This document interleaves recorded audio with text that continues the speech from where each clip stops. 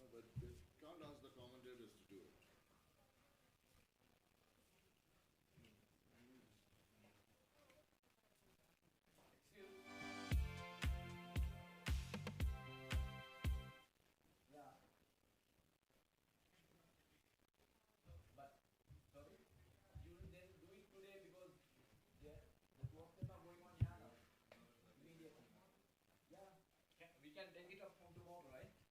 But we're not supposed to do this. I mean, give the responsibility to do it and avoid it. There are only three of us. We can't.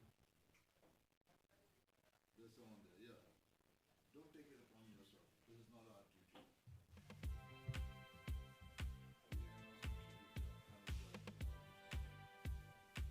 Guys, I'll ask you to clear the field, please. And we'll start lining up for the national anthems. Guys, please clear the field.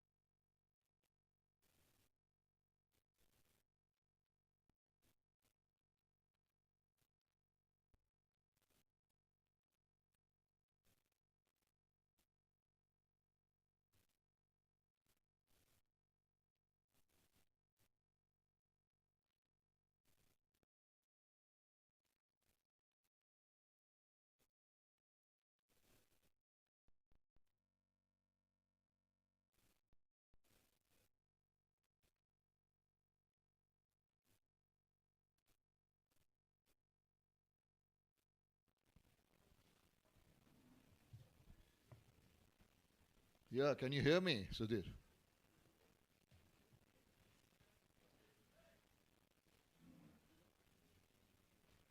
So it's Malaysia and Saudi Arabia.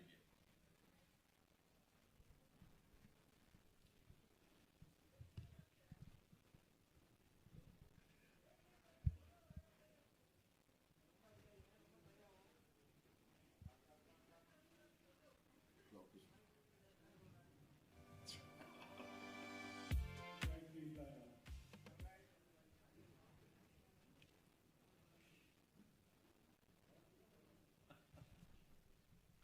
Can you hear me, Sudhir? Can you hear me?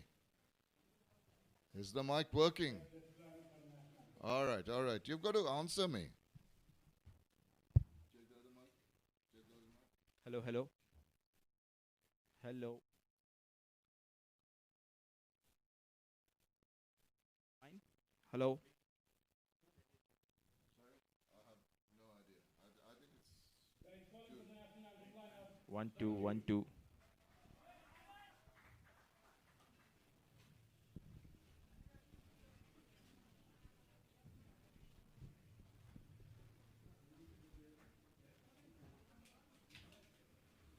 where is it?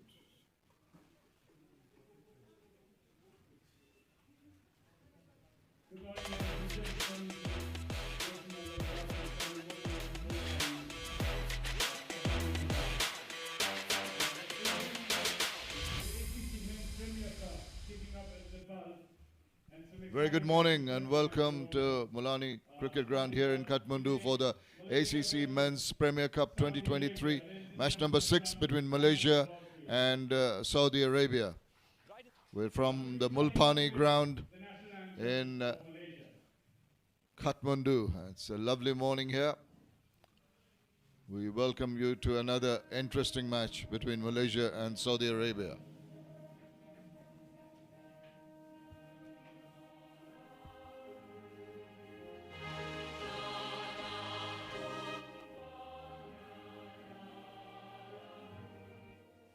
Well, have a look at the weather now. Very comfortable, 19 degrees, and it's going to be a little warmer during the day, but all in all, very pleasant conditions for a game of cricket. Right, short while earlier, Suhash was with the two captains and the match referee for the all-important toss.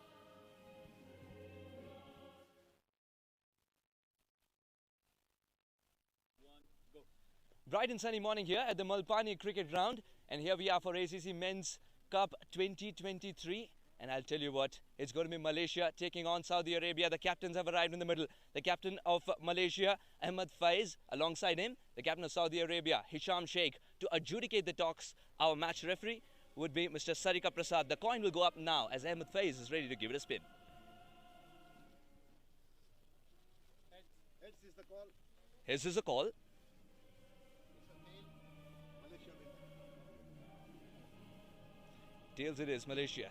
Well, Ahmed, what have you decided to do? I'm going to bowl first due to the wickets fresh. I think earlier in the morning, 1 hour will be tricky and there will be uneven bounce. So we wanted to capitalize that situation. We wanted to, get them less than 200 would be good. Big learning curve, the last game. Any changes in the side after that? Yeah, 2 changes. Fitri Sham out and Shazri Izzat out. Shavin and Anwar Rahman coming.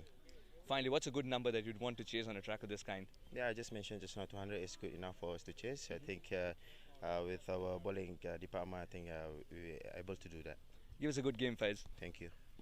Hisham, had the flip of the battle, this coin gone your way, what would you have done? We would have bowled as well, but we are going to take this challenge as well.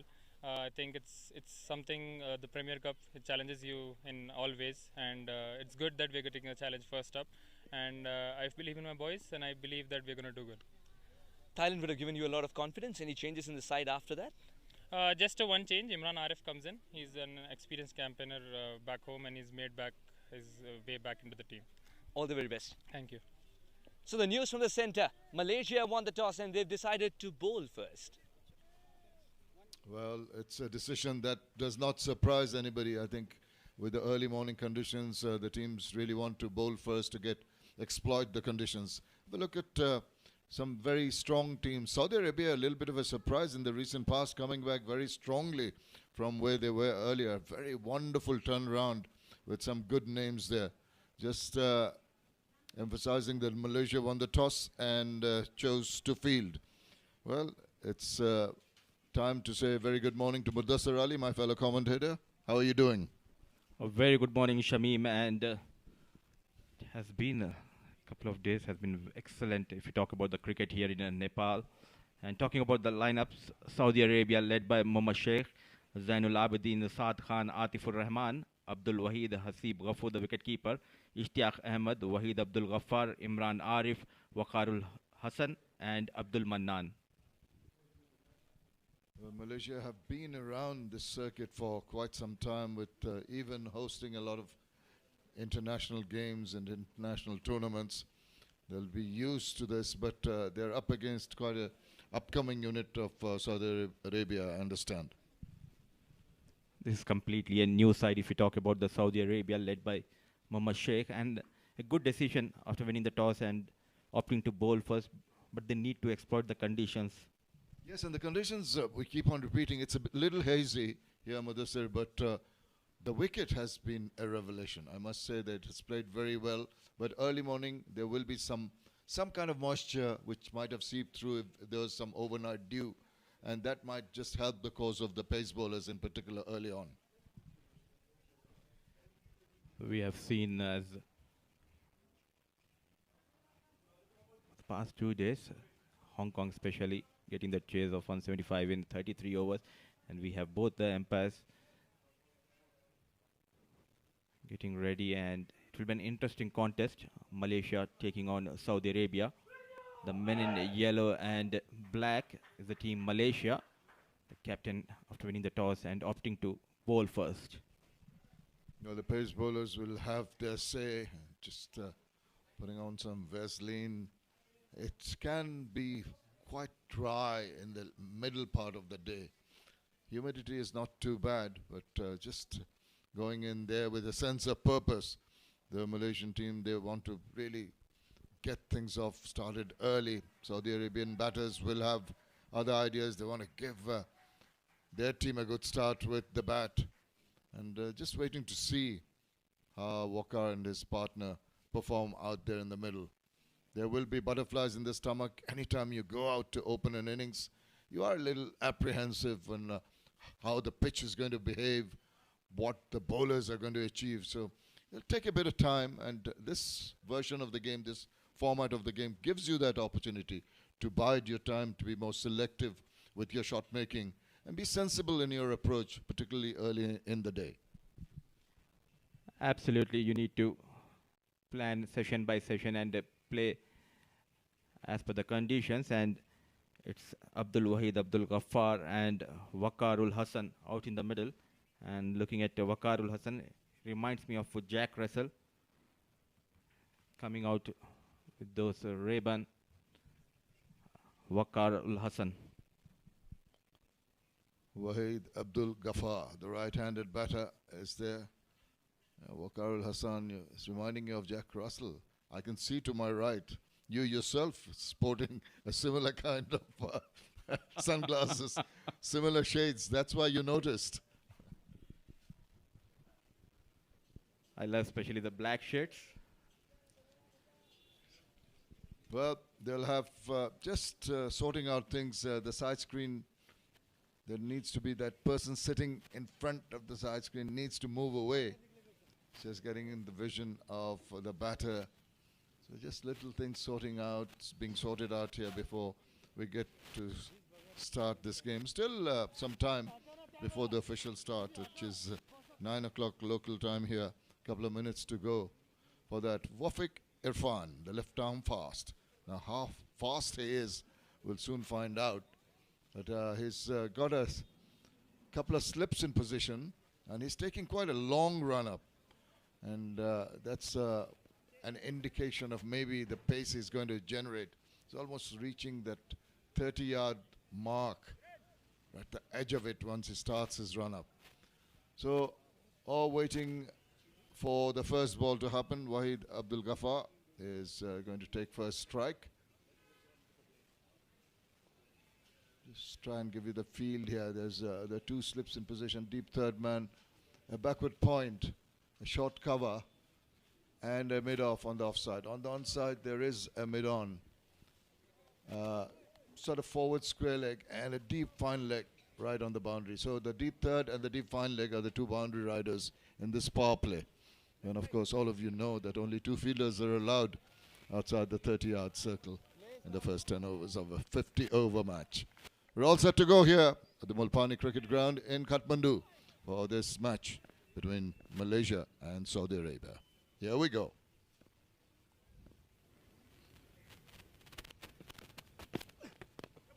Oh, that really squared him up. Didn't know too much about that. That little bit of extra bounce really troubled the batter.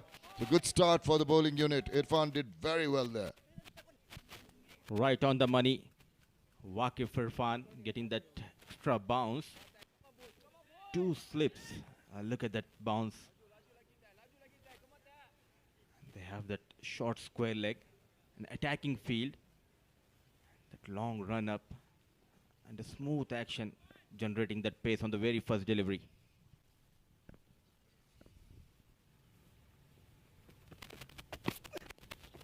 That's too wide to interest the batter, and the wide signal. And the first run's on the board by virtue of extras. Trying to get that extra movement. It's a wayward line and rightly called by the on-field umpire. Talking about the wickets here, especially in Malpani and TU ground, it's a batting paradise, as we have seen 3 batters scoring hundreds in last 2 days. Oh, once again, squared him up. He just closed the face of the bat. Very fortunate that he didn't get a leading edge. This is excellent bowling from Irfan. Last 2 deliveries are not looking comfortable, still early into this match. Taking some time, the batter Waheed. And look at that. There's one more close-in fielder. There's a field and catching position at the gully. Very interesting. The gully really close. Much closer than the slips cordon. Just the deviation down the leg side, but there is some protection at deep fine. One of the 2 boundary riders managed to get to it, and the first run's off the bat. Saudi Arabia move on to 2 without loss. Interesting, he has a pack offside field, but bowling on the middle and leg and of the mark Waheed. It's a left and right hand combination out in the middle for Saudi Arabia. It will be Waqarul Hassan. Will be facing Waqif Irfan for the first time in this match. It's just a change in the field necessitated by that left-right combination.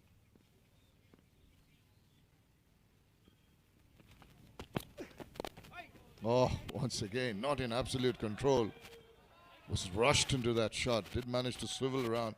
Just roll the wrist and get those runs. But the batters are not looking very comfortable to Irfan's bowling here. Tall left-arm fast bowler keeping the batters on the back foot. Luckily he managed to put the wood on this ball and off the mark. Waqar with couple of runs. Surprisingly, no mid-wicket, no mid-on for this left-hand batter. So you can feel that the bowler is definitely going to try and angle that ball outside the line of the off stump. No, he's deviating down leg. Oh, I thought he was going down leg side. Up goes that dreaded finger. Maybe the ball just straightening up a little bit, and immediate response from the umpire and immediate success in the very first over with the first wicket down for Saudi Arabia. Number 11 Waqif Irfan strikes in his first over. Left-hand batter, no foot movement, pitching in line, caught in front. An easy decision for the on-field umpire. There's wicket number 1 down for Saudi Arabia. So Waqarul Hassan departs after making just 2 runs. Is 4 for 1.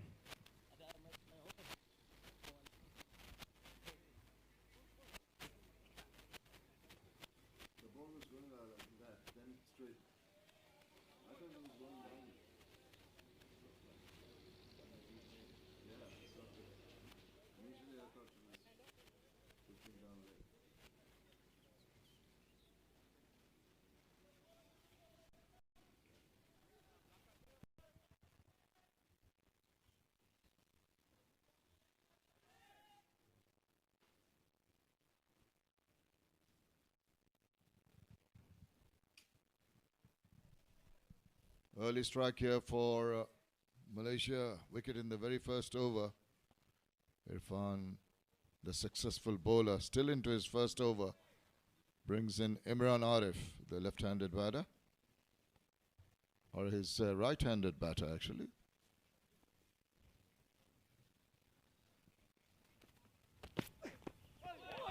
His shoulders, arms. What a brilliant finish to the first over. It's 4 for 1.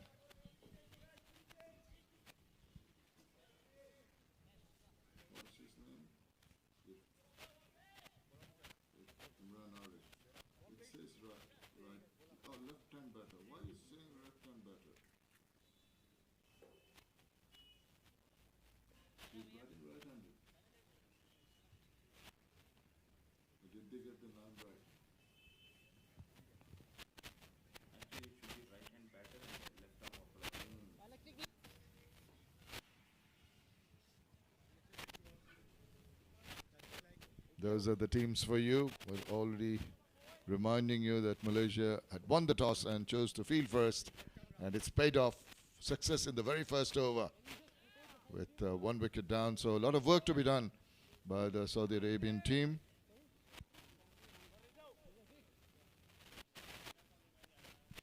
Wahid and the new batter Imran.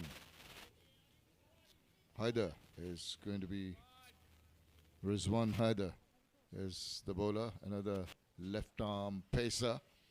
So interesting. We saw yesterday's match also a couple of left arm pacers, couple of left arm orthodox bowlers bowling in tandems. Normally you'd have a captain having a left arm bowler or a right arm bowler or a pacer and a spinner, that mix. But we've seen some of the captains going the regular sort of the orthodox manner in getting the pacers in first to exploit these conditions.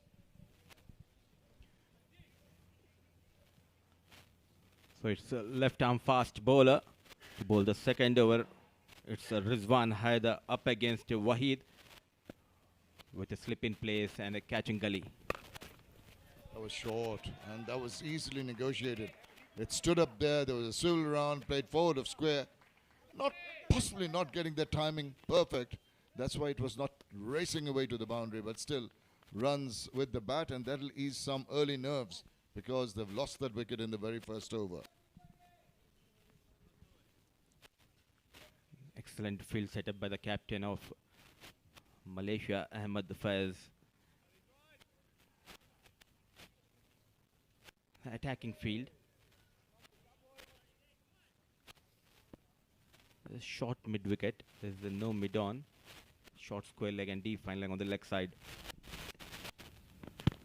Oh, once again hitting the pads. Big appeal. This time umpire shakes his head. It was, the angle seemed to be taking it down the leg side. Not like the one which saw the wicket. Have another look at that. An interesting action of Rizwan Haider. At the point of delivering, it looks like a Sohail Tanveer, the fast bowler of Pakistan. Yeah, the wrong-footed delivery. That's what we called him. Very deceptive, very surprising at times for the batters watching him. But when he used to bowl, it was better not to look at his feet. Just look at his hands. If we compare between Rizwan Haider and Waqif, he lacks that pace. There's a movement coming into the right-hand batter that might trouble these two batters. It's Wahid and Imran Arif out in the middle for Saudi Arabia. Early setback, they have lost the opener in the very first over, Waqar. Another simple matter of swiveling round and helping yourself to another run. Yeah, the bowling action of Haider, Rizwan Haider, interesting, you know. When he comes into bowl, you see him swerving away to the edge of the crease. He sort of runs in a straight line. Just before the point of delivery, he just jumps away to one side. I wonder if that hinders in the control of the bowling. It doesn't look so balanced when he releases the ball. So as a bowler, you've got to have that rhythm all the way right to your delivery stride, which he doesn't seem to have. There you see, he's just moving away to the edge. And more often than not, that is the result. angling into the right-hand batter, a wayward line down the leg.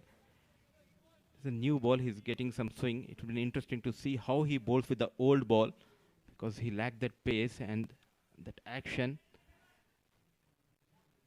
It will be easy for the batters to play him with the old ball, I believe.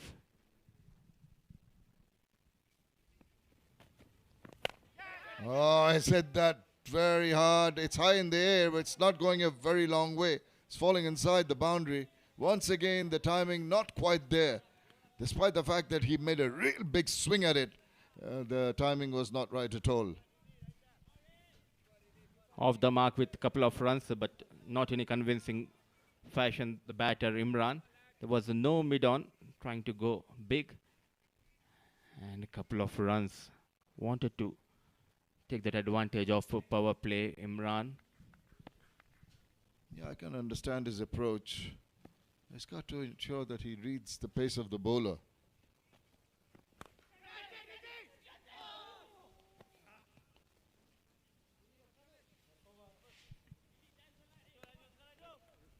Two overs done, it's 10 for 1.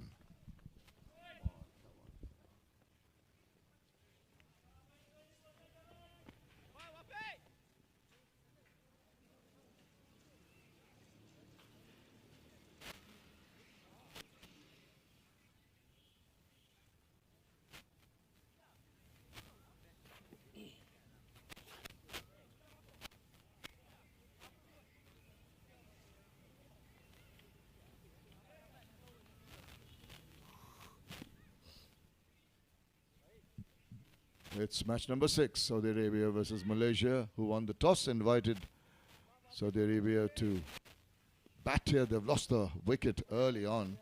That have woke off just for the 2 runs. It's going to be Irfan once again. Oh, Jaffa!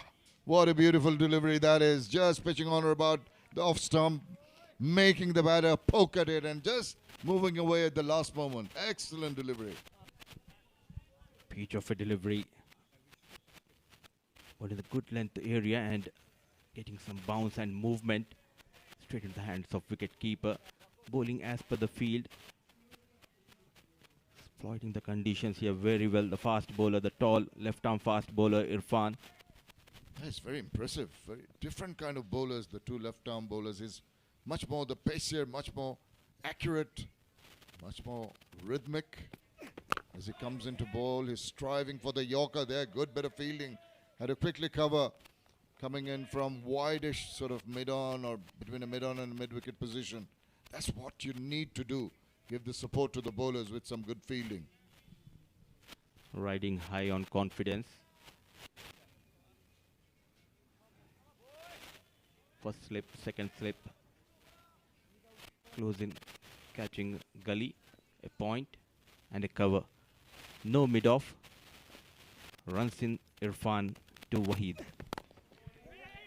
He's just managed to play it straight to the field, but often running quickly. That is important. They're thinking of an overthrow with the ricocheting of the ball off the wicket in the attempt to run out the batter, but not to be. And sometimes it's a wise option. Sometimes you get tempted to go for a run when you see the ball deflecting away from the wickets. It can turn out to be quite risky.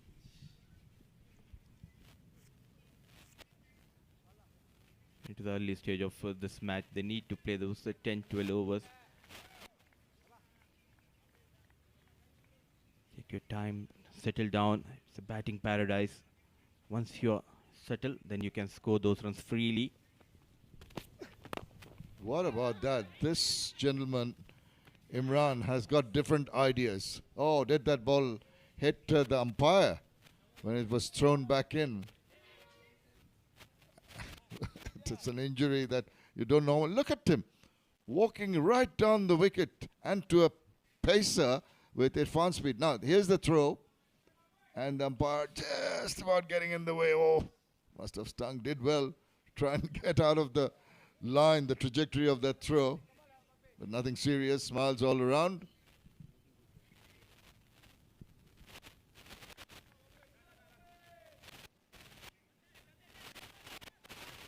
Tight line continues from Irfan. Still no boundary for Saudi Arabia. Oh, for once, he does make a mistake. We might just give him that because he's bowled so very well. I reckon this is a commentator's curse. Whenever we praise the bowler, on the next delivery, either it's a boundary or an extra run. So don't stop appreciating anybody. If you appreciate a batter, he might get out next ball. No, it's just a matter of coincidence, yeah. But he has been pretty accurate. There's evidence of that nice little push forward once again. That fielding. He didn't quite stop it, but made sure that he patted it to another fielder, ensuring that they didn't get a run. Excellent fielding effort by the fielder at short covers. There was no mid-off. Definitely saving a boundary for his team. Yes and no between both the batters. Rightly sent back by Waheed. I've seen some spirited play here, particularly from the outfield. Seen some throws coming in. Good chase to the boundary.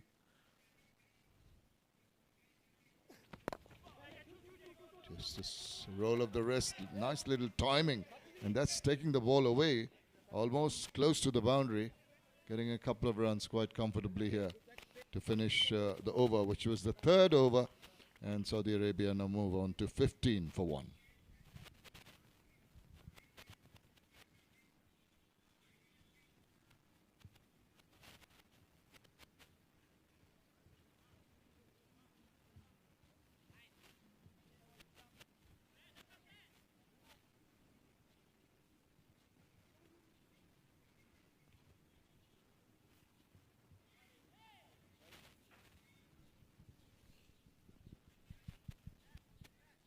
Imran 3, Waheed 7 are the two batters in the middle. Waqar having gone back pretty early in the very first over, just after scoring 2 runs.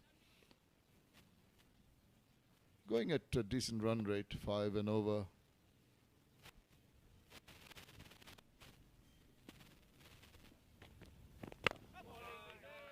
I'm really surprised with the approach of Imran. He's ready to take on the bowlers so early in the innings. Just initial trigger movement.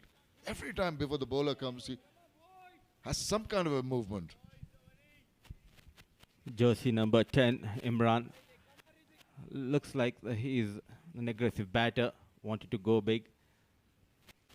They have that deep mid-wicket fielder for Imran. Runs in Haider. Trying to go over the mid-on. Manages to play towards the mid-wicket region, and an excellent effort. Spills out of its hand. Survives Imran.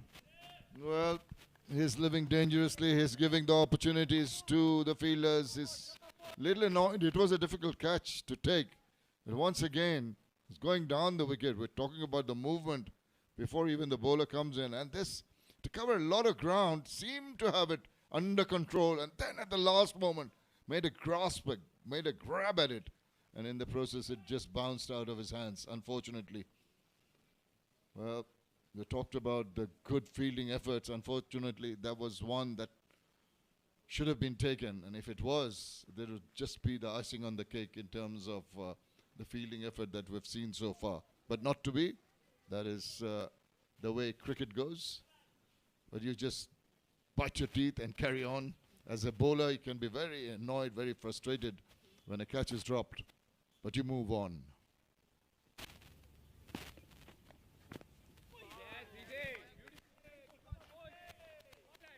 This time, he has some other thoughts. The batter let it go straight into the hands of wicket keeper. He's unable to read the line and length of this fast bowler, Rizwan Haider. Taking that attacking approach, Imran. Still no boundary. We are into 4th over.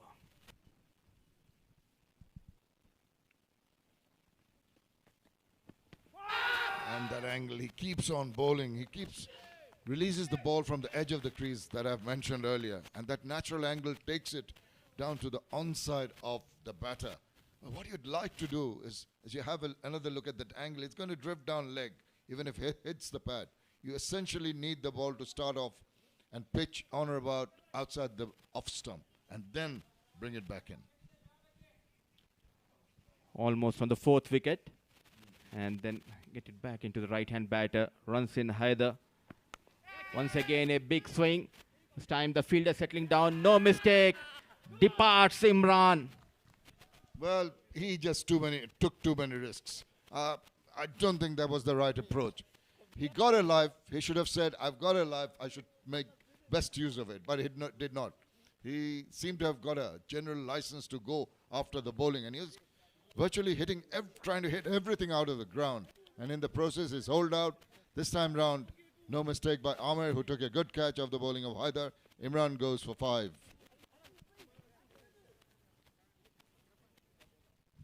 Get that again. That ball coming into the right-hand batter and going towards that mid-wicket fielder. And excellent catch taken this time. And full marks to the captain and the bowler for field placement. Departs Imran. Wicket number 2 goes down for Saudi Arabia.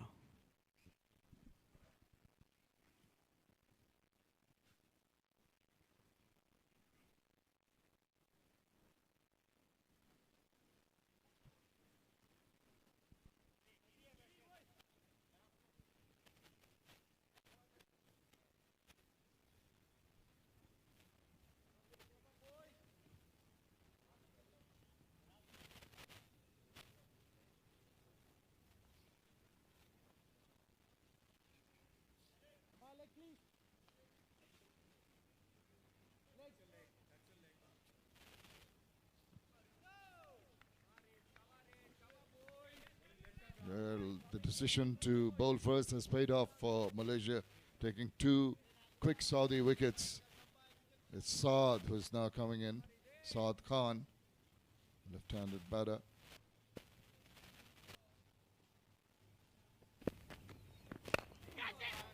Catch it is the call. Well, almost went to hand. Could have been trouble. Living very dangerously. 4 overs done. 17 for 2.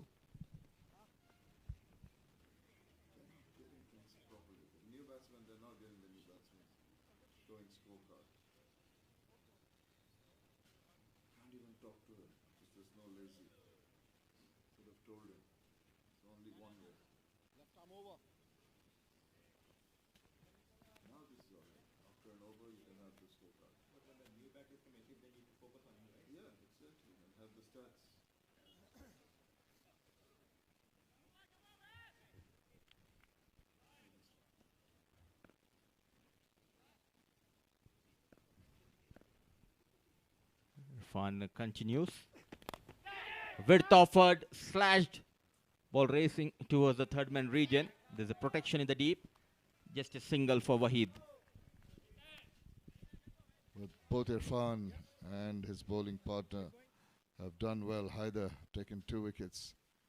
Just have another look at this catch, which was well judged. It was not too far this time around. In the dropped catch, when it was done, couple of balls prior to this catch, that was quite a difficult one. He had to cover a lot of ground to his left.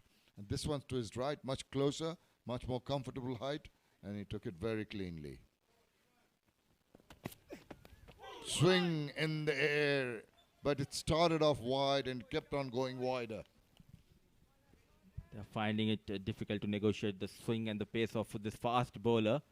The reason might be back home they have lots of cement wickets in Saudi Arabia. That might be the reason they're struggling on the turf wicket against the likes of Irfan and Haider. And also the conditions must be very, very different from Saudi Arabia. Hot and sunny and dry. Over here, just get the edge of the bat, involuntary shot, they're going to get a run. Over here, the conditions much more cooler. There's a mist around. There's a bit of hint of movement in the air. The wicket has got that seam help for the seamers. So all in all, very alien conditions for the Saudi batters. It's a good platform to showcase their talent and skills. You need to take full advantage of these opportunities n number of leagues happening. You never know.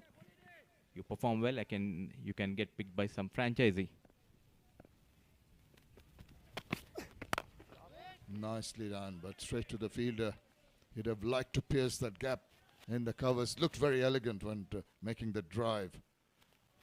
But just going back to the Saudi players, I think they should grab every opportunity with both hands, because all these exposures to this kind of tournaments and also others, the more they play, the better they're going to get.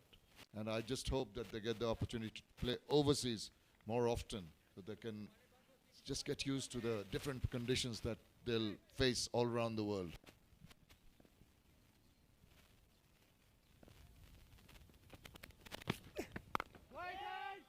Nicely behind that, but not once again not being able to pierce the gaps for the runs. And when the runs dry out, the pressure builds.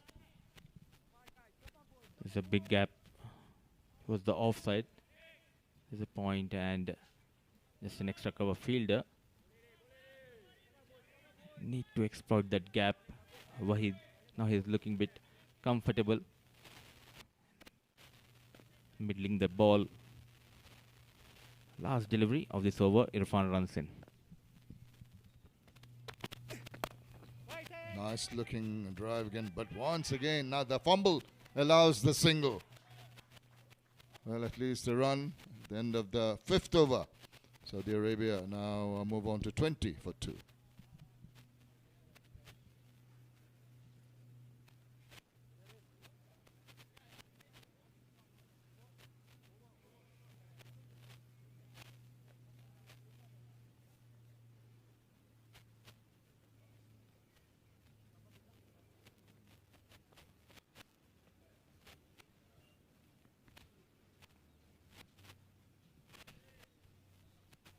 Walker and Imran, the two batters out. Imran in particular really is quite irresponsible in his stroke making. And it was very difficult to get things going. He's trying to hit every ball out of the ground.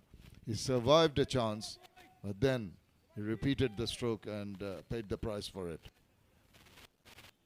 The last thing you want is for your top order batters throwing away their wickets. You want them to consolidate. And that is a learning curve, I think. He'll have to just, I know he seems like an attacking batsman. You have to curb your natural instincts sometimes. Nice swivel. Very nicely controlled shot for a single. And that is the way to go about it. You mentioned no boundaries. So if there are no boundaries, what you need to do is rotate the strike as much as you can. It's a long format. You need to play session by session, keep wickets in hand. 10 overs, 35-40, couple of wickets, and then you can pace your inning. It's a left-hand, right-hand combination in the middle. The left-hand batter, Saad, is facing Haider. Still a slip in place. Malaysians will be pretty happy with what they've achieved so far. The umpire, square leg umpire, just going across and having a little bit of a chat with the captain, just telling him to just get a move on because time is of the essence. We saw yesterday it's half an hour extra taken in the first innings. Quick run and another attempt. Direct throw might have been interesting, but I just felt he still might have been in. The key is the field placement. Yes and no at the right time, sent back by Saad, survives. Wahid, direct hit was needed. Still an excellent effort by the fielder Anwar Rahman.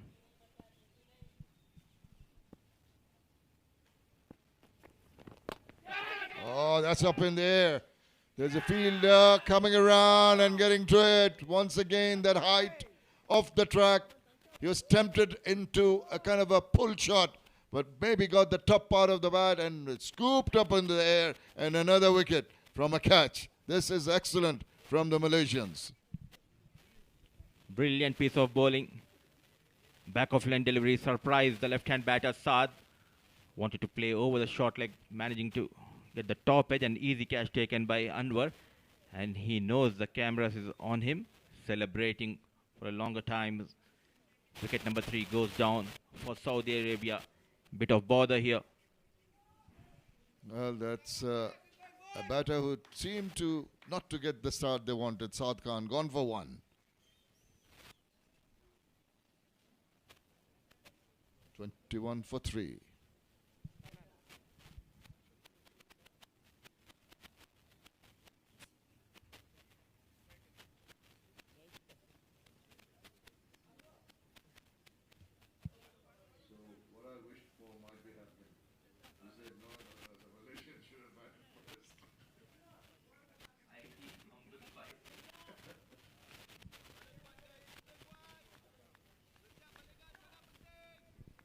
The boat is rocking here for Saudi Arabia. They've lost 3 wickets, just the 21 runs, and we're only into the 6th over.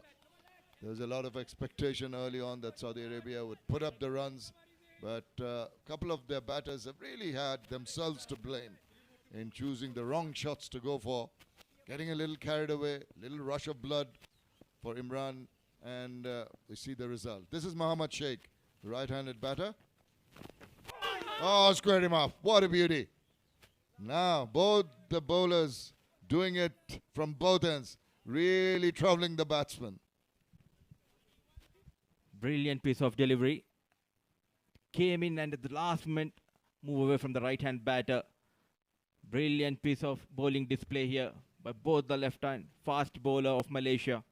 Look at where he releases the ball, right from the edge of the crease. It drifts in, and then it straightens. Extraordinary. That is not a usual thing. He's mostly been drifting down leg. But that ball, a couple of deliveries back, was worth looking over and over. Excellent. And you think with his kind of run-up and with the time he releases the ball, he seems to be a little off balance. But of course, he's got used to his kind of bowling. So he's happy with the rhythm he has.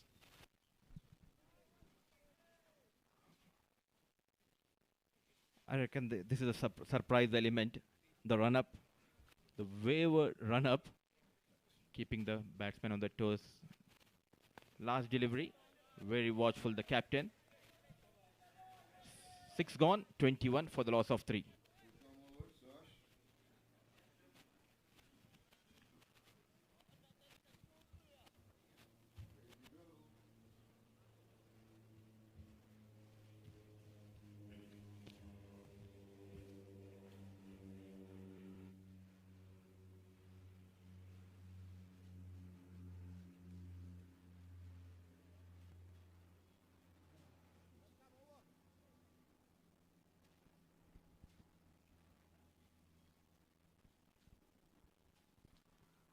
Six overs, 21 for the loss of 3.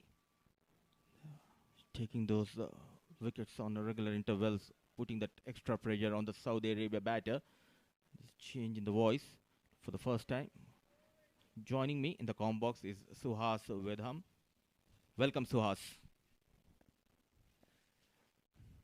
Thank you, Mudassir. Very good morning to everyone watching. Good morning, Mudassir. Excellent stop. He saved a certain boundary, I felt, because third man was very, very fine. He timed it well, but unable to put in the gap. He looks like now in control, Wahid. One of the better fielders there, Amir. Didn't get his hand in the right position, or hands in the right position, but he was able to stop it with his boot. That's why the coach emphasizes on bringing your body behind. You'd be able to stop the ball in the first place.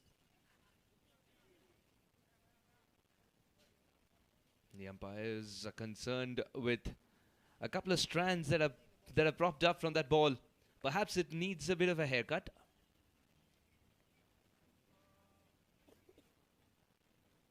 The umpire's kit, it's got everything. It's got scissors. Sometimes I believe it's the magic pocket of one of the famous cartoon characters. You know which one I'm talking about.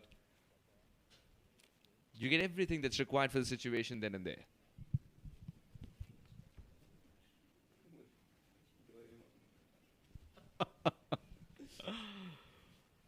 I'm into my early 40s, Suhas. You didn't watch Doraemon? I watch Tom and Jerry show. At the risk of being judged, I watched Doraemon when I was in my 20s. Still am. My son is fond of the keeps cartoon. the kid in you alive.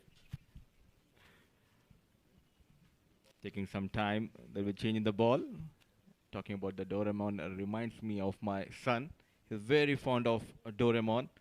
He has, I believe, around 10 to 12 toys of Doraemon, and still he wants more. Very fascinated by the character of Doraemon. And he had about 10 to 12 balls to choose from. The umpire has chosen one that looks or resembles the previous one. It can never be exactly 6.1 overs old. No boundaries, but still the damage been done on the ball. Couple of wickets taking that outside edge. I believe the outfield, there's a rough outfield. That might be the reason. The change in the ball. 21 for 3.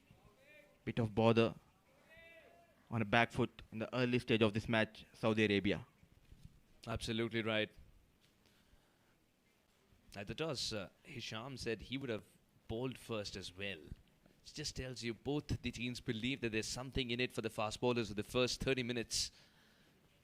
Irfan doesn't get this one right. Easy pickings for Wahid.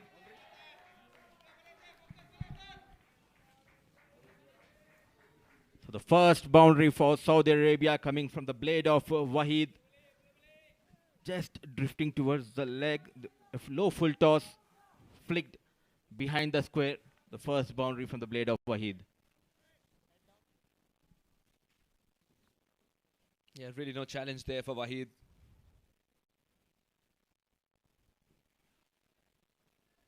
Standing slightly outside the crease tells you there's a little bit of swing as well that he wants to tackle. And Irfan is quick, mind you. That will be wide. He just knew while he turned that the umpire's arms would have already spread. Boundary, next wayward delivery. Can the new ball work some wonders for the batters? It's nice and hard for sure. I think if it's in the first 10 overs, you get a very newish ball as well as a replacement. So it's nice and hard. And Wahid's loving it also because it was an easy picking for him on the leg side. Much better. Very watchful. Coming in the line and nicely defended. Taking his time. So they have lost 3 wickets. He's the key for Saudi Arabia. The right-hand batter, Abdul Ghaffar Wahid.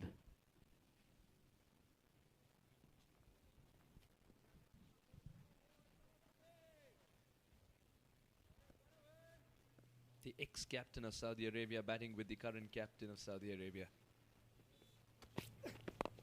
Oh, very well bowled. Now this is the right angle to be utilizing as well. The 2 slips waiting to swallow anything that comes towards them. Good to see. Still sticking with the same field. Couple of slips. Bowling in the right area. Trying to get that movement away from the right-hand batter. Trying to get that edge from the blade of Wahid.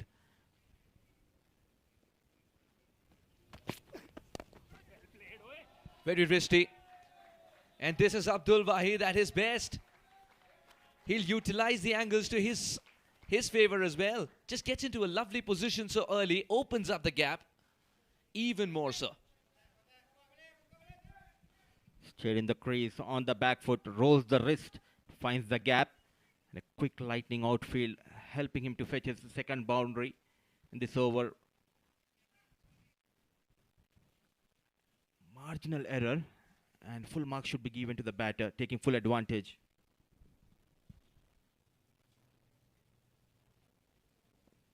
Now will Irfan push the ball a little further up. Entice him into the drive. That's exactly what he's done here. Entice the batter into the drive. A good comeback delivery from Irfan. 7 overs gone, 30 for 3.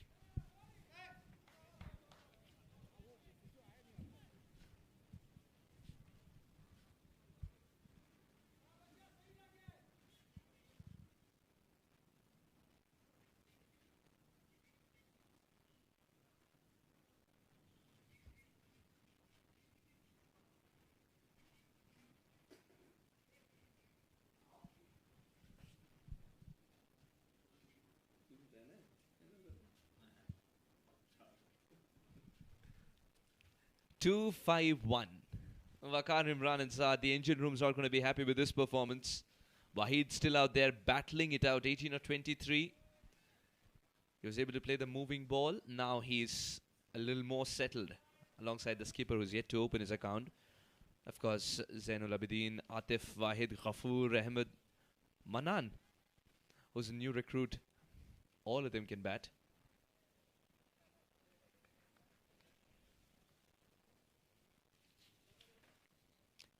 It's a team that's gone through a bit of a transition.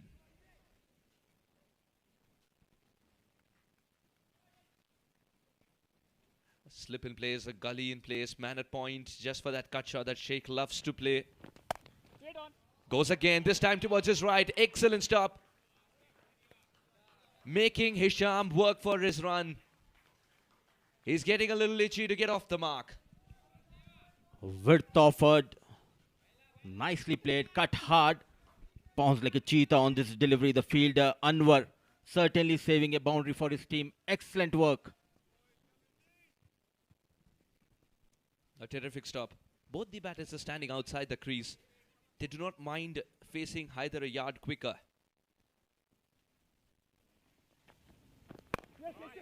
Very good delivery. And good single as well.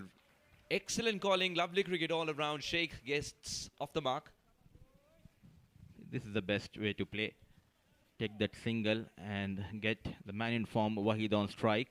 At last, the captain, Mohammad Hisham Sheikh, off the mark with that single. Excellent calling. And running between the wickets by the captain and Wahid.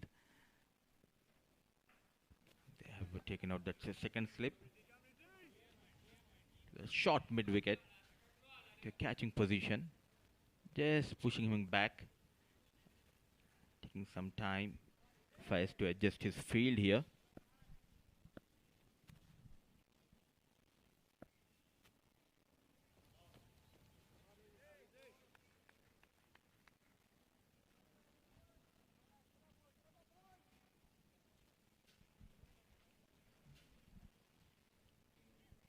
Terrific 20 balls from Haider so far. Given away 10 runs and picked up 2 crucial wickets. The one of Saad is something that will be playing in Saad's mind for a long time.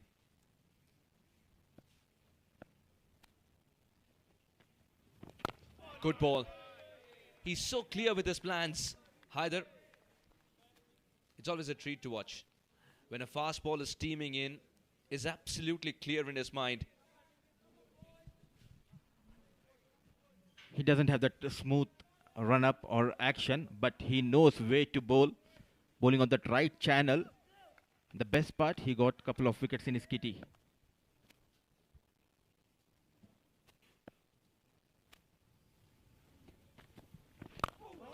This time it was a Yorker. Abdul Wahid, Abdul Ghaffar, he had to dig it out. Keeping the batters on their toes. Change of pace, change of length. Very watchful Wahid. Trying to build a partnership here with his captain Sheikh Wahid.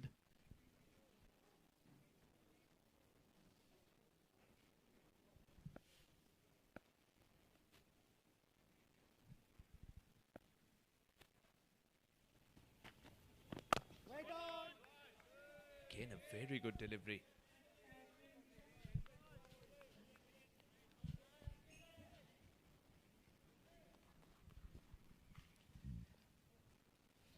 Two wickets, 10 runs into his 4th over. He's not expressed with the pace. But that variations, change of pace, working in his favor. Rizwan Haider to Wahid. Brilliant delivery. Just beaten that outside edge. Excellent over comes to an end. 8 gone, 31 for the loss of 3.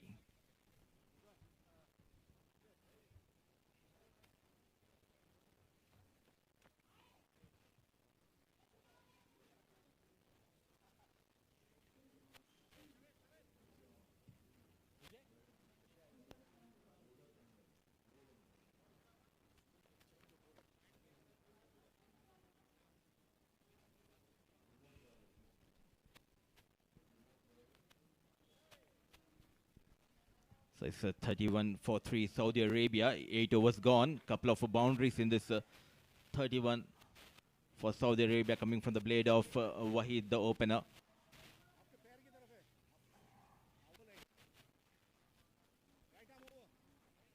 For the first time, a spinner has been introduced by the captain, Ahmed Faiz.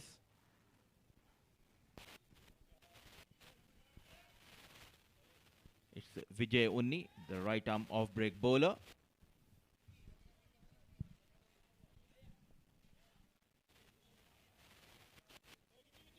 The rapid rise in cricket for Vijay Unni. You could make a documentary on it. Very astute spin bowler. Even though you'd hope that if you're a Malaysia fan, that Malaysia can get these runs without Vijay Unni's turn to bat. He is a phenomenal all-rounder. He's very handy with the bat too. Waiting for that century. So Vijay Unni is what many of those team players from Malaysia say, and that's what he was able to score in domestic setup as well. And he's having that interesting field setup. There's a short leg, very close in. So we have seen in the match, the first match here, the Hong Kong Ahsan taking those short leg, silly point, a slip and a short fine leg. Attacking field, they had a plan here. Good ball. Now with a slip in place, and as you rightly pointed out, the short leg tells you the attacking mindset of the captain Faiz, and also the belief that Vijay Unni has by bowling in the power play. Very rare commodity, a spinner who can bowl in the power play like this with a short leg up. Incredible.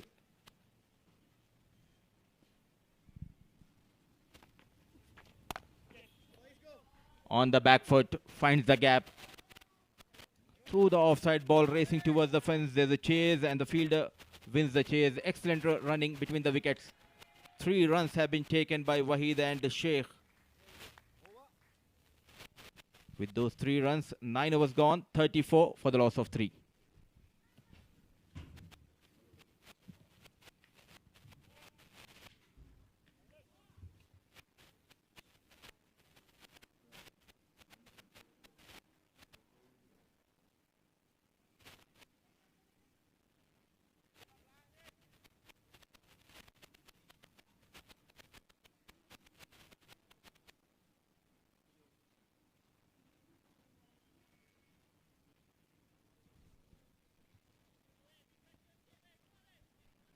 Wahid is still out there in the middle, and with him is the captain Sheikh. 4 extras so far in this innings by the bowlers. Rizwan Haider will continue. He's in the rhythm. He's bowling in the right area. So captain trusting Rizwan Haider. He has been very economical, and trying to get a breakthrough here. Rizwan. Slip in place for Sheikh.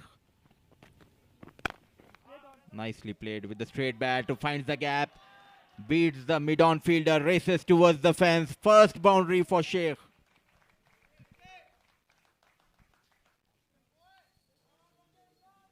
Hisham Sheikh. This is what he's capable of. Looks very fluent once he gets going, much like this. Everything right about that shot, the balance and the gentle push.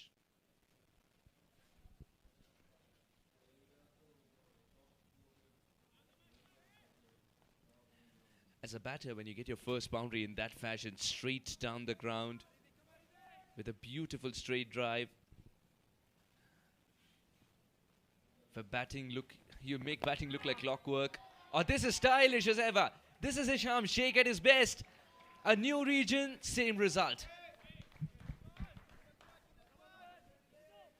Excellent piece of timing, and the placement continues. But the captain, back-to-back boundaries. This time just drifting towards the legs, and risk comes into play. Pure timing. Back-to-back boundaries for Hisham Sheikh. with those couple of boundaries, there's a change in the field. The square leg going back. This time bowled on the off stump. Gently played. Nudged towards the third man region by the captain. Good batting. You have got a couple of boundaries. You need to be sensible.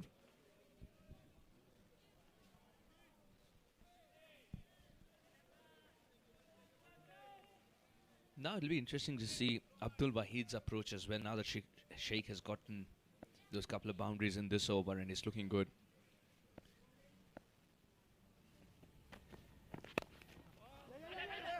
He's just playing to the merit of the ball and always looking for a single.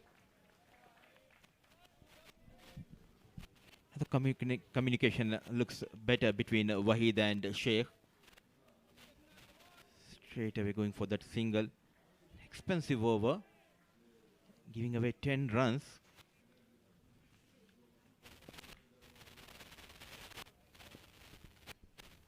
A partnership flourishing between these two batters. Very watchful on the back foot. Coming in the line and nicely defended.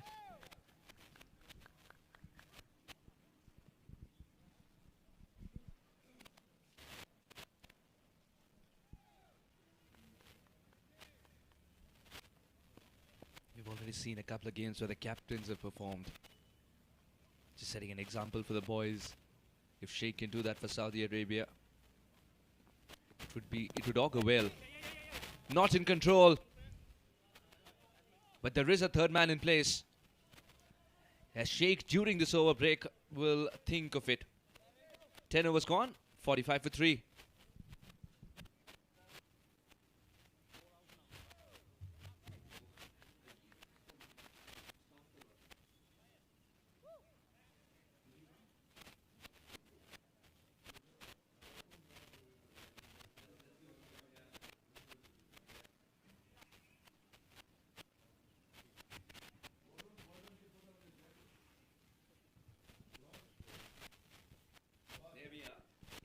So 10 overs gone. End of power play 1. 45 for 3.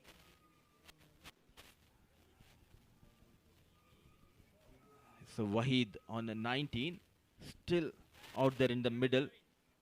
Have been through those tough phase. And the umpire indicates now is the time for power play 2. Vijay continues the off break. Just bowling towards the leg and managing that single shake. An interesting captaincy. The captain Faiz. 10 overs, 46 for 3. They have lost those 3 early wickets. But now it's up to the captain Sheikh and Wahid to build up a partnership and to get those runs for the team. Very well bowled, Vijay Unni. I like the repeatability factor in Vijay Unni's action.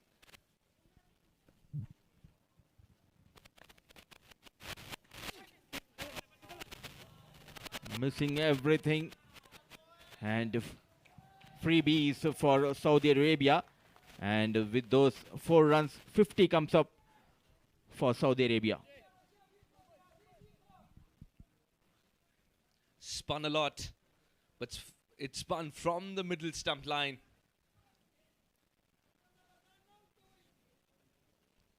As he's tried his best. I think it's a good outfield, but in certain parts of the ground, not everywhere. A couple of times we saw that a shot, if not well timed, it didn't go for 4, which is quite unlike what happened yesterday and day before at the same ground here at Malpani. And even Sharad, who was joining us on commentary yesterday, mentioned that usually Mulpani is known for its very lightning quick outfield. Today is a different day. Especially both sides of the squares. There are some patchy. And very watchful play towards the short mid-wicket. With the dot delivery, 11 gone, 51 for the loss of 3.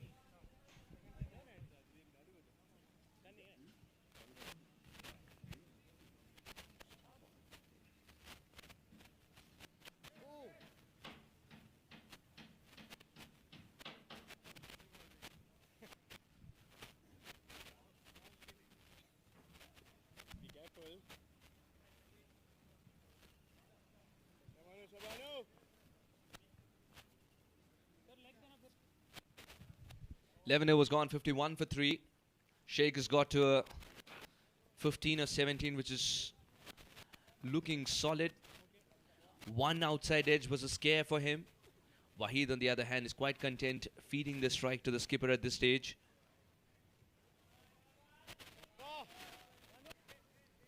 It's time for spin from both sides. Anwar. Malaysia have always produced some fantastic spinners. Be it Anwar, be it Vijay Unni, who's already rising through the ranks so rapidly. And becoming popular by the day for his exploits with a bat in hand as well. Now Anwar, remember Fitri Sham, his services as well. And usually you see Pavandeep too. So they've got a phenomenal spin attack. And they've always been proud of that. Oh, good one. Now Hisham's got to think, where exactly should the interception point be? If he pushes himself back so much, then the ball will spew some venom, because Anwar is one of the better turners of the cricket ball, and the pitch is also offering assistance. Keeping it simple and tight. Started off really well. He was excellent in the field. Into his first over. Still yet to concede a run. This time driven. Brilliant piece of fielding. They were excellent in the outfield as well as in the infield, if you talk about the fielders of Malaysia. These days we're moving towards a specialist position for everyone in world cricket. Especially slip and point. Our co-commentator Shamim can tell you the intensity that you require as a fielder at point, because there's certain things that you need to learn very quickly, especially the angle at which the bat comes towards you. It's something that you need to get used to.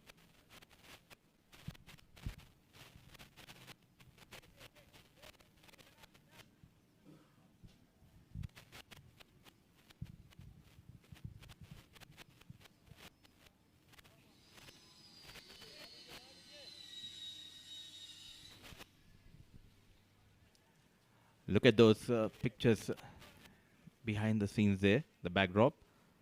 A beautiful city, Kathmandu. ACC Men's Premier Cup 2023. Once again, getting that turn from the surface. Only, I would love to see the leg slip in position. So much turn. There was some part of it, but I don't know if it was glove or not. There was some part of Hisham on it. What an effort. Again, Anwar it is. Diving towards his left and right on a regular basis. He's at least stopped a couple of boundaries. He has been kept busy throughout the day. Anwar, excellent work. He's not a very tall man, remember that. So he's got to cover that extra bit of distance to get there in the first place, because his span is not the biggest when his hand is reaching out for something. Still makes it in time, tells you the intensity with which he practices. He's enjoying out in the middle, Anwar. You need to enjoy your fielding to be a better fielder. He has those reflexes very quick. Time of putting the gap through the offside, manages a single.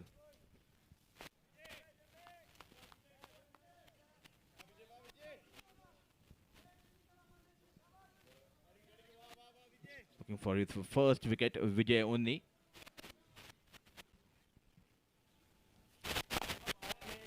Taking his time, Waheed respecting the bowler.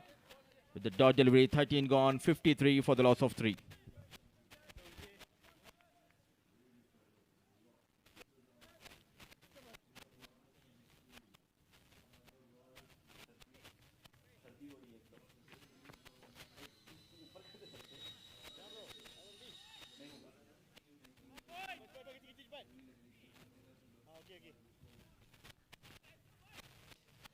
So Saudi Arabia going at a run rate of 4.08. So they have lost 3 wickets. This a partnership flourishing between Wahid and Sheikh, and Anwar continues. Well, the decent first over, left and right spin combination in the middle from Malaysia. Brilliant piece of delivery. Any other day he could have played it on. Just love the turn, the loop, everything about Anwar. He's playing for the turn, he didn't turn that much. But that bat and pad, the gap between the bat and pad, it's widening. And that's a moral victory for Anwar, making him inch closer to what will look to be a wicket. This is a bowling with his limitations, not trying out too many things, Anwar. Good shot on the back foot through the offside. Captain Sheikh and Wahid, opener, getting those runs with ease for his team. Wahid, Very well played. Just respecting the bowler here. Understands the threat that Anwar can be. And that's what Wahid is doing as well. This partnership is steadying the ship a little bit after 3 jolts early on for Saudi Arabia. very watchful. This time let it go, and 14 gone, 56 for the loss of 3.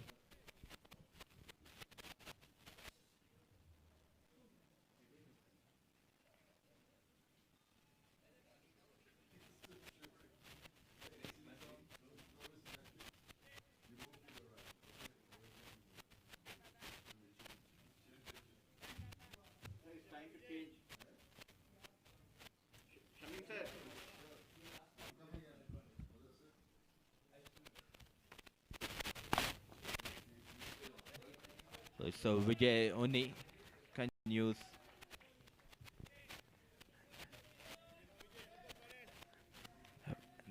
Shows the experience between these two batters. Brilliant piece of batting on the back foot, uses the risk, very watchful, getting that single.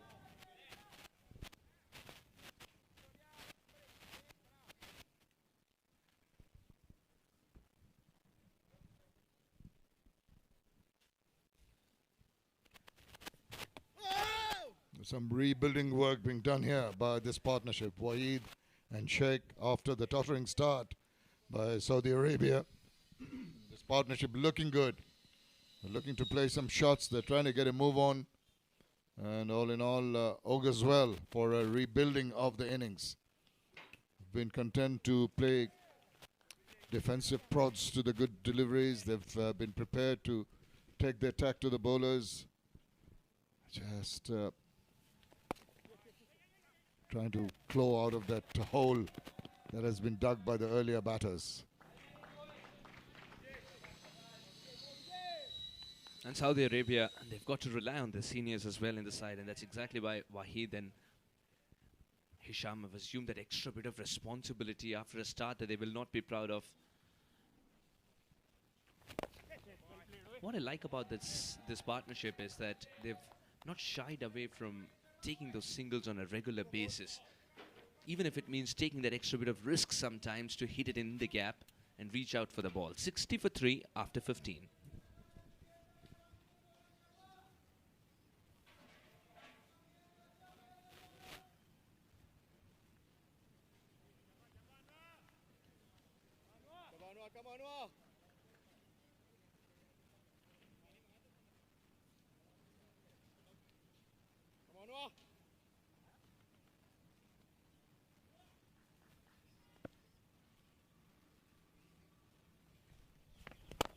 Just nice little drive down the ground into the deep, just for the single. You're mentioning the fact about the rotation of strike. We keep on harping on the fact that when the boundaries run out, it's imperative that you get to rotate strike on a regular basis. They've done exactly that. Oh dear, did that go straight to hand? Was that an opportunity? Maybe not from the reaction of the bowler. it's stinging a bit more because it's not converted into a catch. That definitely was falling short. Look at the amount of air he gives the ball. And I think he's using his stature to brilliant advantage. Oh, it's still paining, it's still stinging. Hit pretty hard, and he did well to stop that ball because there's hardly any protection behind him. Could have gone for 4 runs. A good bit of fielding, and maybe another 6 inches over, it might have been turned into a catch. So a little bit of a break here to get some treatment for the bowler. And White was, I think, took one of the catches. He's pretty good in the outfield too. Yes, and has actually made the fielder. He's made all the other fielders as well look at him as he's setting the benchmark, especially at point. Now, we were discussing you as well when you were off air, saying you're one of those commentators who can tell us the difficulties of fielding at point, and of course getting used to the angle. It's one point that we didn't touch upon last time as well. Getting used to the angle, because you can't see the entire bat face sometimes. Absolutely, and also you've got to look at who the bowler, what type of a bowler it is who's in action. So it's a variable kind of position. It can go from squarish sort of point to backward point, which can be pretty near gully. So depending on the pace of the bowler, you'd accentuate your angle and make it say more like a 45 degree rather than a 60 degree away from the batter. So if it's a slower bowler, you tend to go a little squarer. If it's a slower bowler, you tend to get a little closer to the batter. If it's a pace bowler, you know that with that pace and when it's coming off the bat, it's going to come quicker at you. So you need some luxury in the sense that you need to have a bit of space between the batter and yourself. But you've got to also decide, if you go too deep, you might save runs, but you might not take the catches that might be coming. True. So it's a very delicate balancing act. And did you take a big start as well? No, you don't start. You don't start at all. At point, you just stand your ground virtually. Maybe you move around a little bit if a spin bowler is bowling, but if the pacer is there, you tend to be. It's anticipation more than anything else, fielding anywhere in the ground. And close-in fielders have to anticipate more, even before the ball is bowled. And you've got to also read the mind of the batter. You see what type of shots he's playing as he progresses into his innings, and then you anticipate that this is what's coming from him. And if this guy is just playing shots down the ground, in the V, in somewhere in the mid-wicket area, then it's completely different. So it's anticipation. And he anticipated really well here, Anwar, getting to the ball even though it was falling short, but in the process hurting himself. That's exactly why we have this little break. Well, had he got a finger to it and then it hits the stumps, it's a different story. From this angle, it always looks closer. It was very far away from the stumps. But to be honest, Sheikh had struck it hard.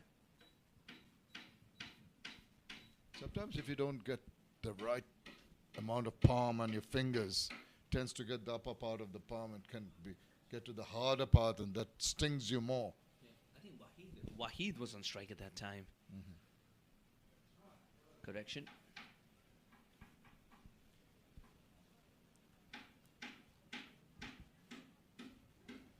Is it true that your fingers harden, especially if you're a keeper? Oh, that should be taken. This is taken. The little bit of a break that Shamim usually talks about, it's coming to play yet again. Shamim loses, would you believe, Sheikh loses concentration. And Shamim, you got to tell us, where is that crystal ball of yours? You just know what's going to happen. It's just just lucky there, I think. But it is a trend. Yes, it's that little pause, that little gap. The momentum is broken. They were going so steadily, building up, rebuilding the innings, and suddenly, with that little bit of injury, you just didn't get time to refocus. A shot that could have been avoided immediately after the break. He's gone for 21. A good innings, but in the end, I think the bowler had the last say. 61 for 4. So uncanny how this happens. After a break, I don't understand. It's so very basic. Just take your time. Just set it back in. Goes for a shot first up. Not a wise option. Not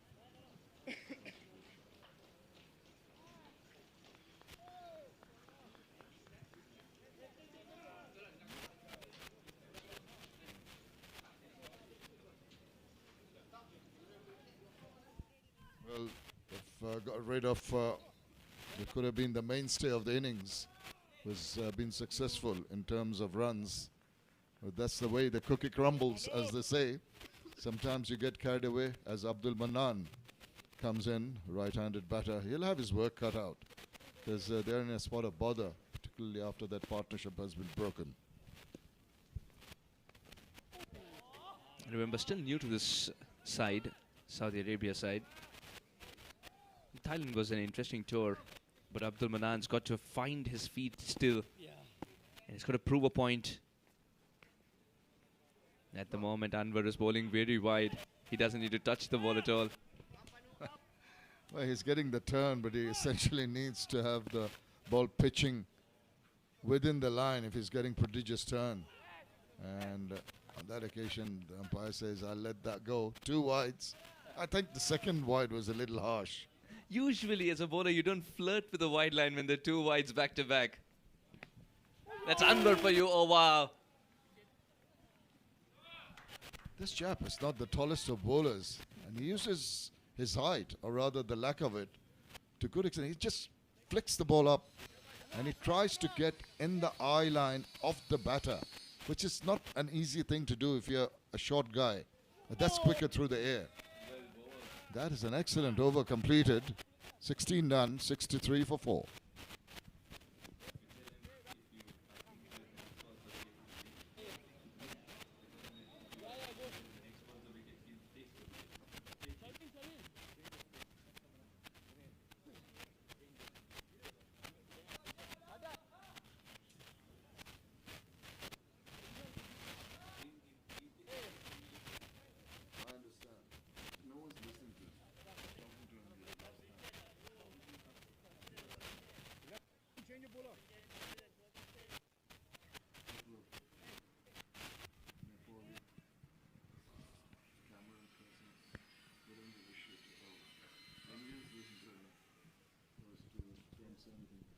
63 for 4.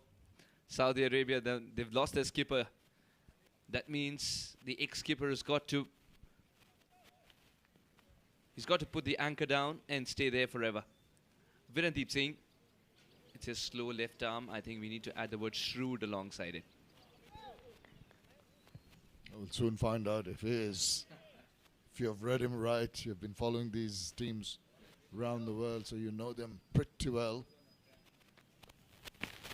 One thing I can say straight off, he's a tall guy. He's going to use his height, but he's also using the width of the crease at point of delivery. Just jumps across to the edge. He tries to get that angle in. Look out for the arm ball. This time slightly quicker. Oh, wanted better support from the fielder. Not that it hurt him too much. It was a single anyway.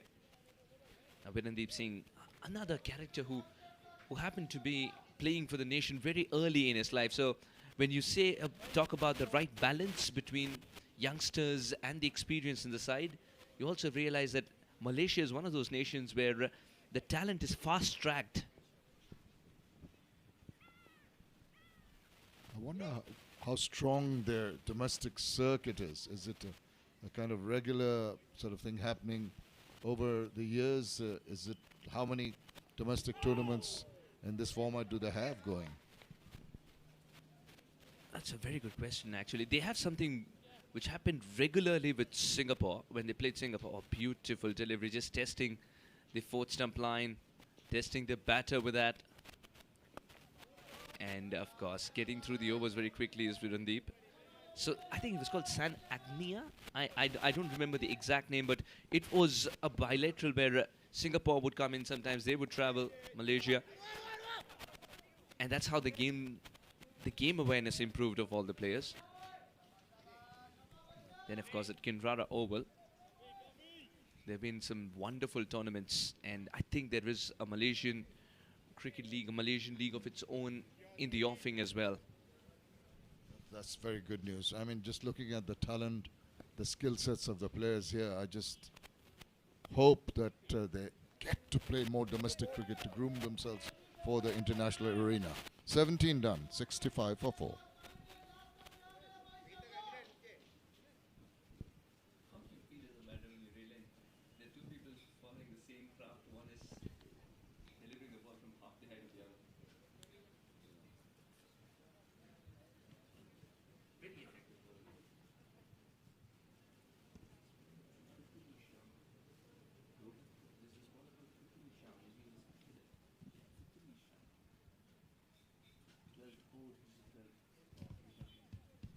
Forty is the partnership that gave them a little bit of hope between Wahid and Sheikh, but Sheikh's gone. And now you're mentioning the two left-arm orthodox bowlers bowling in tandem, but so very different in their styles of the bowling, in their statures, in their approach. It's good combination. You feel, despite the fact that they are left-arm orthodox, they're very different bowlers. Just can't take your eyes off the ball. You can't relax for even one bit. Look at this one. It's an unanswered question. This time in better control. And a good effort in the deep. They've taken 2 for the shot. They will have to come back for 3. Will they? No, they're settled with 2. It was a flat throw. And Anwar, he's been collecting fireballs hurled at him. Yeah, here's the effort. Excellent effort in the deep. Had to cover quite a lot of ground. The tumbling stop, ensuring that the third run was not taken. That's the... Now, there he goes. Goes for that wild swing, trying to target mid-wicket. Misses completely. And Anwar strikes again. Would you believe it? Out of all people, it's Abdul Manan Malik who couldn't stop himself from going for that audacious hoik on the leg side early on in the innings. The man who's told to be Mr. Consistent for Firefox CC back home departs with a shot that he'll not be proud of ever.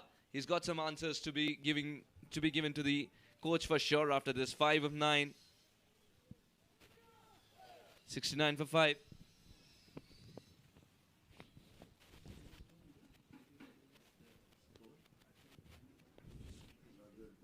Once they have this set up, they're not going to get it on the outside. No, but he told his director will manual, like he'll be doing it. In your ear. He is too busy with other things. Don't even bank on that. Just wait for the score to come on and mention.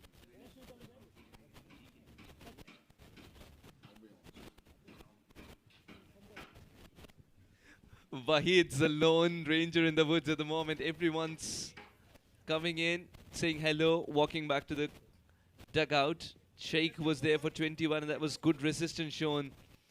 But after his departure, Manan's played a shot that he'll just not be proud of given the situation. Zainul Abidin, left-handed batter in.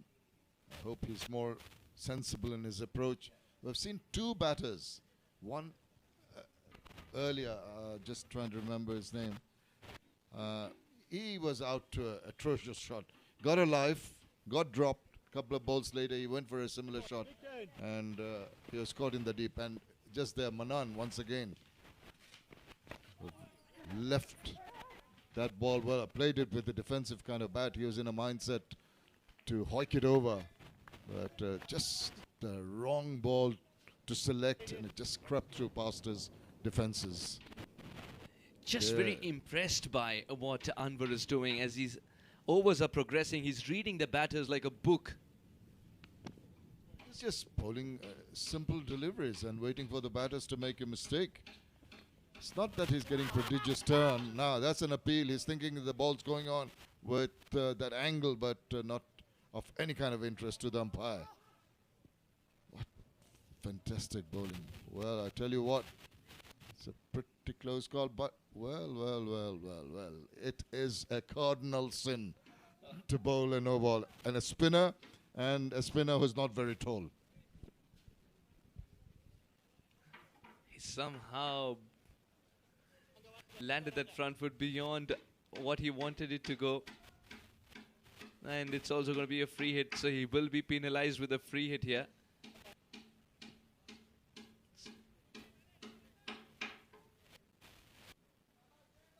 If you're Zen, then you can't get a better ball to get off the mark. Jude, are you here? The free hit will continue.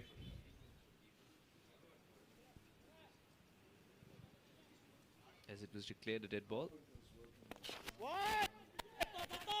Doesn't get it in the gap, but had to dig it out a little. And only a single. So Anwar does well off the free hit too. Oh, he's just having that confidence in himself.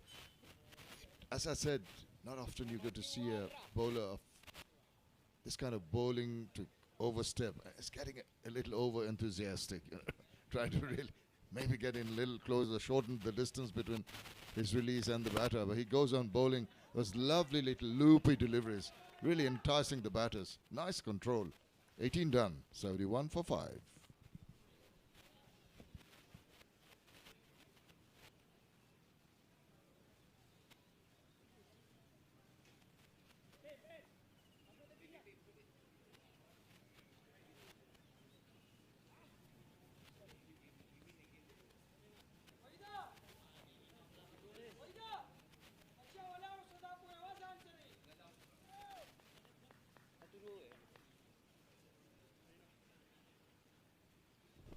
Wickets at regular intervals. That's been the biggest problem for Saudi Arabia. You see those speed breakers everywhere. 4 for 1, 17 for 2, 21 for 3. A bit of a partnership after that as the captain and the ex-captain stood together. But with Hisham gifting a catch on the offside, another wicket fell very, very soon. 69 for 5 they were. As Abidin and Wahid are trying to put on some runs. Up against a side which is so proud of its spin bowling attack. Now for Abidin, Virandeep is very particular about the angles that he wants to create. There's slight change in field. It's taking a bit of time. Another one inside the circle. Zainul Abidin. He's got a man at backward square, but inside the circle. Lots of scurrying of the fielders. Still, the field is not settled. There's a slip in place. Fine leg inside the circle. Man at backward point for that cut shot.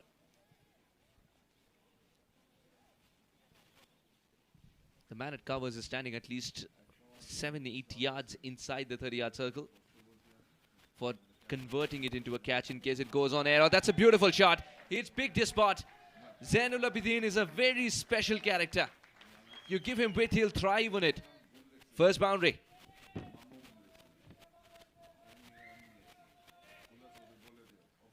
Just love the fact that he adjusts so quickly. Zainul Abidin.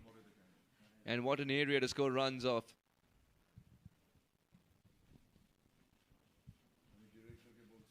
Beautiful shot.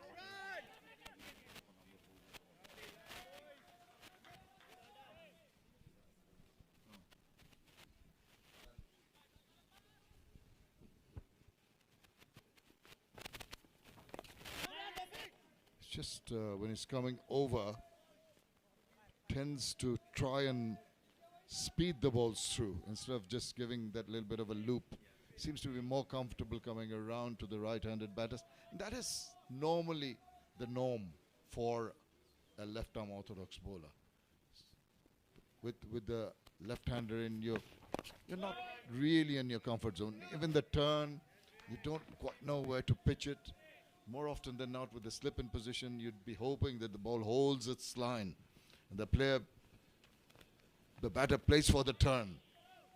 But he's been getting the purchase quite regularly here. Sometimes I feel if you're a spinner in the side, in the squad, but not in the side, and you see a surface like this, you see your peers turning it left, right like this, you feel itchy to include the impact player rule here as well. 75 for 5.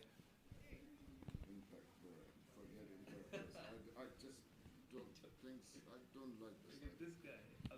It's like, practice matches, they have 15 players, everyone playing in the squad. The batters get to bat when the batting, the bowlers get to bowl, all the bowlers get to bowl. 30, you come back. Well, they've had all the trouble in the world right from the word go. Early wickets, regular follow wickets. Only person to hold up out there for a while was Sheikh for 21, but after that, it has been a struggle to rebuild the innings. Wahid will be the mainstay. He will be the anchor. Now, how much support he's going to get and garner from the other end is there to be seen. Absolutely right. He's someone who's scoring off late very regularly. Up against a very experienced Khizar.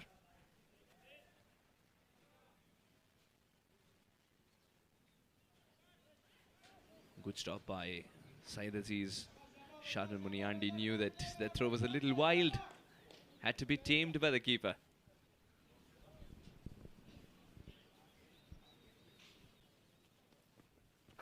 Oh, he just tried to guide it through that offside, backward or square, missed the line completely.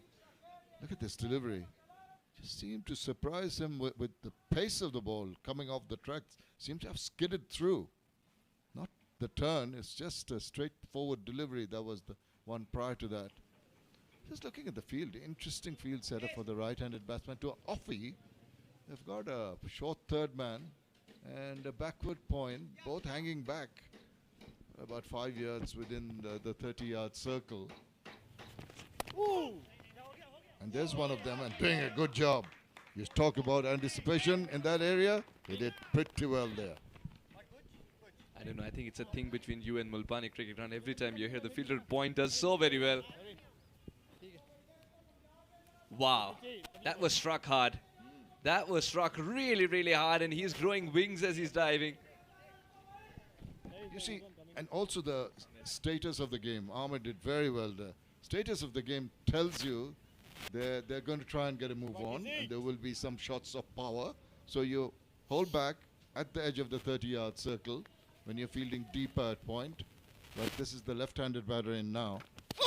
Oh, now he must be gone there, yes. Tried to swivel around, off balance, missed the line, and this time he misses, and Kizahat strikes. Another wicket down in a whole lot of bother, Saudi Arabia. What a lovely delivery. Just goes on with the angle, doesn't bounce as much. It's not a shot that he plays usually. Cross batted, caught straight in front of the stumps. No hesitation for the umpire.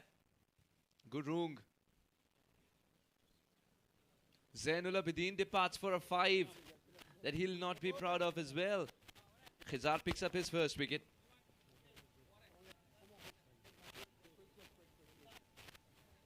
.76 for 6.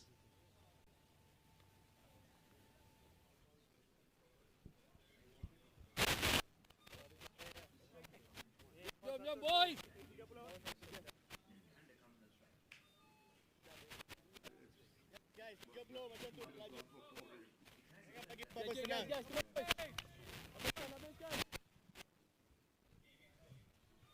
And the agony continues here for Saudi Arabia. Just missed the services of Aberdeen with that attempt to swivel round and the ball hitting him pretty much in line. No problem for the umpire to just pop up that dreaded finger.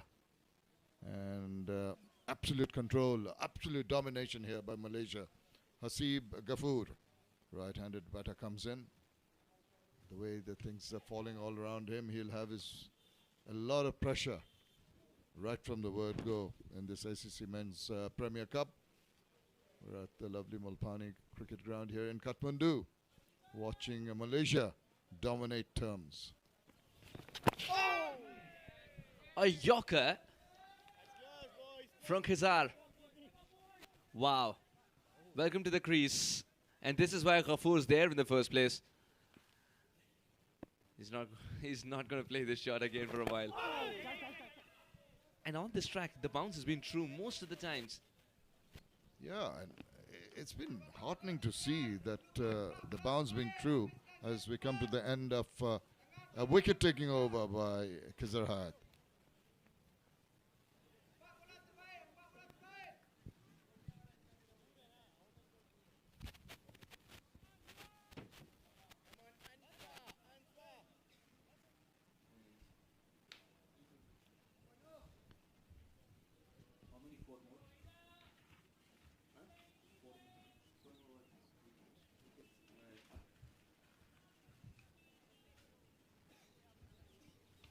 Well, in a whole lot of bother, the Saudi Arabians now trying to really work out from this rather desolate situation.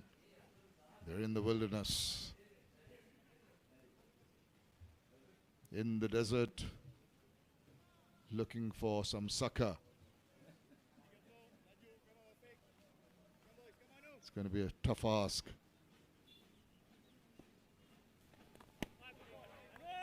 Well, the combination of the spinners have really worked well for Malaysia.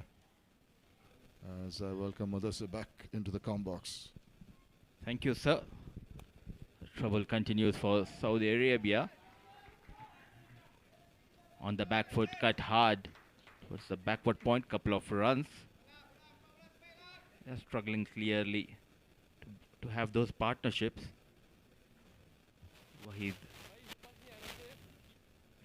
and Hasib out in the middle. Wahid, a lone warrior as of now, on 27 of 49 deliveries with those couple of runs. You're really having to work hard. It's going to be a period where you've got to be sensible in your approach. You really cannot afford to take any kind of risk. Some of the batters, unfortunately, the shot selection left a lot to be desired. And that is where it's a learning curve, understandably. I mean, it's not the easiest thing to do, to come out here under very difficult conditions, different conditions, and trying to adapt.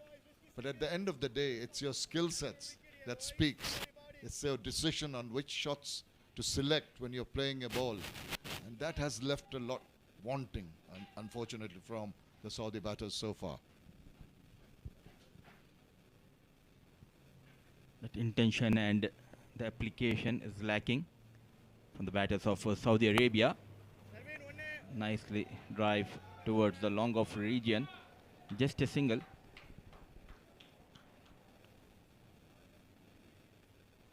It's a rare occasion, I would say, for Saudi Arabia getting these chances on the big platform. And they really disappointed the way the batters played.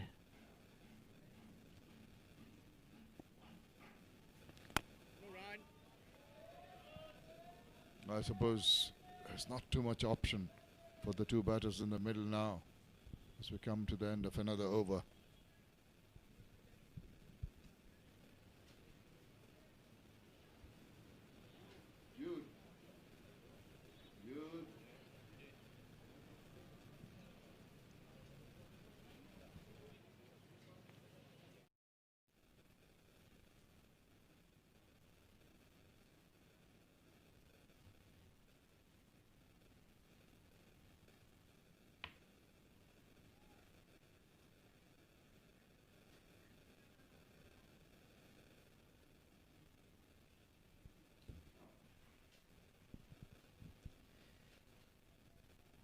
The spinner continues here. Khizrat drifting down the leg, misses by the keeper. Couple of runs will be added to the total of Saudi Arabia.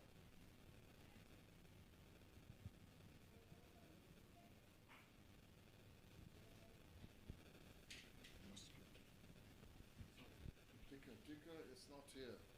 Tell them immediately. We can't get the scores.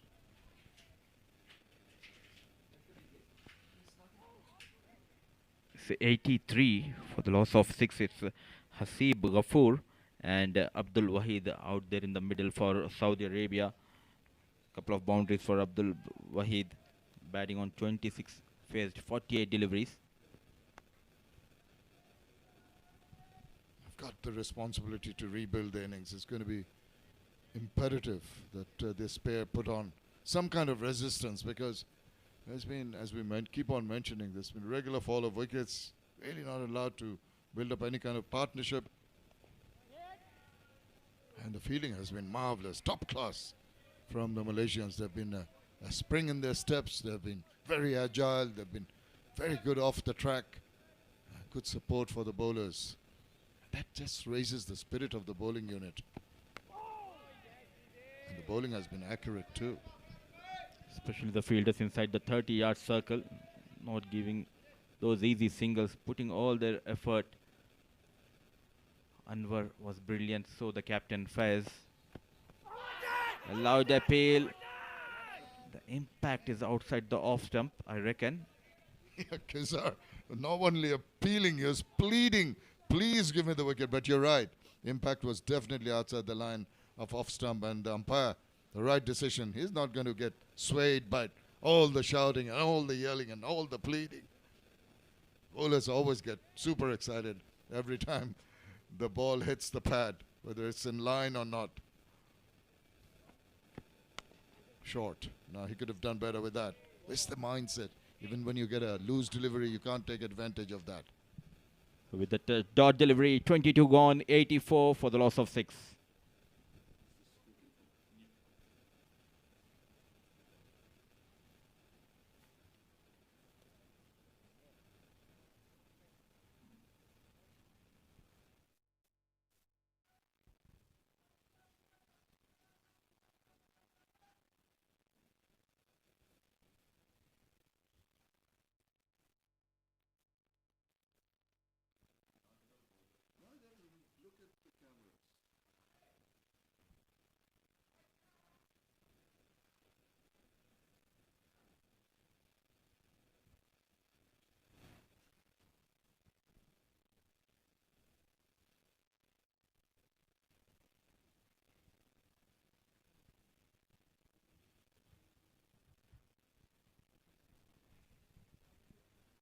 So 22 overs gone. So 84 for 6. The only partnership was between Sheikh and Wahid. Looked bit dangerous. They had a 40 runs partnership for the 4th wicket. Now it's a Wahid still out in the middle, very watchful. Played in the gap.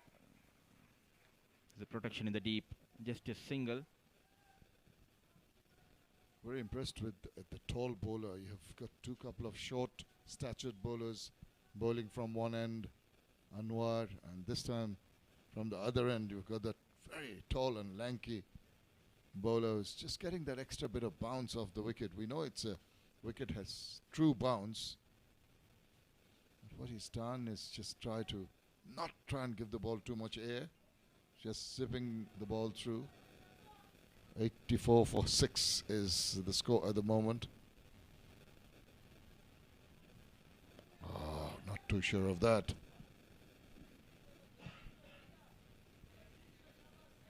Virendra Singh into his 3rd over. Tall left arm orthodox. We're not getting the ball to go deep into the field, not getting the ball to go into the gaps, not getting the rotation of strike that's needed. Even there, he had to hurry onto that shot. It skid through. That's what he's done. Normally you'd see a tall bowler getting a bit of an extra bounce and the shorter bowlers getting the skidders in. But that surprised the batter. A good mix, good pace. And there's the flighted one. Nicely driven. Well, I don't think he got the middle part of the bat. At least the attempt was there to drive down the ground. It's got him a single for his efforts. And with that single, 23 gone, 86 for the loss of 6.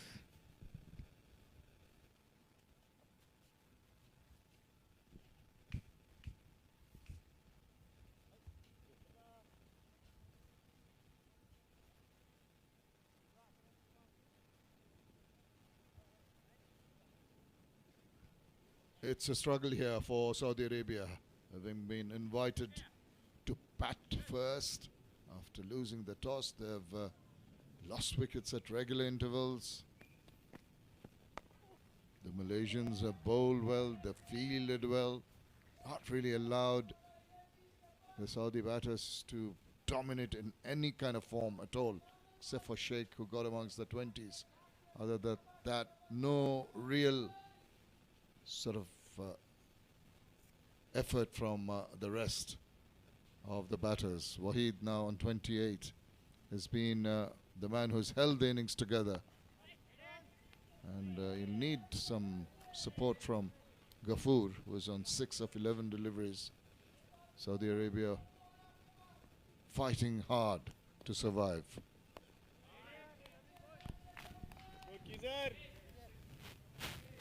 Spinners are bowling those tight line and lengths, and full marks should be given to the captain for that field position. Struggling to get those singles. Hasib Ghafoor. This is the phase where you need to take at least 4 or 5 runs in an over.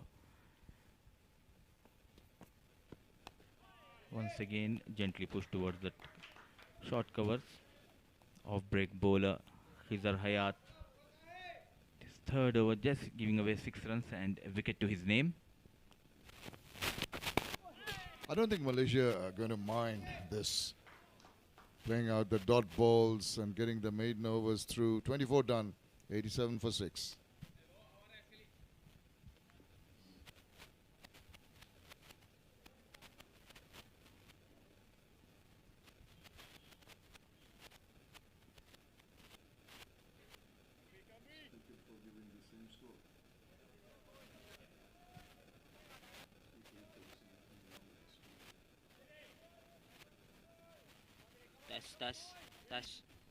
That's Wahid, Ghafoor combination, fighting back, trying to build up a partnership here. Malaysia content to just keep on turning the screws tighter and tighter. The runs dry out, the pressure builds, and the batters try to just hit their way out of trouble. And more often than not, you get a result if you are patient as a bowler. So even in this format of the game, patience is a virtue. You can bide your time as a batter, but if you let too many dot balls happen, the pressure can get to you. And moreover, they lack that experience of playing the longer format. The players of Saudi Arabia, and look at that bounce. Brilliant piece of bowling by Virendip. He does pull that so very well. That drift in. Look at that turn. Look at that bounce. Extraordinary. And once again, this time the batter knew there was enough turn. But you know what? What I want him to do now, Virendip, is bowl an arm ball. Cut back into the right-hand batsman. Do not make it turn. Well, he may have tried it because he didn't give too much air, but the angle was not right. He bowls from quite wide of the crease. So he can just use that natural angle to bring the ball into the right-handed batter. Oh, beauty. Didn't know anything about it. What a fabulous over that is by Virendip. 88 for 6.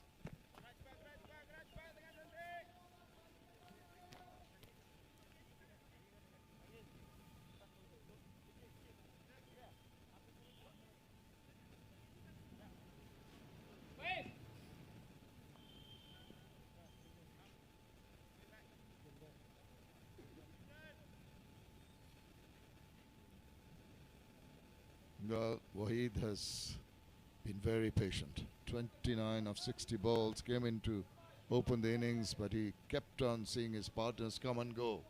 That is not a happy sight. That puts so much pressure when you're opening the innings. And that's going to be close. Oh, kept it at low. Was it drifting down leg? The umpire says no and disappoints Khizar Hayat. Should be an interesting replay to watch. A bit quicker. Pushed him on the back foot. The umpire has some other thoughts. Touch and go. I think the batsman was very lucky. That ball, he was hit him in the back foot, and you can see maybe the leg stump was there. But I think he got away with it. Very, very close call. Unlucky, Khizar Hayat. Who says that there is no life for the off-break bowler in the modern cricket?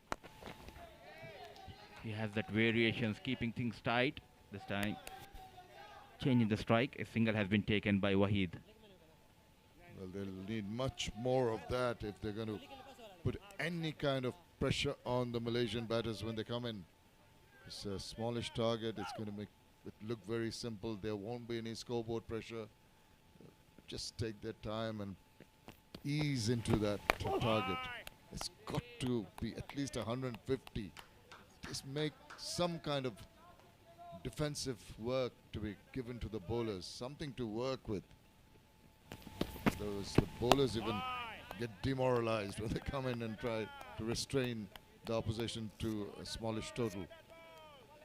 Has been exemplary, very disciplined from all the Malaysian bowlers on view.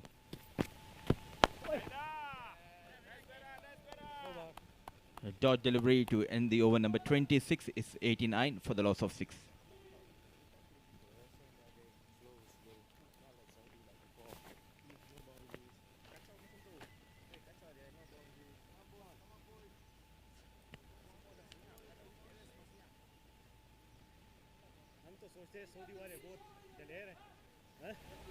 सोचते Saudi वाले बहुत दलेर है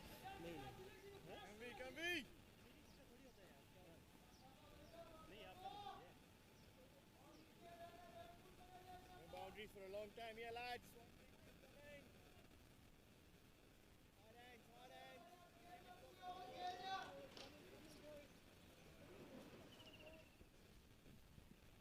So 26 overs, 89 for the 6, and 14 extras helping Saudi Arabia team. And Virendra continues to trouble the batters. Wahid is out in the middle since the ball one. Product of under 19 is Saudi Arabia cricket team. With him is the Ghafoor, the wicketkeeper batter, 39 years old, Hasib Ghafoor. Virendra hasn't taken a wicket, but look at the figures. Into his 5th over, only 10 runs. And he was so close to getting a wicket in the previous over. Bowled exceedingly well. And those drifters that come in and they turn away after pitching. And leading edge catcher is the call. Very fortunate. Just went over the head of the fielder there. Unlucky. Brilliant piece of bowling. Flighted delivery. Not in control. Just away from the short cover fielder. They're getting those singles. Making sure scoreboard keeps on moving. Yet another single in this over. This time Wahid. Well, at least they're making an effort to go and meet the ball, go down the wicket and keep the scoreboard ticking. This is a very crucial period of play for Saudi Arabia. Wahid in particular has got to hold the innings together, but it is Ghafoor on strike. They've been pretty compact and putting the full face of the bat to the bowling of Virendra, and that's the best way to go. He's making the ball just zip in, drift in and turn away. Nicely done. Waited for that, but just couldn't play it backward of that fielder. Now, there's an appeal for a run out, but umpire not interested. Over completed. The 27th done. It's 92 for 6.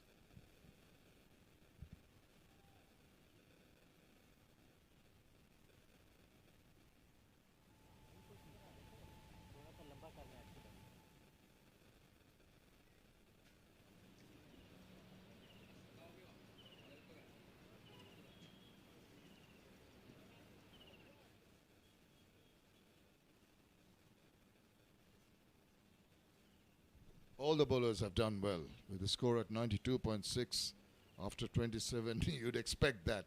It's been very economic. They've taken the wickets, and kudos to the fielders. They've given them so much support in the outfield. The fielders almost saving 20 to 25 runs so far. They were electrifying, especially inside the 30-yard circle. Khizar Hayat looking for another wicket. Not looking comfortable, Wahid, against the off-break bowler. You're mentioning, Mudassir, about performances of off-spin bowlers in this format of the game. Even when white ball cricket, red ball, when it started up, 50 overs was initially played with the red ball, then transformed into the white ball cricket when it became a day-night kind of thing. But I I think that whole concept, whole thinking about having spinners in the squad has been completely turned around, particularly with leggies. You know, leggies were known to be bowlers who purchased their wickets by giving a few extra runs. And when it came to the shorter formats, the strike rate was, the run rate was off the essence. So they thought maybe the leggies would really get battered and, you know, they would become non-existent. But look at the world today. All the teams have excellent leg spinners. Some even have two in their squad. And that is saying something about the effort made by the leggies to adapt to the shorter format of the game. We'll come back to that. 93 for 6. Come on, boys. Come on, boys.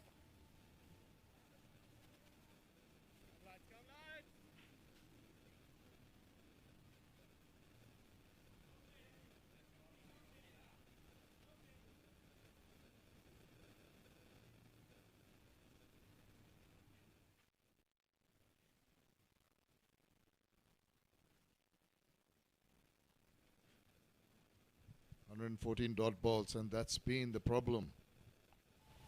Purandeep goes on his merry way in bowling a tight line and keeping a tight leash.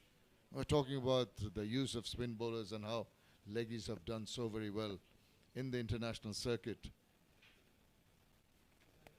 So this adaptation to the requirements, the nature of the game, the rules of the game, so important in just preparing players to go into the international circuit. Absolutely, and it's not an easy art. And adapting to the new formats. We have seen some good leg break spinners coming up recently in the international circuit. And not only the leg break, we have seen that left arm wrist spinners as well. Well, with the T20 format, you only have to bowl the 4 overs, so you can just adjust your bowling. In a test match, you take your time, you keep on bowling away, pegging away, you're waiting for the wicket to deteriorate. But when you're bowling 10 overs in this format, 4 overs in the T20 format, you have very little time, and that is the time that you got to use. A spinner might bowl 30, 40, 50 overs in a test match. You're only given 4 in a T20. So that's where the adjustment comes in. Whole mindset, your skill sets have to be geared to the different formats of the game. This is the beauty of the modern cricket. Very watchful Hasib Ghafoor, making sure he stays in the middle. 29 gone, 96 for 6.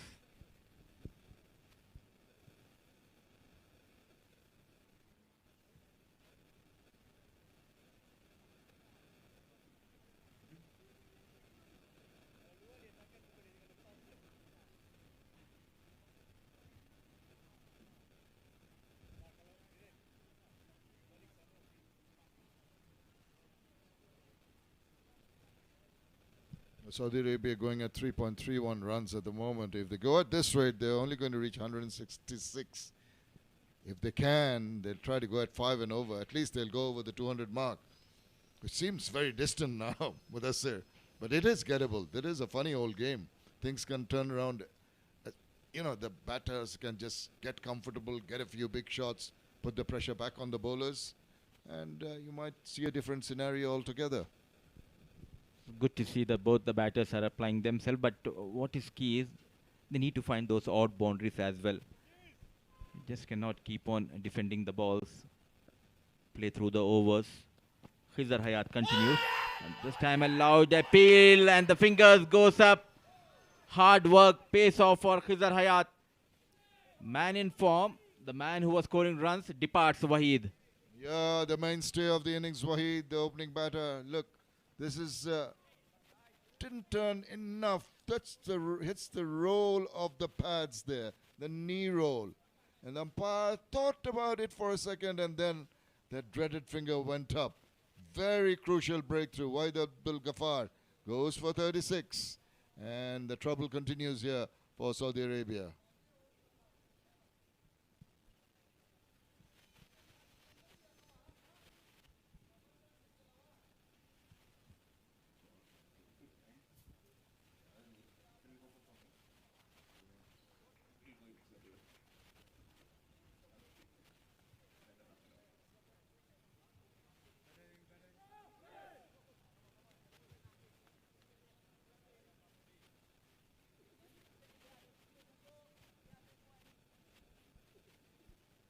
Well, if you're a Saudi Arabia fan, look away, because that scorecard is not looking very good.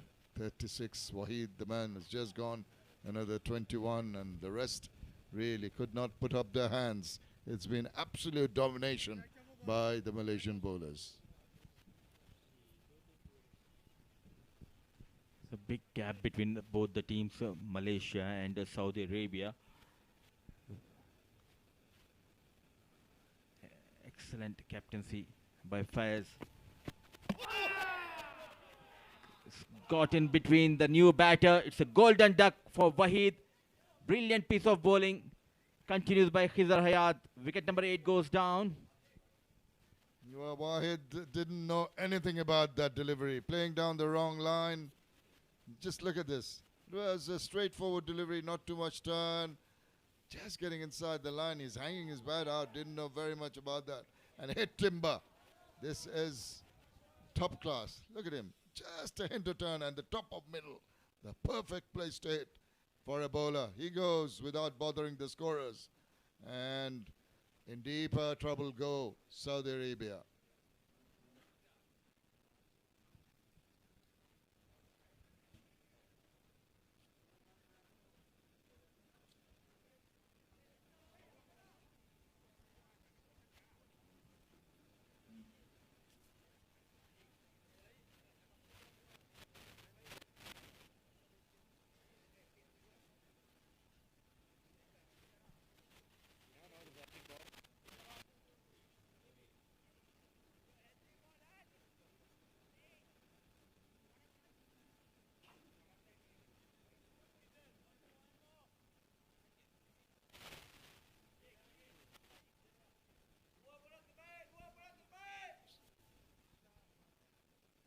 Saudi Arabia collapsing like a house of cards here. Losing wickets, 2 back-to-back wickets. Khizar is on a hat-trick. It's going to be a tough work. Are we going to get to see a hat-trick here? Khizar Hayat bowling to Ahmed. He must have butterflies in his stomach. Here we go. The hat-trick ball. Quicker does well to get some part of the bat, but pretty much a lot of the bat behind it. But good bowling from Khizar Hayat. 2 back-to-back wickets. What a day he is having, the off-break bowler. This was the first wicket in this over. Misses the line, caught in front. 2 wickets for Khizar Hayat in this over. He continues to impress everyone here.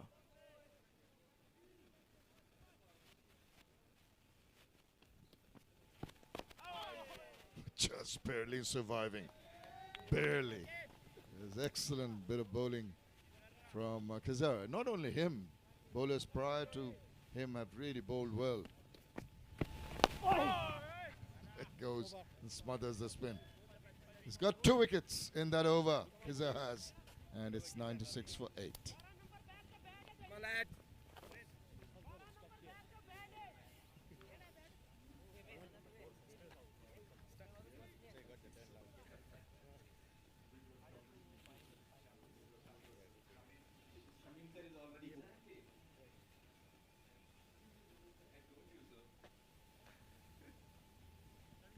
So not a good looking scorecard. It's 96 for 8.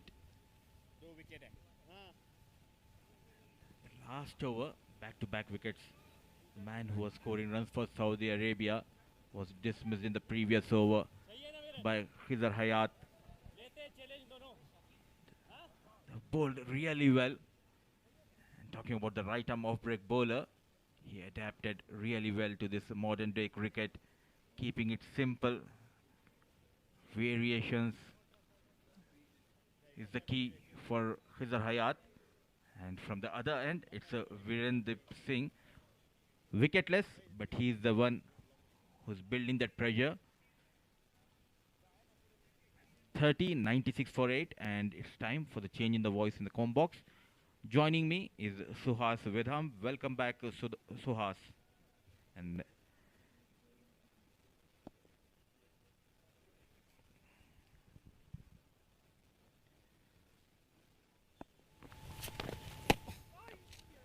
Look at the turn he's getting from this surface. Brilliant, Virendra Singh. Welcome back again, Suhas. Thank you. I was just waiting. This is a beautiful shot. And as ever so slightly, he's running. He still doesn't know that it's already crattled the ropes. Every run counts at this stage. Saudi Arabia inching towards 100 and they eventually arrive with this boundary. But it's a wickets column. 8 hiccups for that 100. Very well played. Just away from the slip and quick lightning field and valiant effort by the fielder. What matters is the 4 runs, and with those 4 runs, 100 comes up for Saudi Arabia. They've lost 8 wickets. The wicket keeper, Hasib Ghafoor, out in the middle. Played towards mid-wicket region. Just a single. To give him the company is the new man, Ahmed.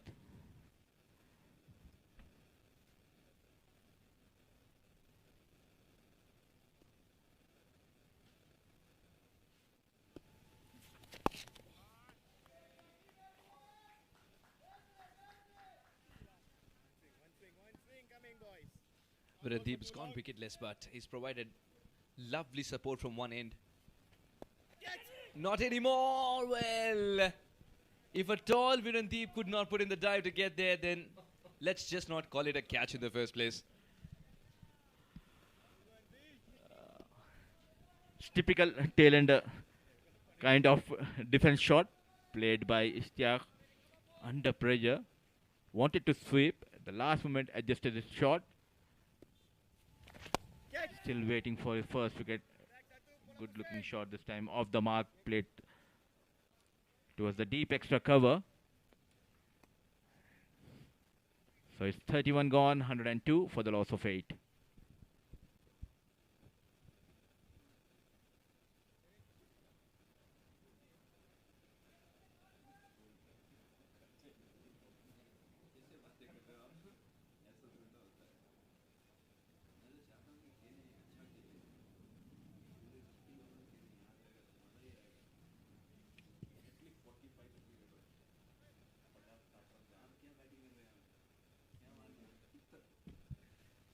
It took 62 deliveries to score the first half century for Saudi Arabia, and it took almost double that amount of time and balls to score the next 50. That's because they were losing wickets at regular intervals. Khazar today has been a riddle unsolved for Saudi Arabia. 3 for 8. Incredible numbers. Mr. Experience. Not getting that much of turn. The key is his bowling wicket to wicket and the variations, quicker ones working for him. Khizar looking for his 4th wicket. Get that short leg in. They need to be attacking now on the back foot. They have lost 8 wickets, Saudi Arabia. I just love the line here from Khizar. He's not changing that come what may.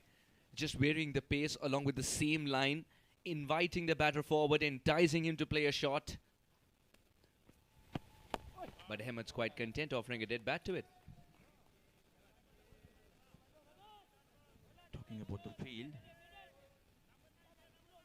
mid off is the 30-yard circle, close shot, mid-wicket fielder on the back foot. Can he find a boundary? Excellent effort coming from the fielder, the long on, keeping it to a single. Terrific stop indeed. 32 overs later, 103 for 8. Oh, had to get away from it. Very soon he'll realize this game's not a game of Counter-Strike. It's not being played with friendly fire switched off. It will hurt him. That was struck really hard, in fact. Very well done. Another very tidy over for Khizar comes to an end. A very successful over as well. 103 for 8.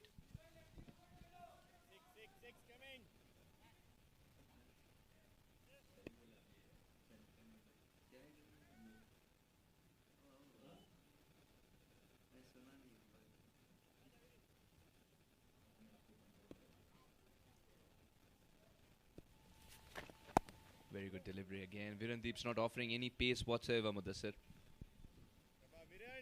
Unlucky, still wicketless. But he's putting that pressure from this end, and Khizar is getting rewarded. Playing with a dead bat, Ishtiaq Ahmed. Slip in place. Got that extra turn from the surface. Virendeep Singh. That is a testing, probing delivery. If he bowls that a couple of times, I just believe that the outside edge will find itself so slow. He wanted to defend it. He had made his mind up. There you go. I think the idea is to play 50 overs here. And if Ahmed can do that, along with Ghafoor, it'll be a moral victory for Saudi Arabia for sure. Because remember, they have a very tenacious coach in Kabir Khan. I remember he was a part of course, he was a part of the UAE setup as well. You would know, Mudassir. But when he was coaching the Saudi Arabian women's side, which is still a team which is being made, understanding the nuances of cricket. Excellent delivery once again. I just love the way he handled those moments. 33 overs gone, 103 for 8.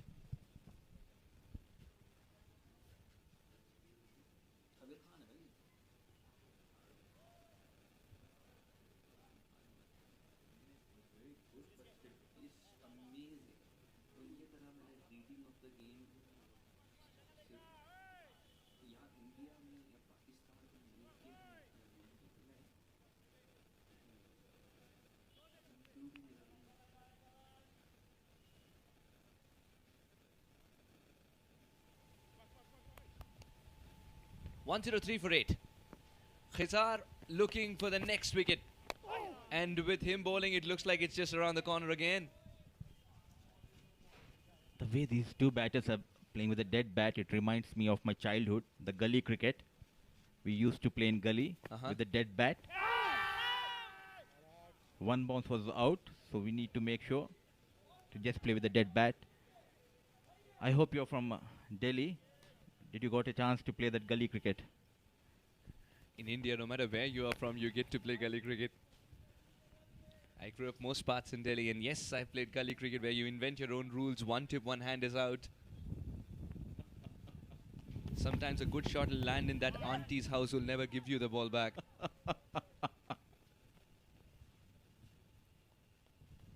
And hence you're declared out. I don't know, if you could maintain a scorecard for it, what would you write for it? It's a 6, but it's landed in that auntie's house. Dreaded auntie. Very good delivery once again from Khizar. This is just masterclass of spin bowling. Sip a hot cup of tea and watch Khizar bowl all day. But I don't think you'll get to see him bowl all day because he picks up wickets every 4 balls. Good ball. Very good contest. Not at all in a hurry. Ishtiaq Ahmed making sure he stays till the end. 34 gone, 104 for the loss of 8.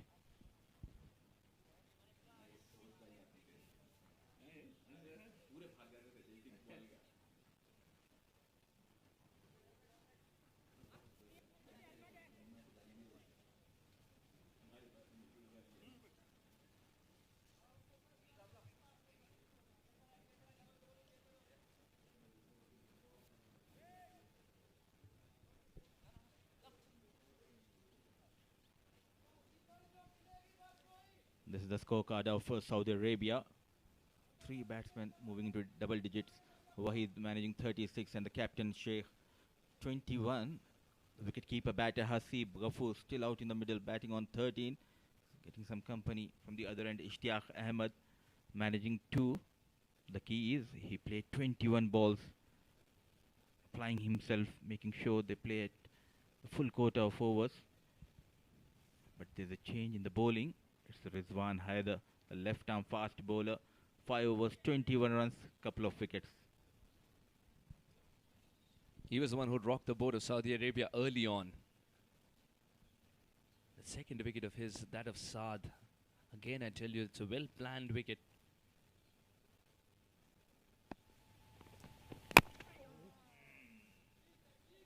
He's attacking the stumps. He means business. He's decided that batters want to hang around. They want to play time. Just attack the stumps. So you have lost 8 wickets. What strategy you want to go with from here? Whether to attack as a batter or just play on the overs?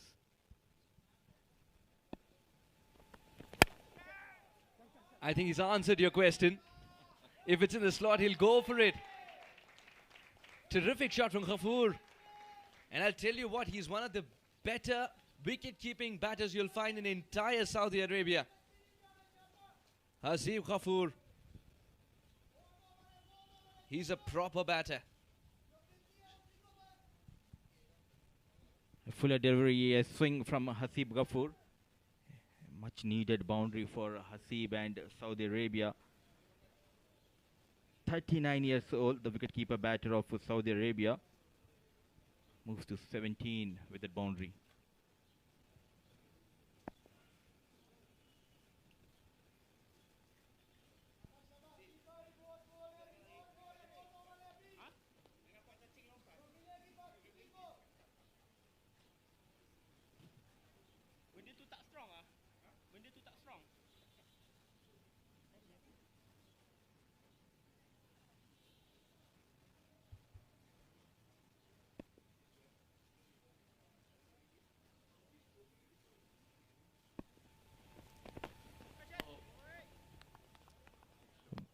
Back of line delivery and getting that extra bounce. Wanted to cut but beaten with that extra bounce, Haseeb.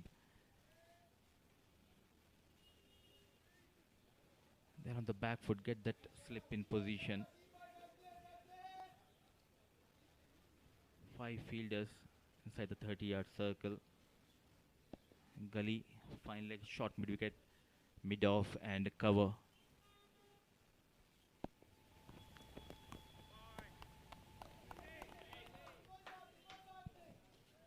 Ghafoor's decided to score runs behind the wicket. Twice he's tried to play a shot behind the wicket and missed it completely. He's got to farm the strike from here as well. He is the recognized batter, and he's got to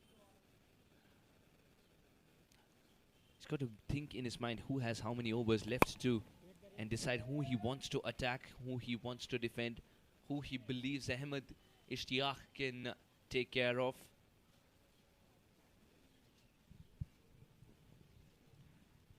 Was brilliant in the first spell with the new ball.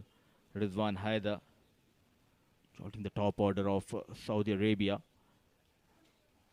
All they need is a couple of wickets.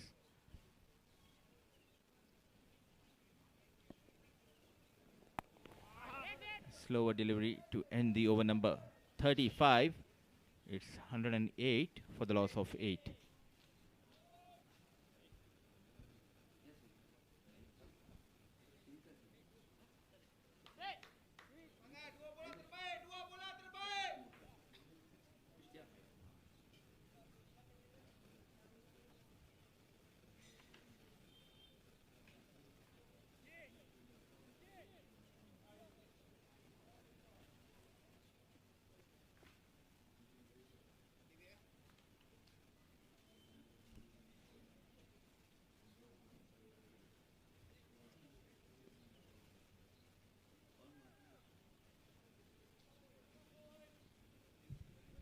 $108 for 8.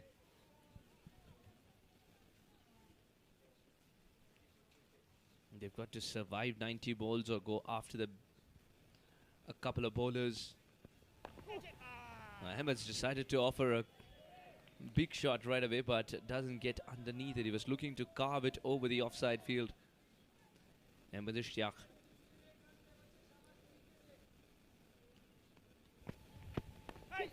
Khizar's got 10 more deliveries after this.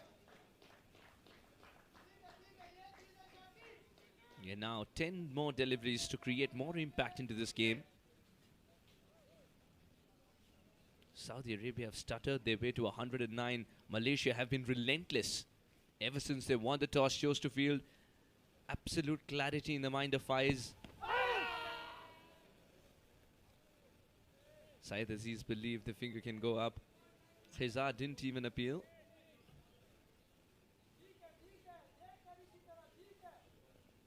How impressed are you with Khizar's line? Look at that. Every ball is a wicket-taking opportunity, especially if you're landing it in that line and length, because the batter currently on strike is looking for a big shot. Oh, good ball. Options are curtailed. Ghafoor would be under a little bit of a pressure. He has to look for a single off this ball or trust Ishtiaq Ahmed that he can survive the next over from Haider. I just get a feeling if Ghafoor gets back on strike, which is not going to be the case. 36 overs gone, 109 for 8.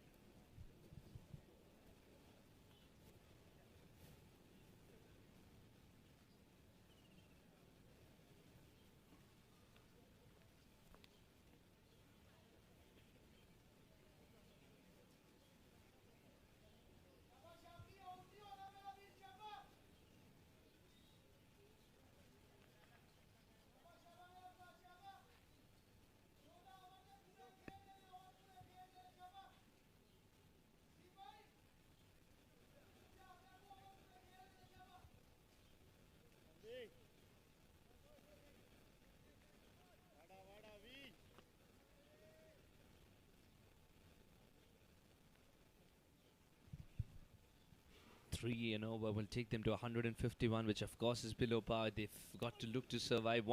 From one end, Ahmed Ishtiaq is looking to survive and Ghafoor is trying to add runs. What a good delivery from Virendeep to start with. No, Ahmed Ishtiaq has also decided to go for the big shots, and in the bargain would be caught in the deep. What a good catch that is. Boundary awareness, brilliant from Amir Azim. Last wicket for Virendeep. He bowled brilliantly, getting rewarded in this over. It was the end of Ishtiaq Ahmed. Slow in the air, flighted, wanted to go big. Fielder settling down. Well judged catch taken by Amir Azim. Departs Ahmed.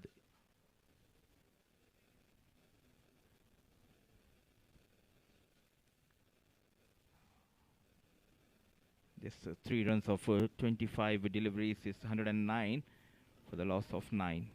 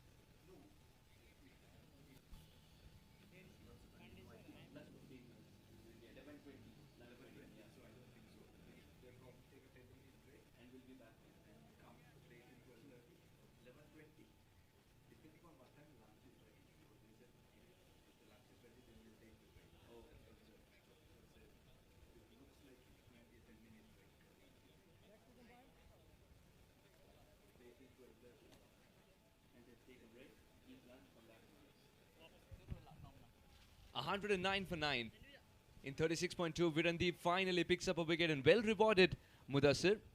He was looking close to picking up a wicket and eventually does so with a lovely catch by Azim in the deep. He was that he invited the batter to go big, not afraid to offer that flight. So the last man is the tall man for Saudi Arabia. It's Atif. Just love the fact that there are two slips in place now. And Atif, he's got to smother the spin. He is to survive for 3 more deliveries in this over. Side off stump. Off the mark. Beautifully played. It's 110. Interesting to see how much they can add from here. It's up to Hasib Ghafoor to make sure he faces most of the deliveries from here onwards.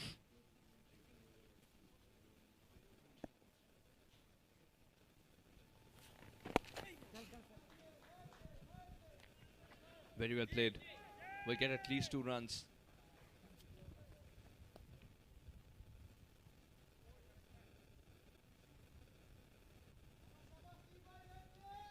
$112 for 9, a successful over for Virandeep.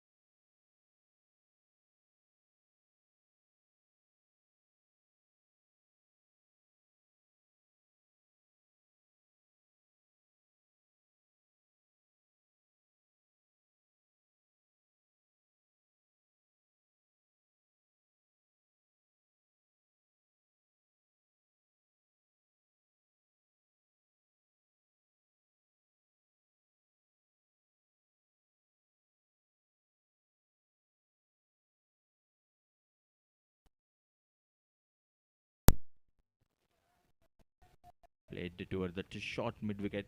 He kept things very tight, Khizar Hayat, and has been rewarded with 3 wickets in his final over, gave away just 12 runs. Absolutely right. And I think Ghafoor's now in 2 minds whether to farm the strike and take it as deep as possible, play out the 50 overs as much as possible by safeguarding Atif, or try and score as many runs at the time that he is at the business end. All of a sudden, he's finding those gaps, Hasib Ghafoor, and trusting his partner, Atif Rahman, the last man for Saudi Arabia. He got 2 important runs. Very watchful.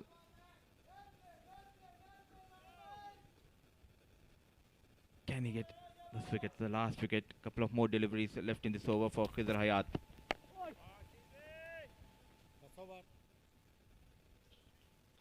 Very tidy, very effective. 3 for 13 in his 10 overs. Khizar take a bow. 114 for 9 Saudi Arabia.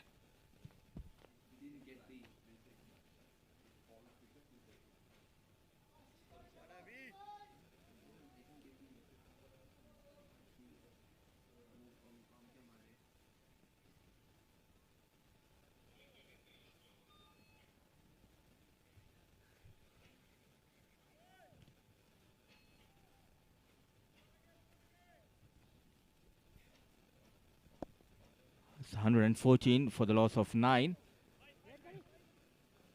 Going for that sweep shot. Bowling in tandem. Khizar Hayat has finished his quota of 10 overs, 3 wickets to his name. Virandeep Singh bowling his final over. Wicket to his name in the previous over, getting rid of Ishtiaq Ahmed. It's good to see Hasib Ghafoor trusting Atifur Rahman, taking the single.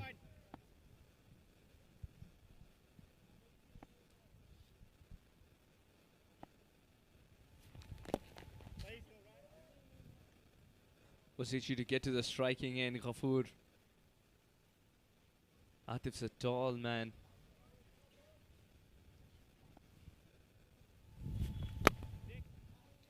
He has to bend down to smother the spin of that ball. Reaching out to the ball is not a problem for him. He's got the biggest reach perhaps. One stride and he's there.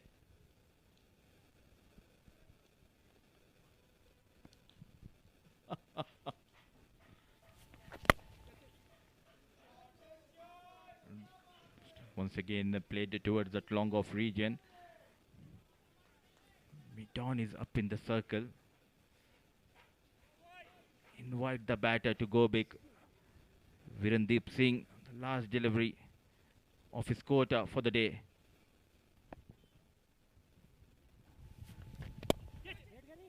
Again, a very good delivery, nice and loopy. The amount of flight he's giving it's just increasing as the over progressed. Just kept on increasing. 116 for 9. Virendeep bowls out with good figures. 1 for 26.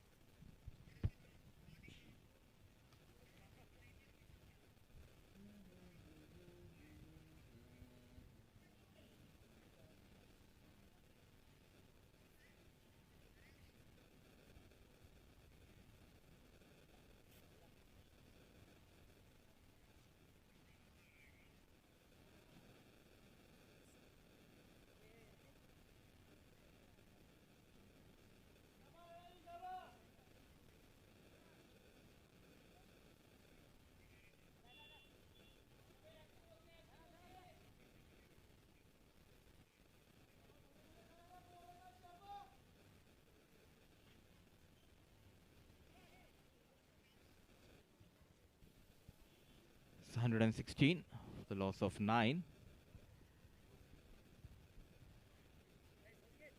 Replacing Khizr Hayat is Anwar. Got a couple of wickets in his kitty. Very watchful. Atifur Rahman.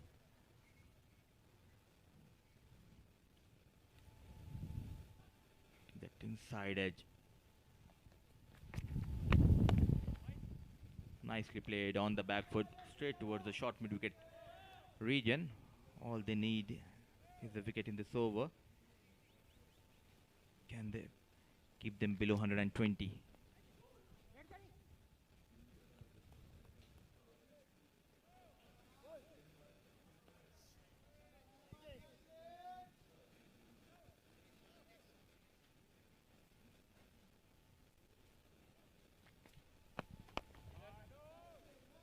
Wicket to wicket and very tidy. Anwar just enticing the batter to go for the big shot. Atif has showed good defense so far.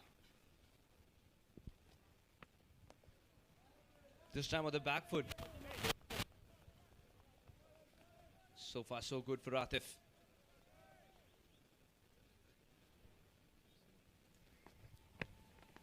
And we'll let it go if it's not on the stumps. This is good thinking from Atif.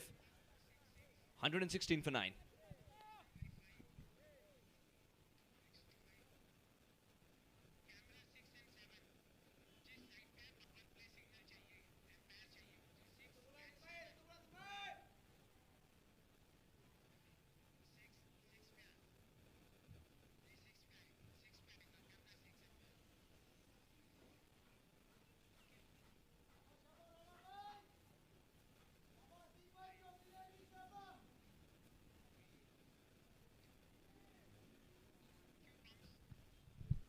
One 6 for 9.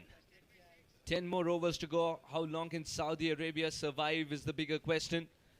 Because Malaysia have got spinners aplenty. I think they can make an 11 out of all the spinners as well. They can make an 11. Vijay Unni. The captain's called him because he's spinning left out. Because usually he's amongst the wickets. And just runs through the opposition batting order. Vijay Unni.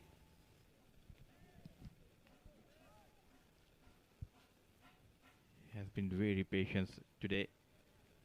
Abdul Ghaffur, Vijay Unni, 4 overs 14 in his first spell. Played toward the short third man. Changing the strike, it's Atif ur Rahman. So far, he has negotiated well. It's a rare occasion I have seen the number 11 applying himself. Not at all in a hurry.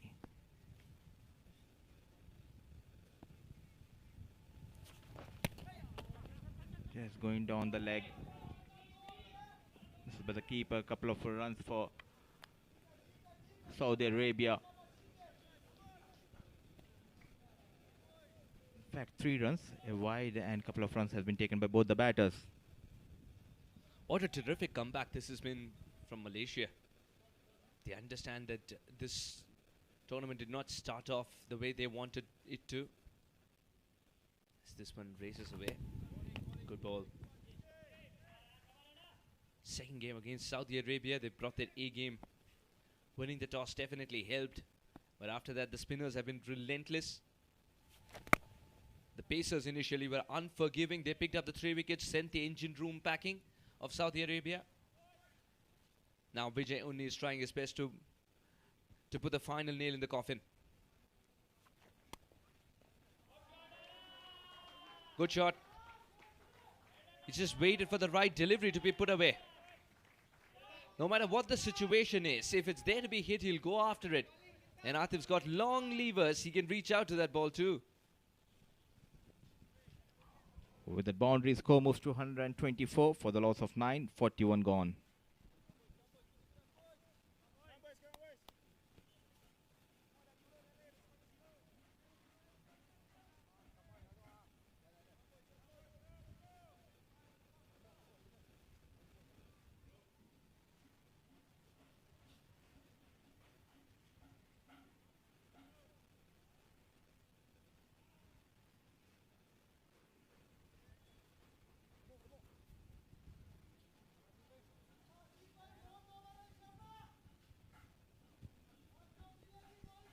It's 124 for the loss of 9, 41 gone. This is the last pair for Saudi Arabia. Hanging in the middle is Ghaffur and Atif. Anwar continues. Played straight over the bowler. The ball racing towards the fence. Nice looking shot. Fetches a boundary for Ghaffur and Saudi Arabia.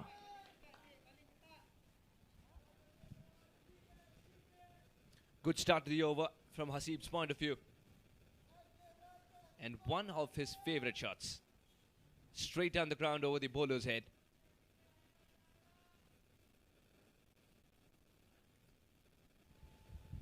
Just wonderful extension of arms, and the ball quickly races away again, targeting the straighter boundaries.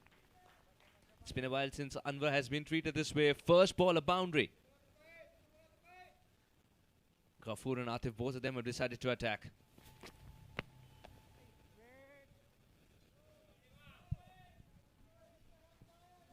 The last wicket. Give that flight. Invite the batsman to go big.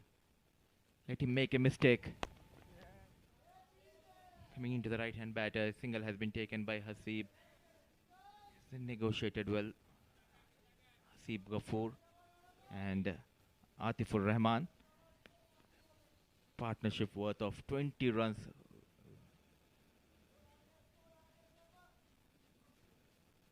The last wicket, 20 runs partnership between Ghaffur and Atif. Crucial runs indeed. Oh, this one almost. Almost played it on there, Atif. Idea was to open the face of the bat, but he did so a little early and the ball arrived a little late.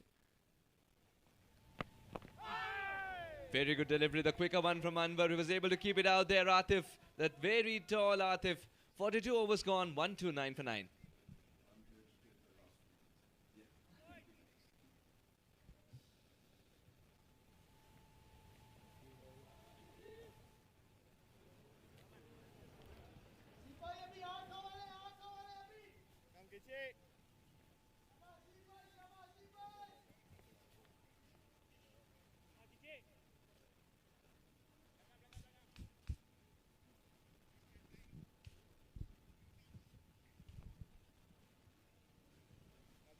154 is what they can get to in 3.07, the current rate.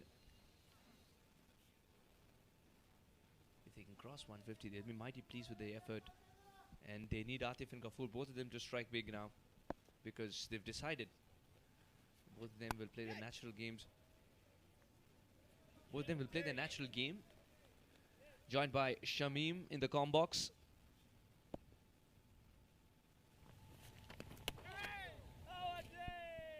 Appealing, he knows, but there was no bat on it. Spinners have been sensational today. They've been exceptional, absolutely. They've done their job to nicety. They've had, you can't say it's a ranked turner. It's a proper turning pitch. It is a sporting pitch which has offered something for the pace bowlers early on. It's a bit of turn, but it's the way they've bowled. And also the manner they approach the shot selection from the Saudi batters that have helped their cause. You must say that, because at times when the batters are a little uncertain of how to go and pick their shots, and that plays into the hands of the bowlers.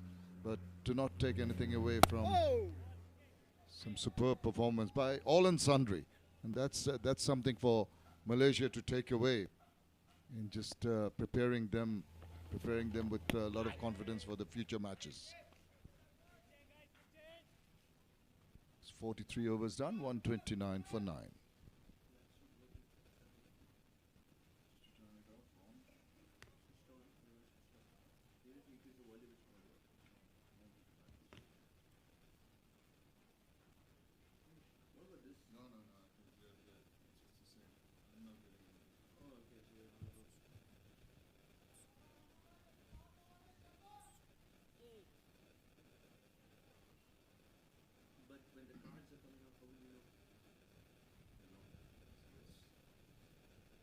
Carry on. 129 for 9. I suppose you can say it's all over bar the shouting, but at the moment a bit of shouting coming from the bat of the tailenders, and that is refreshing to see. They've not given up. They're not cowed down under some duress. Just going on their merry way. Just like the fact that Atif has kept the opposition skipper Faiz very confused. He brings the fielder up, he goes for the attacking shot and gets it. Otherwise, solid front foot defense from the very tall man. I see a number 11, seriously. He looks very much like a proper batter. I think he's gone for the proper shots. The shot selection, which I was talking about, left a little to be desired from the regular batters, and there's evidence of that. Look at that. Straight as an arrow. Brilliant shot. This is extraordinary. This is a revelation. This is something that will really cheer the spirits of the Saudi supporters, because they've hardly had anything to cheer about. These are irritating runs for Malaysia, as Atif puts this one away straight down the ground. Marvelous shot indeed. You can watch it 100 times. Straight as an arrow. He's called for 2, and he's a very tall lad. 4 strides and 22 yards covered. These are precious runs being added on here. The tail is wagging for Saudi Arabia. That augurs well. We expected better from the regular batters, but you know, it's never too late to add value to your innings, and these are very, very important runs. And add some runs that you can call yourself a cushion. I suppose these two will be coming round, and the other bowlers, there's something for them to defend. You know, if it's a below 100 target that the bowlers come in to defend, it just plays on their minds. They can't make up their minds whether they're going to go directly for the wickets or bowl negatively, defensively. This gives them that little bit of a cushion, a little bit of a luxury to try different things. So runs on the board always works, and it's a funny old game. This cricket, you never know what can happen. Few early wickets, the jitters start in the batting unit.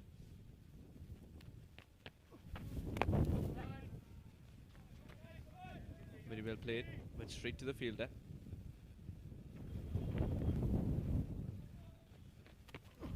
Amir gets to bowl as well. It's that phase of the game where Captain Faiz is looking around for spinners. Those who are or identify themselves as a spinner in any form, of any form, you can just put your hand up. because this wicket is assisting spinners. Imagine pitching outside leg stump and the ball turning so much that it misses off. There has been some prodigious turn, but at the same time I feel that it has been quite sporting. There have been opportunities, I think, for the batters if they put their minds to it. It's just the shot selections. Some of the batters who you expect runs from have not really delivered. Absolutely right, and that's exactly why Atif is being asked to play these many deliveries in the first place. But he doesn't mind, it seems. Another cut shot in the same region, another boundary collected. This is exceptional batting. You see him driving down the ground right through the line of the ball, straight as an arrow. This time he cuts, he waits for that ball to come across. Just go past. Look at that chop. And it's placed to a nicety, just piercing that gap at backward point. This is absolutely top-class batting. Really a revelation, as I mentioned. So very pleasing to the eye, too. Oh, glorious. What a way to end the over.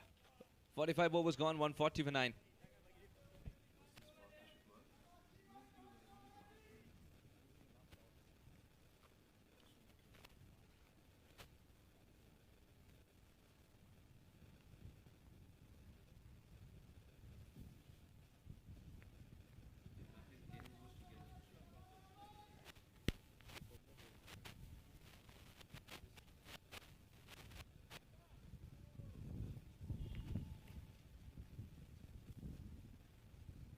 No, no.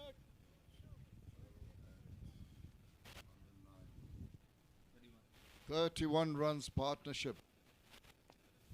What a comeback. And there he goes, big time. It's going high and handsome, and it's going for the maximum. Oh, they're really enjoying themselves, these two in the middle. The bowlers made to suffer for once in the last part of this innings. There are two parts to Anwar's day today with the ball in hand. What a good shot this one is. First is when Anwar was looking infallible. And the second one when he was bowling to Hasib Ghafoor, who has the license to go for the big shot.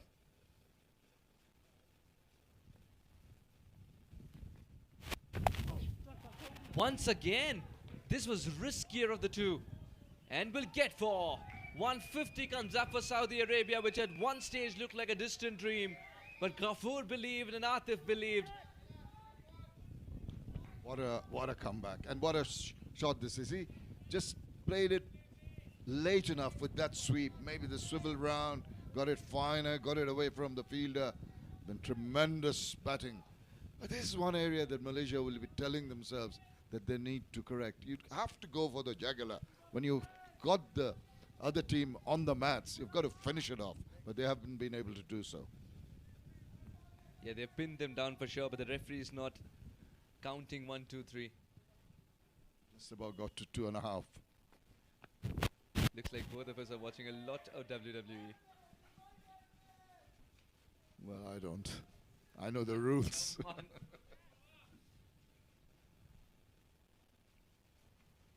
2 for 38 for Anwar, and I just love the fact that he's still bowling the same line length because he believes that one delivery can get him that wicket. He hasn't changed a thing compared to his first spell. The approach of the batter has changed. The risk-taking factor has changed.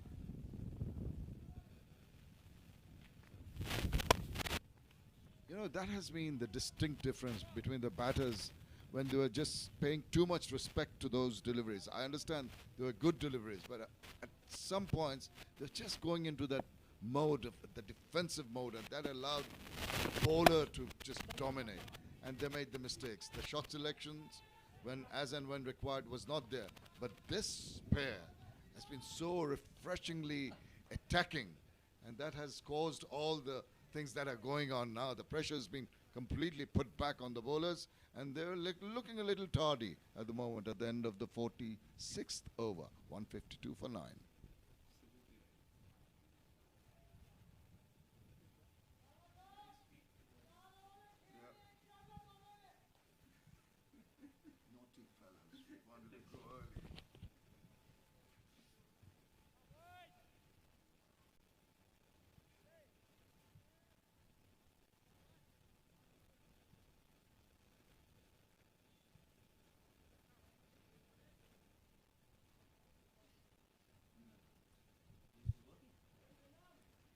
43 of 59. Ghafoor and Atif have kept the dream alive.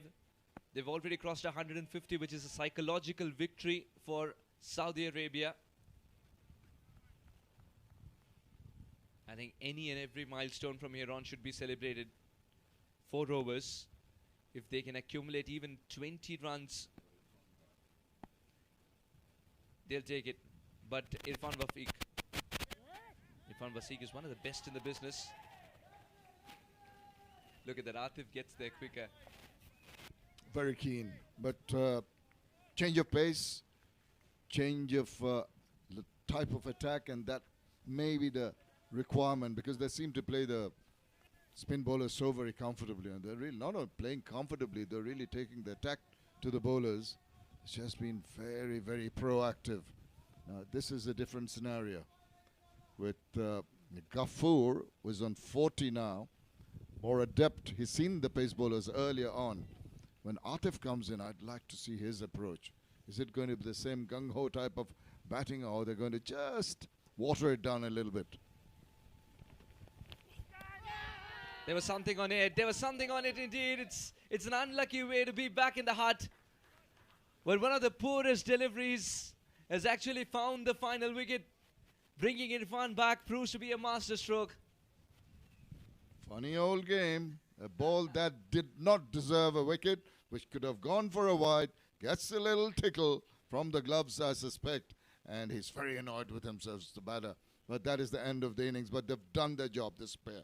Really gave a little bit of hope, a little bit of heart for the Saudi Arabians to come back fighting. Absolutely right. 153 is still some kind of a total which will give them the moxie to be bowling at. Hasib Ghafoor, the last man dismissed. 40 or 78 was a sturdy knock initially, and then he changed gears, looking for a big shot off a poor delivery. Just a little edge, and that'll do, because the keeper was good enough to collect it. Well, it's all done and dusted eventually, but a good fight back by the tailenders. And look at that.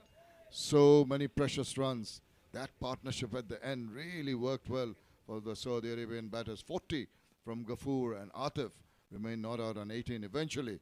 Saudi Arabia getting all out in the 47th over at 153.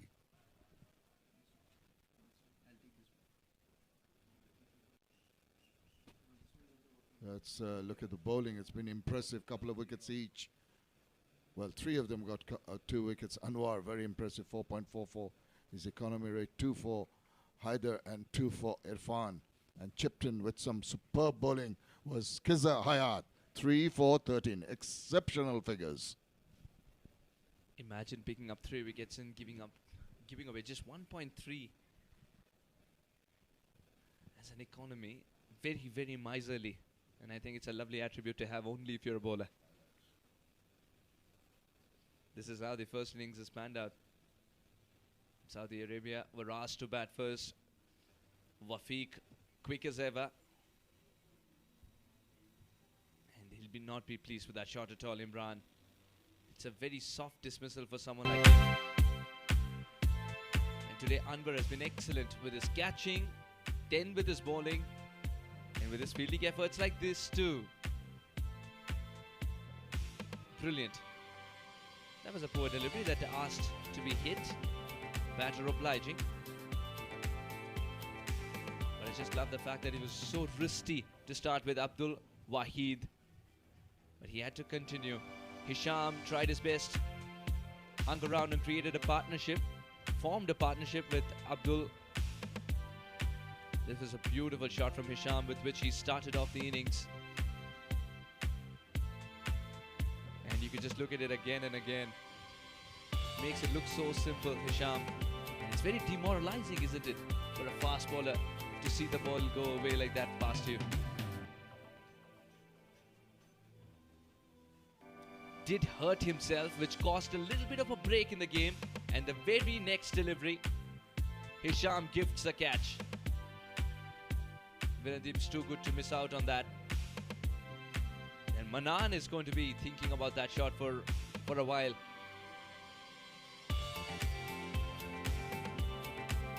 But then there was some resistance from Zain as the left-hander who decided to go for a cross-batted shot to a straight ball. He missed. Khazar was excellent today. He had the numbers of most of the batters. Just keeping it wicket to wicket, making every other batter a candidate for LBW. And if they missed it completely, then the stump was dislodged. The bails were dislodged. Virandeep finally, after persisting, eventually getting his first wicket thanks to a terrific catch by Azim. And then the resistance of the highest sort started. Ghafoor and Atif pushing the ball in the gaps, and when the opportunity presented itself, go straight down the ground like this is what they had decided to do. First it was Ghafoor, then Atif played this lovely stroke.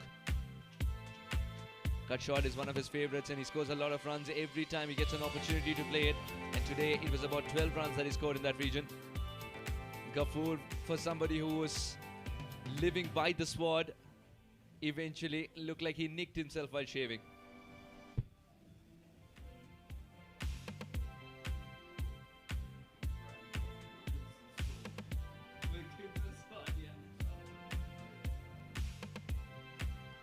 So even though some respectability has been added to the total, Saudi Arabia know the job is just half done. Now their cushion is 153, and Malaysia would be looking at the magical number of 154 to put up their first win in ACC Men's Premier Cup 2023.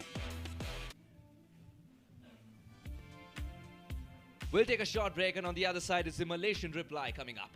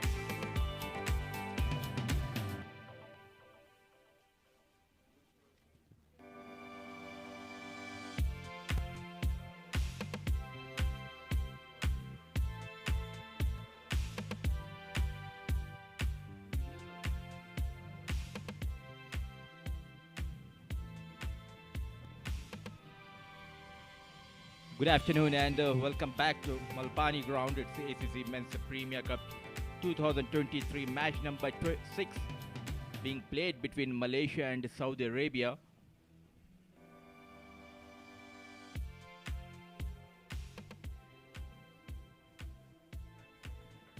In the morning, Malaysia winning the toss and they have opted to bowl first, and the bowlers did a pretty good job.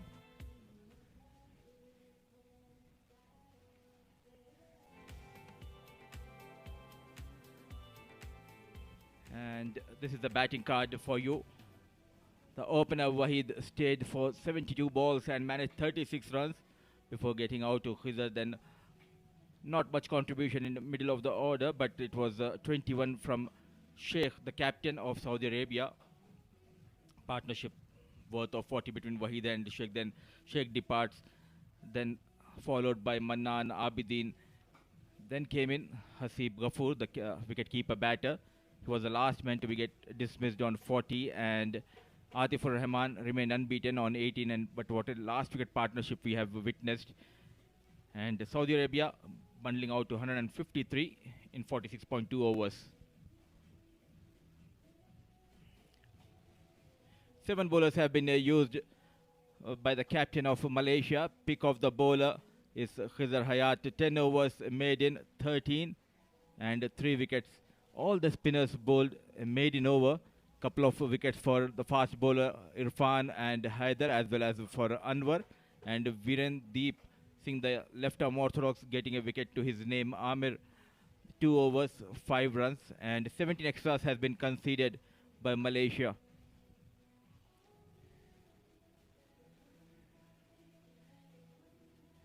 And looking at the partnership, the first wicket worth of 4. The only 4 partnership going into the double figures. Wahid and Sheikh managing 40 in 62 balls, then Wahid and Ghafoor 20 between them. But the last wicket partnership, 44 of 61 deliveries between Ghafoor and Atifur Rahman, was a crucial one, making sure they go past 150 for Saudi Arabia.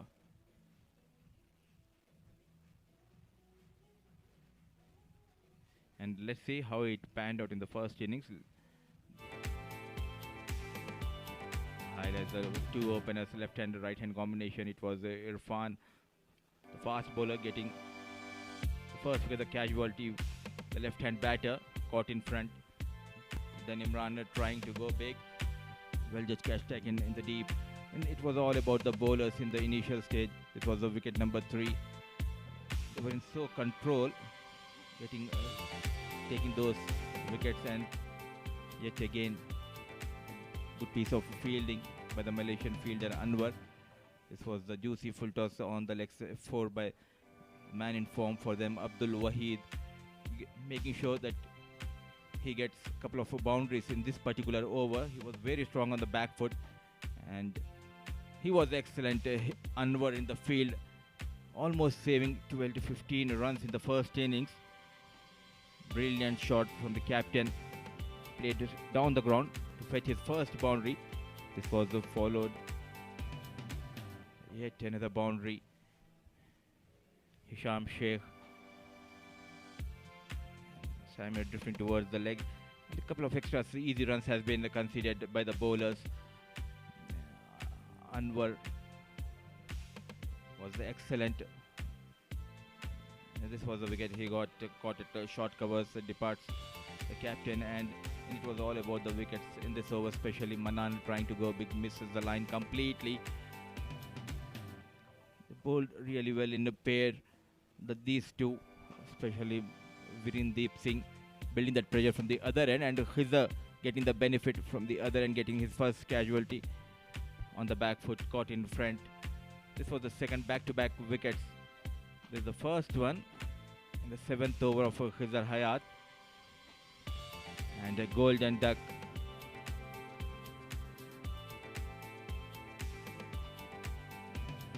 Ishtiaq Ahmed and Hasib managed to put some runs before Ishtiaq getting depart in the deep. Then came in this man, rescue ranger for Saudi, the last man, Atifur Rahman, making sure he sticks with Hasib Ghafoor, the wicket-keeper batter. they scored some crucial boundaries and some crucial runs for Saudi Arabia. This was a brilliant shot, and the number 11 going over the bowler. Was in control throughout this innings, making sure to take his team past 150. A good looking shot by Hasib Ghafoor. Sweep shot, managing a boundary behind the square. And this was a poor delivery, but he got that wicket. That was the final wicket. The wicket keeper managing 40.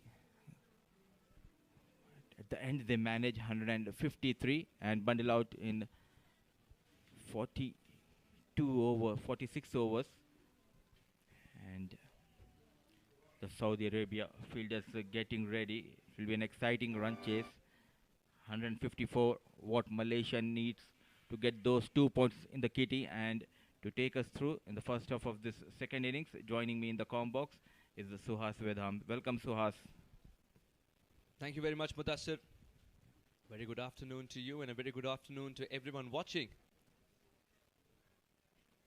The men in green understand. They understand that the cushion is not that big, but they've got to believe in themselves. Early wickets can rock the board. It's the same side which was able to defend a huge target with the same side which is able to defend a small target. It's all a matter of mindset. They were able to do both within a span of 25 days. Remember that. Nothing has changed. Hasib Ghafoor ensuring that the orders are heard by everyone because he's the one who spent most time in the middle, so understands the surface the best. The other batters were 3-ball, 4-ball visitors. Margin of error, very little. It's time to execute.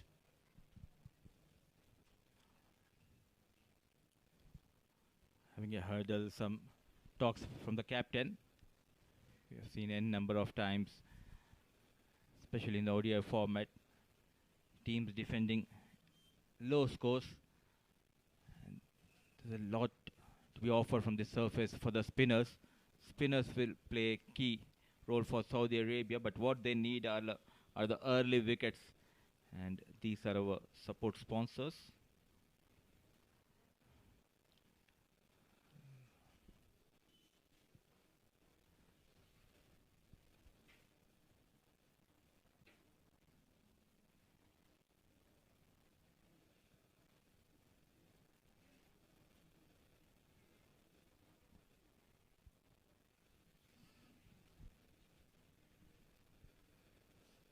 So at one stage it looked like they'll bundle out at around 110, 115, but that last wicket partnership worth of 43 runs, making sure they go beyond 150. Can that partnership will make a difference for Saudi Arabia? Do they have that bowling attack? Oh yes, they do have the bowling attack, and at this moment they have to believe that they have the caliber to stop Malaysian batters. 150 does look below par on this track, but still the ball's doing a lot. They got to tell themselves, Saudi Arabia, it's a matter of 10 good balls.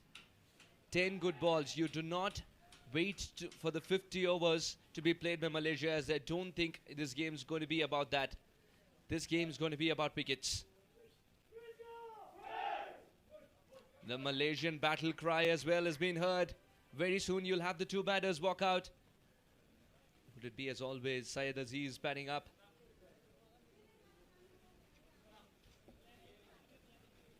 Hisham Sheikh waiting with his troops for the opponents to arrive in the field.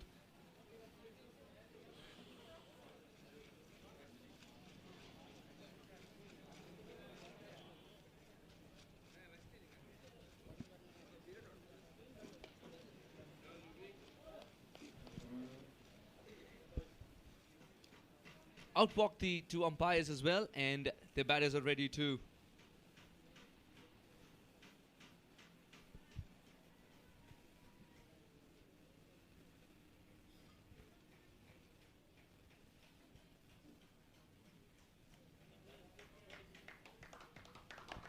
Umpire John Prakash and Sanjay Guru, the other umpire. And outwalk the two batters now. Virendeep Singh with Amir. That means Aziz might come in at number 3.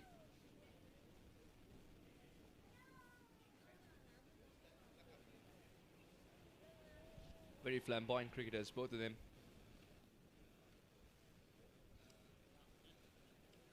I think they'll go for building as much momentum in the first 10 overs. Try and get an earlier finish. Remember, they might not be looking at their last column of the points table as of now, but you never know. Such tightly contested games in ACC Men's Premier Cup 2023 that you want your net run rate to be high as well. But at this stage, they'll go for a win for the first 5 overs, see what the service is doing too, and then decide if they want to go for the kill. Malaysia. As far as Saudi Arabia are concerned, be relentless, be at it, and think of this as 10 good deliveries.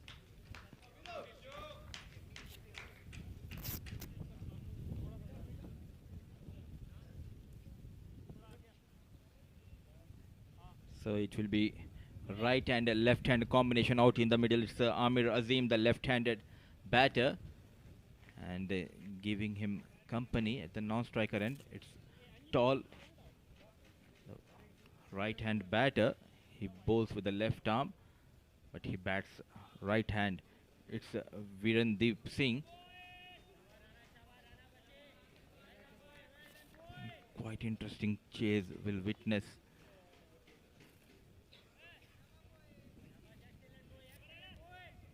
Lovely weather. Still, I believe the conditions on the surface will help the bowlers. First session is key for both the teams in the second innings.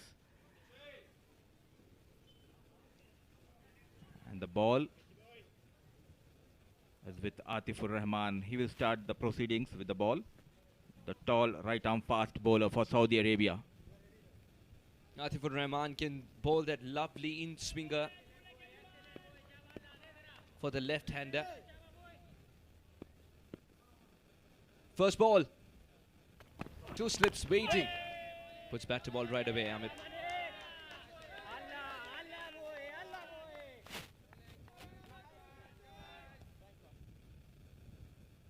$154. They got to treat this target by dividing it into 2. That's all they need to do. This is what I feel. Malaysia will take stock of the situation after 10 overs. If they get off to a good start, they'll talk to themselves about an early finish as well. Saudi Arabia, wickets, wickets, and some more wickets. That's the buzzword. Atif loses momentum, as any fast bowler would say. If you lose momentum, it's okay to pull out of the delivery.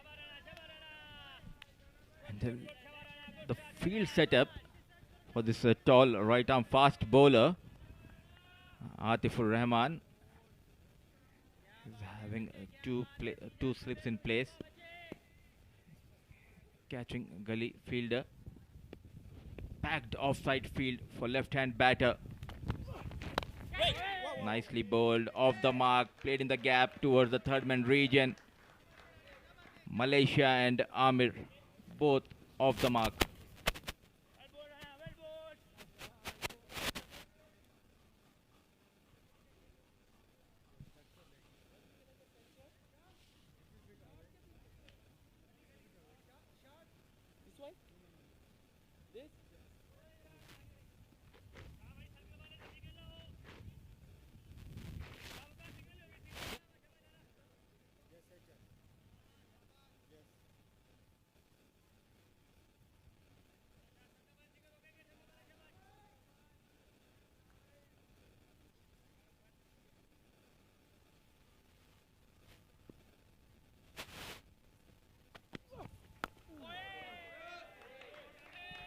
Very good delivery. Hinter swing. Virendeep quite content to play it under his eyes very watchfully. Now Virendeep Singh, remember, has played a lot of cricket here in Nepal. Flies here for the franchise league as well, so he understands these surfaces better. Not that he's played on Mulpani a lot. He's played a lot more on TU. On the TU surface.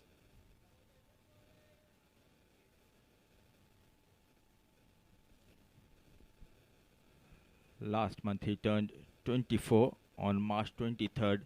Virendeep Singh, product of Malaysia under 19. Absolutely right, and you remember that innings against India, that crucial half century. Such a treat to watch, and if you ask him, he still says after all the innings that he's played, that's his favourite.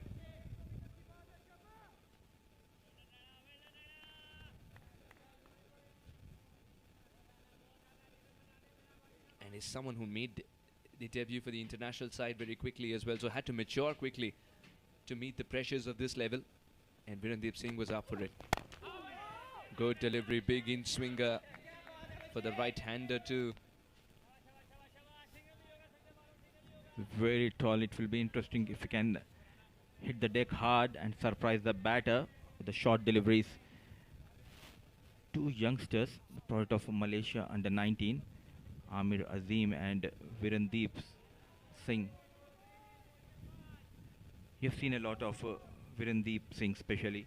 Is he attacking batter or he takes his time? Just one cover drive can get him going. Is that kind of a cricketer? Virendeep Singh.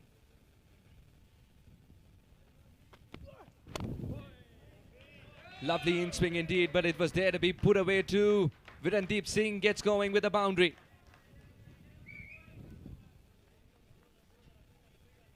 First boundary for Malaysia and Virendeep Singh. Brilliant delivery, and look at that shot. Risk comes into play. The shot clearly shows what a talent he has. Left arm orthodox with the ball and right hand batter. Top order batter for Malaysia. Still early days for him in international cricket. One of the most experienced. Made his debut at a very early age, as I said. Oh, this is squeezed in the gap, and this might win the race as well. Will he put in the dive? He does. Saad does put in the dive, but the ball wins. The slide came a little late. Virendeep Singh's dealing in boundaries. What a way to end the over. 9 without a wicket. Didn't try to hit it hard at all, just easing it in the gap and letting the outfield do its work. You look at this beautiful green outfield as well, as much as this shot is as well so beautiful. You've got to give credit to not just the curator but the groundsman as well, and there's one man doubling up as both. M.A. Abdul from Dhaka. 9 without a wicket.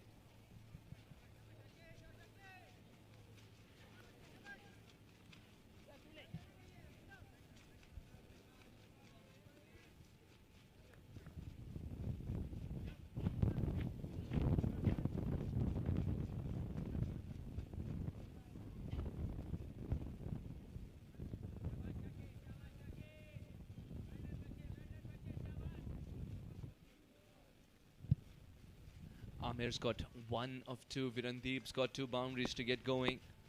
Faiz Anwar Aziz, Muniandi Sharvin, Vijay, Unni. There's a lot of batting to come. There is a lot of batting to come. Ishtiaq Ahmed. Can he deliver express pace? Chance at the non-striker's end. Does put in the dive there. Excellently fielded too. Otherwise it would have disappeared for 4 with that overthrow. Manan's one of the quickest to get the throw in as well. The dispatch is something that you would have liked too, Mudassir. Quick legs, young legs. And that dive, what he needed was a direct hit. A quick single has been taken by Amir and Virendeep Singh. Couple of boundaries in the previous over by Virendeep Singh. Shows what a talented cricketer he is. And a couple of records to his name.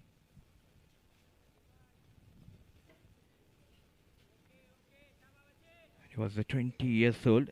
He became the 5th youngest captain to lead the side in T20s.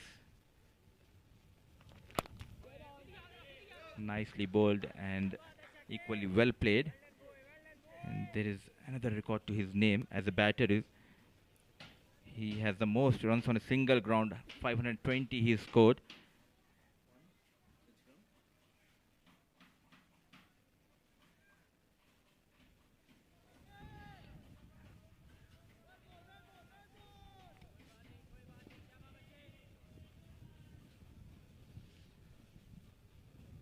Ishtiaq Ahmed yet to ask a probing question. Much better and very well fielded. Abdul Manan.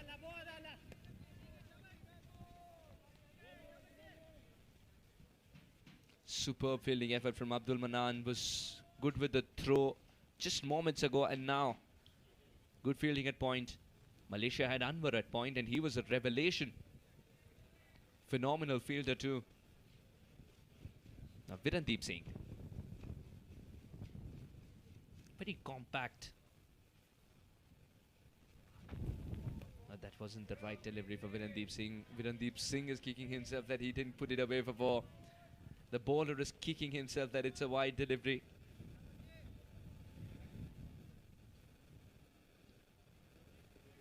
He wanted to get more runs off the delivery. Not at all happy with that wide. Singh, 11 for no loss.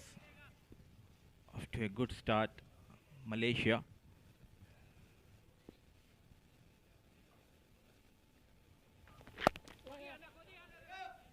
Gently nudged, will pick up a single here. Virandeep's got the game. He's more of a touch player. Supremely timed deliveries which have disappeared for four so many times. Virandeep is that kind of a cricketer. Amir is no butcher of the ball either. He loves the timing and placement aspect of the game too.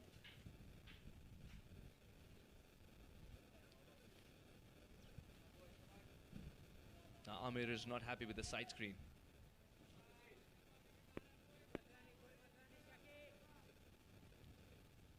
And now he is okay to carry on.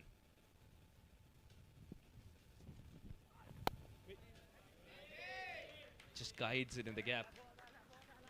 There is a third man in position. Played with the soft hands, waited for the delivery and glided towards the third man region. Rotating the strike, Amir. The equation coming down. It's 141 needed. There's 13 on board. There's a breeze out there in the middle, but still we haven't seen any movement from the fast bowlers.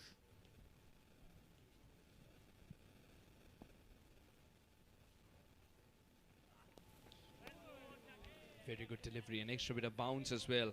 Look where Hasib collected it. Good delivery to end the over with 13 for no loss.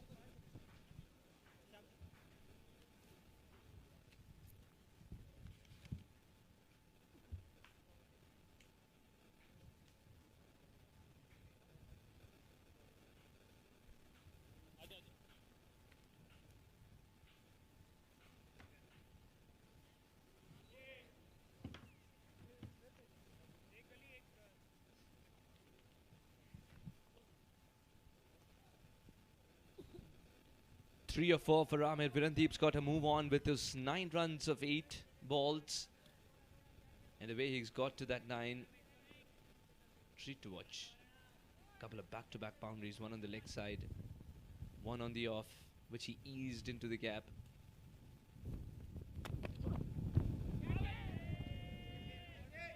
This is a mini victory for Atif. I believe it's a mini victory for Atif. He's making Amir go outside his comfort zone, throw his bat around. Chasing the delivery way outside the off stump. Straight to the hands of Hasib. This might give Atif a bit of confidence. No foot movement we have seen on the previous delivery by the batter Amir Azim.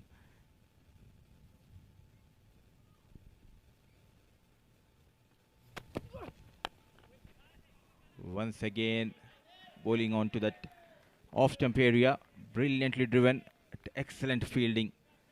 The fielder certainly saving 4 runs for his team. Fantastic effort on the field.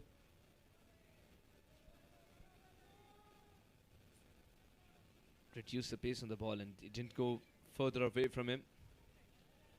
Good job. They need a fielding effort of this kind at regular intervals, Saudi Arabia, because they need to make this 154 look like at least 200. That's a lot of runs to be saved. If they can get the dot balls in as well, that'll be fun.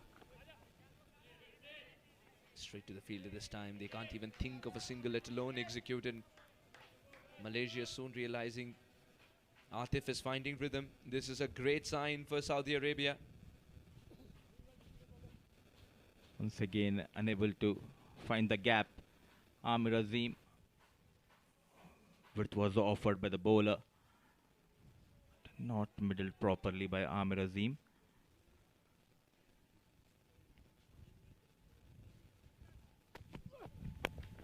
That's classy.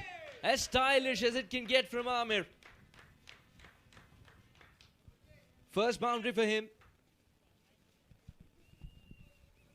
The first boundary for Amir Azim. This time he finds the gap, going down on one knee and played just over the extra cover fielder. Ball racing towards the fence. It's a good looking shot. It will give him an amount of confidence for Amir Azim. Out of all the shots that we've seen today, this one has to be the stylish one. The most stylish. I've never seen somebody go down on one knee and play Atif like this. He's got the extra bit of pace. He can make the ball zip past you. Look at this. That's the extra bounce as well. He can deliver a hard ball, heavy ball. It's hurt him. It's hurt him a lot. Immediately the glove comes off. He's telling that this ball is bouncing a little more than anticipated.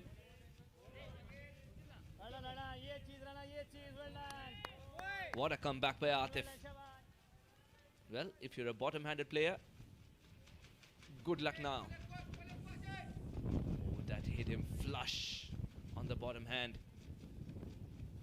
You could see the expressions, writhing in pain. In commentary, you were writhing in pain as you watch it again and again, Mudassir. It hurts a lot when it hits there. Taking that edge and excellent work. The first slip. 3 gone, 17 for no loss.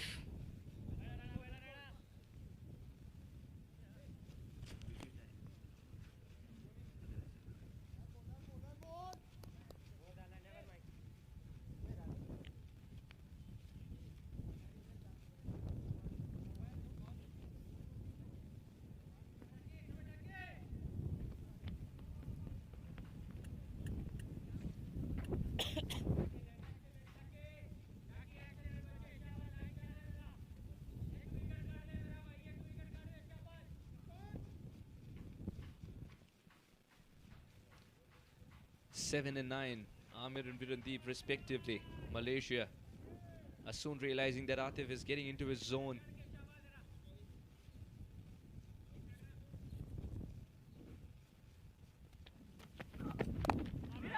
Good delivery from Ishtiaq Ahmed to start with.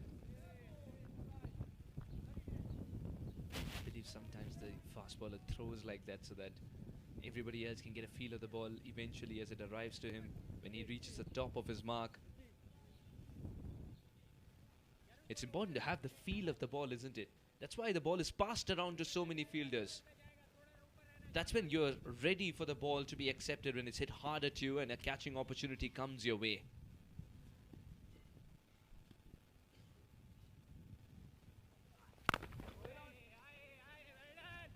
Yes, absolutely. You need to get that feel of that leather.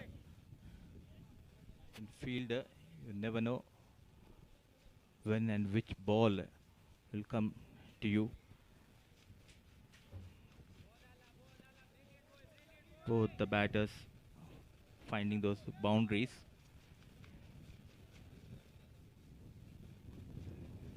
Looking very comfortable out in the middle. The tall man, Virandeep Singh, facing Ishtiaq Ahmed. What they need is a wicket. Saudi Arabia.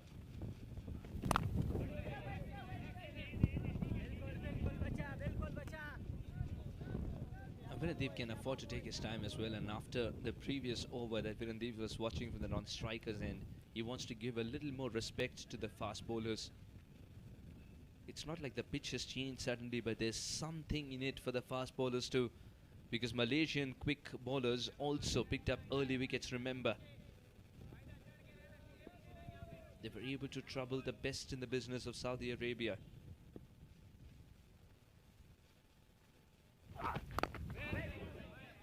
It's hurt him now.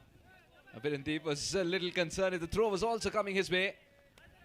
He was absorbed in the pain when he realized there is leather as well hurled at him. It does sting. It does sting. Both the openers of Malaysia taking turns to feel the pain. Getting that extra bounce, hurting Virendeep Singh. Some aggression shown by the fast bowler Ishtiyaq Ahmed, runs in. A fuller delivery. A dive coming in by the fielder at mid-on, but excellent running between the wickets. Couple of runs has been taken by Amir Azim and Virendeep. He needs to find the line and length. It's been a bit fuller on the previous delivery. You need to be patient as a fast bowler. Stick to that good length area. Let the batter makes a mistake. The last delivery of the 4th over.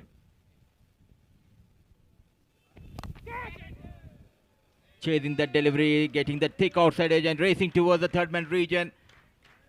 A boundary to end the over number 4 is 23 for no loss.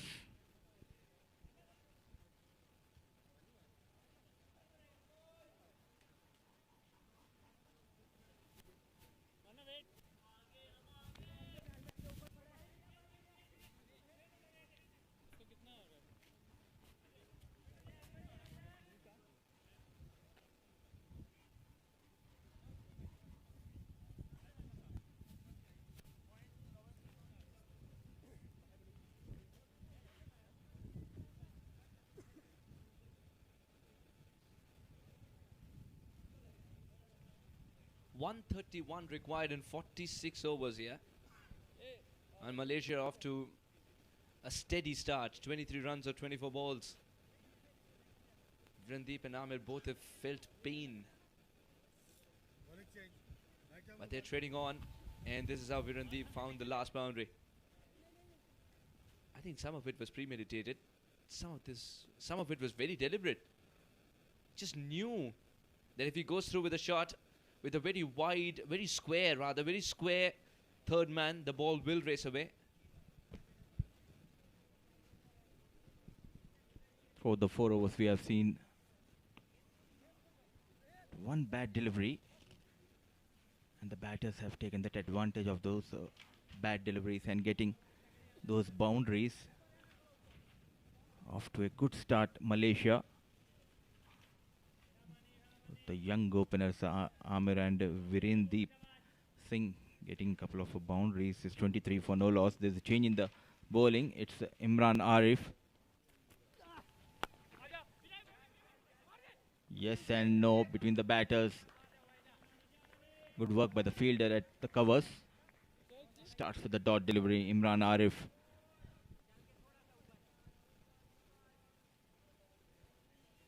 For that spin option, the captain of Saudi Arabia to get that wicket. Brilliant delivery. Imran is quick. He's quick through the air. And this might as well be a welcome change. When the wicket's doing a little bit for the spinners, Hisham says we've seen enough for the pacers. Let's bring Imran on. Look at him with that forward press. Amir. Oh, smashed away. Just slightly short. Just slightly short, and he puts it away.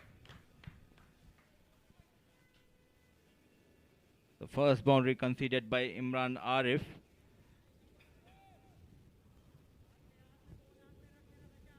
Nicely played by Amir Azim. Trying to bowl quicker. Back of line delivery and nicely played quickly on the back foot. Amir Azim.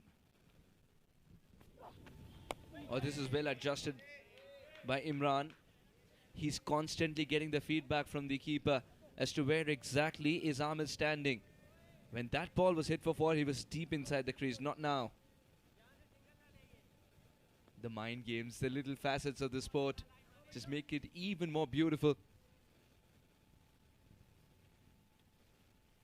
Imran's got a good wrong one too. Lucky there, Imran, that it didn't beat the man inside the circle at fine leg. Once you beat short fine leg, it was destined to go for 4. Just trying to bowl those quicker ones.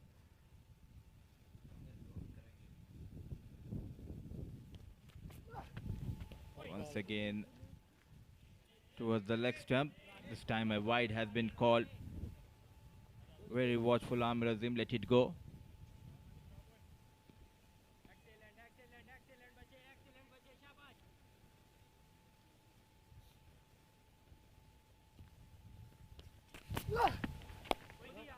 Better delivery to end the over number 5. It's 28 for no loss.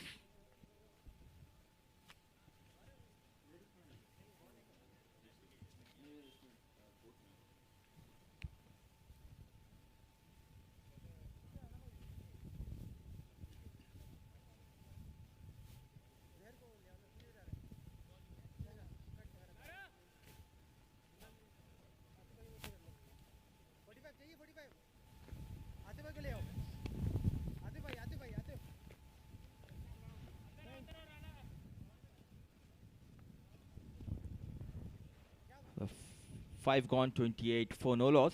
Previous over we have seen the introduction of the spin, and there will be a change from the other end as well. Looks like they are getting one more spinner. Enough a fast bowler for the captain Hisham Sheikh. Saudi Arabia needs wicket desperately. They are looking to break this partnership. With a hint of swing, I think Hisham himself is also a good option. But does he think so too? Zainul Abidin. Another exciting slow left arm bowler, orthodox bowler. And you just know why I call him very exciting. Very innocuous in the way he approaches, but extremely accurate. Look at that communication between both the batters. It was played near to that covers fielder. Straight away going for that run. Responding to that call of Virender Singh. Taken that single on the first delivery. Zainul Abidin was the most economical back in Thailand. In Saudi Arabia, recently contested and won the trophy. The challengers in the kitty. This is Mission Men's Premier Cup for them. Slip in place. Oh, he's decided to attack, and that's the best way forward here. Amir's put this one away for 4. A little more flighted, and Amir doesn't want to miss out on this one. Never mind, come on, bacha, shabash. Glorious looking shot. Fuller delivery, slow in the air. Managing to get that boundary. Shot of the day so far for me. Zainul Abidin's reply. What's it going to be? Straight to the fielder. They call him Lara. Not Zain, but the fielder. That's because Saad is one of the most grittiest left-handers. I think he is the grittiest left-hander that you will find in entire Saudi Arabia.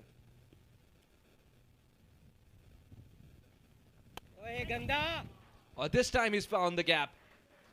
And when Amir pierces the gap like that, he deserves 4, doesn't he? Excellent batting continues.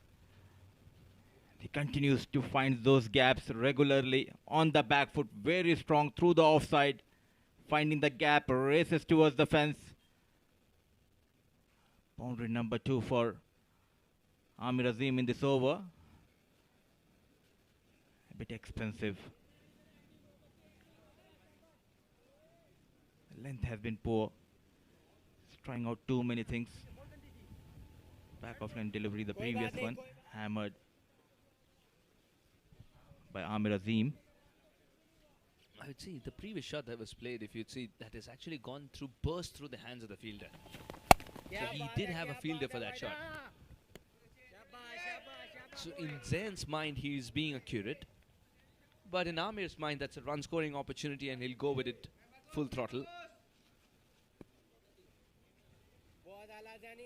Abdul Wahid.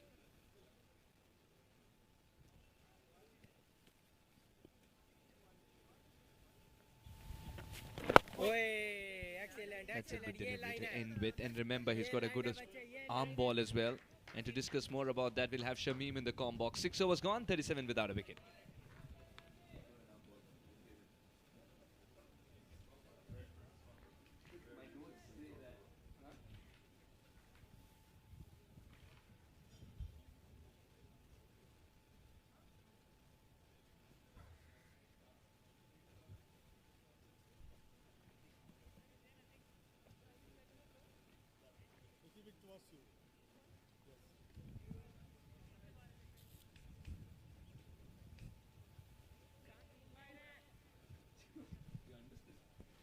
Six overs gone.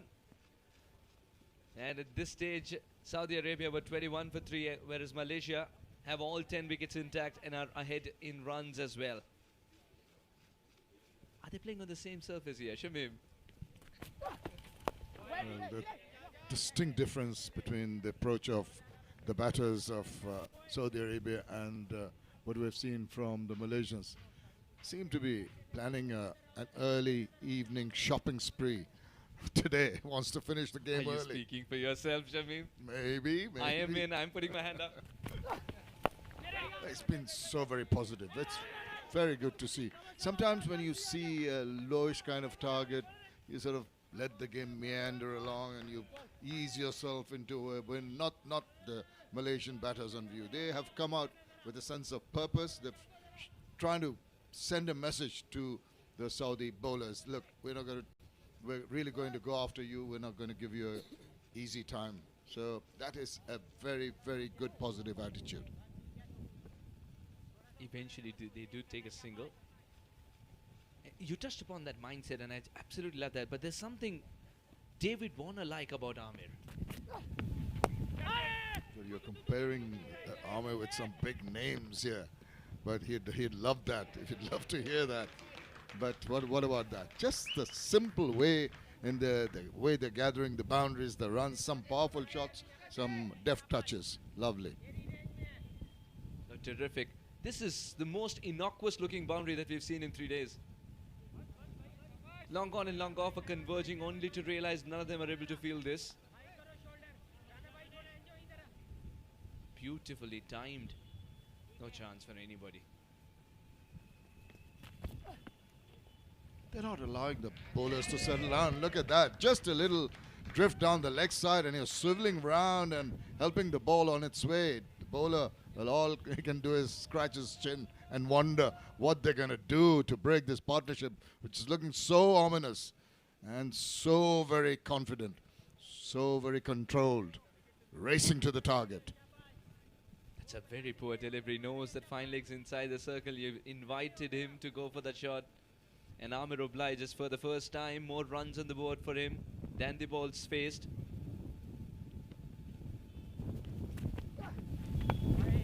For once, beats the bat. Something for the bowlers to be happy about, to be encouraged by. They seem to be in two minds. You see, just the mindset we're talking about. He is in a different level now. He wants to tonk everything out of the ground. When a good ball comes along, he's in a bit of a quandary, whether I should go for it or not. He went for that. That's going to be way beyond his reach.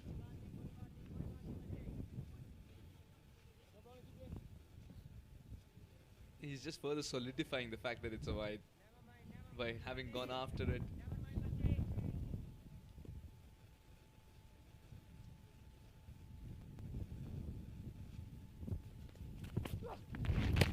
Closer, and that might be pretty close. Big appeal. Umpire not interested. For once, the bowlers can just feel that they've had the batter in a spot of bother. Down the leg side, nothing doing, says Gurung, the experienced umpire. But the batter did look back. Is that an indication at all? Is it overthought? 47 without a wicket after 7.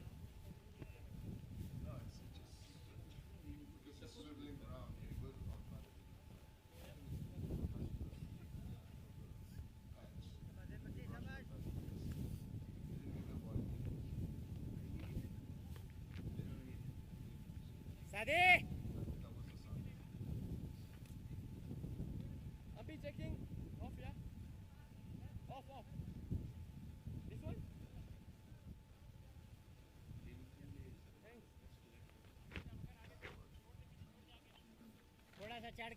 47 off in 7 overs is searing pace that Malaysia are going at. The moment really dominating the batters, having a party in the middle. When Saudi Arabia scored those 47, it looked like they were swimming against the tide. And Malaysia have surfed to 47. You bet. That's the way to put it. Absolutely. Nicely put. Down the wicket. Belligerent, but thankfully there is some protection in the deep. Could have picked his spot, but just found the fielder. Yeah, it's just that Saudi Arabia really seems to be in the desert looking for an oasis, which would be a wicket.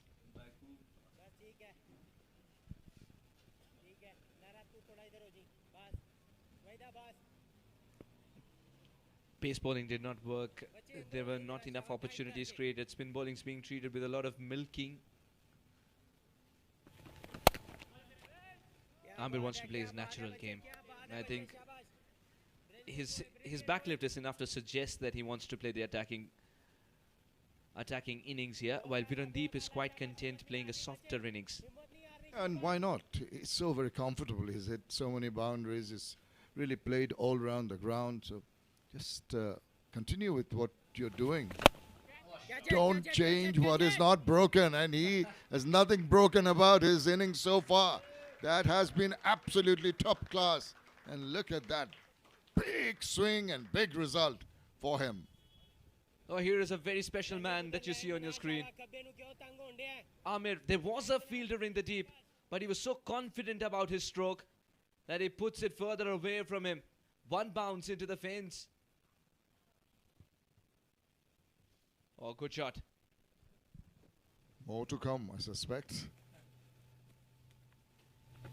Oh, he's just paid respect to the good ball. And that is a sign of a good cricketer. You just cannot go charging after every ball that comes your way. Once in a while, a good one like this is going to come and you pay respect to it. I didn't mean that he's David Warner just because of the bat that he's carrying. You notice a lot of little things. David Warner in the recent past have been in a bit of a rut. He had scored, I think, the first 5 innings, 350s, but about 115 strike rate is not what we see and expect from David Warner. Will keep the chat alive. 52 without a wicket. David Warner is known as a comeback man. Yeah, he came back in the BPL actually when he was banned for 2 years with Steve Smith because of the ball tampering thing. And the first tournament he played was Bangladesh Premier League. He was there for about a month. Both Steve and him both played there.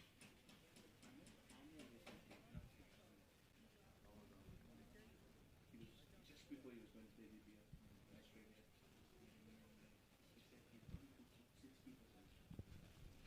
31 of 29 is Amir's contribution. Virandeep's 18. Put together, the opening stand has produced 52 in quick time. Very quick time. Virandeep's telling Amir, look, I did my bit with the ball.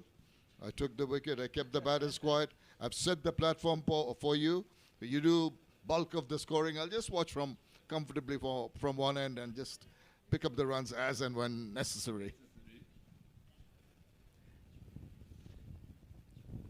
That's very well put. I'll tell you why. Abdul Wahid is the new bowler introduced in search of the first wicket for his side and himself.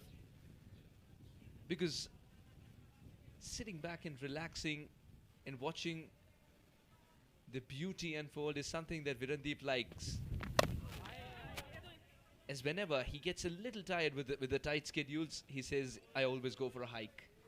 And then look for spots from which you could sit back, relax and admire the beauty of nature. At the moment is admiring the beauty of the batting at the other end. Non-striker's end seems serene. Sometimes you can just, even when you're playing a longer innings, maybe not in this format, I'm talking about the test innings, there are periods of time when the batter will just ease off a little bit and like to be at the safety of the non-strikers and not necessarily safety, just being that relaxed mood that you would be if you let the other batsmen do bulk of the scoring. And some batters enjoy being in the forefront in a partnership.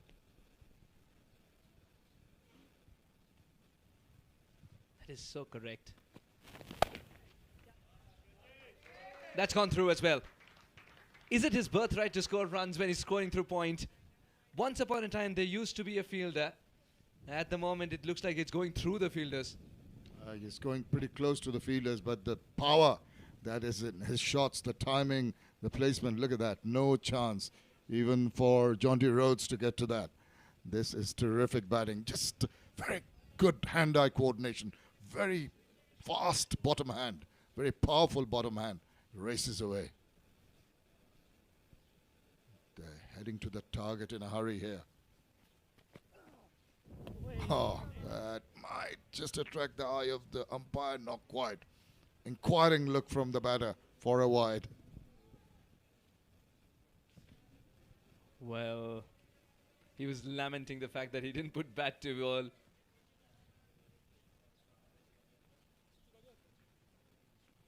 Usually you see batters with the ball sort of trickles past that wide line. You see batters look at the umpire, yearning for his arms to spread. Not for a hug, of course, but... Now that's possibly going down, like you can see from the reaction from the bowler even, and the keeper might see that initial movement of the keeper going to his right. That's an indicator that the ball's going down leg side. There were many elements in the frame, 3 people in the frame. You watched all of them together. You tell me the art of how to do it. Just keep a close eye on things. It's over the years. There comes the difference between keeping a close eye and keeping the eyes closed. Oh, yes. Oh, just give all your work a lick and a promise and watch this genius bat. This is absolutely masterclass. He's making it look so very simple. Really clobbering each and every bowler that comes his way. Anything short outside the off stump, anything even close to him is. When he's cramped for space, he puts them away. But with that kind of width, that's terrific. Well, he was not too pleased with that because it was in the air for a while. So, you know, in addition to his power hitting, he's also a stickler for perfection here. What an incredible shot. How could you not be happy with yourself after getting the desired result from the middle of the bat? This time we'll not go after it. And it's a wide delivery as well. Virendeep is affording a smile. I think he's asking him, why didn't you go after it? Because you anyways do not see fielders at the moment. Fielders are for me, gets for you. You know, sometimes also as a batter, you move across early on before the ball is bowled. And even if it's outside those guidelines, the umpires tend not to give wides because you're closer to the ball as it's delivered. So that's a fine line that he needs to watch out for. That's much better.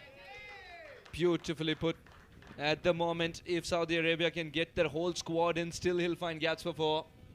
This is tremendous. Tremendous hitting. Belligerent, powerful hitting by Amir. Come to the end of that over. It's 6-6 without loss.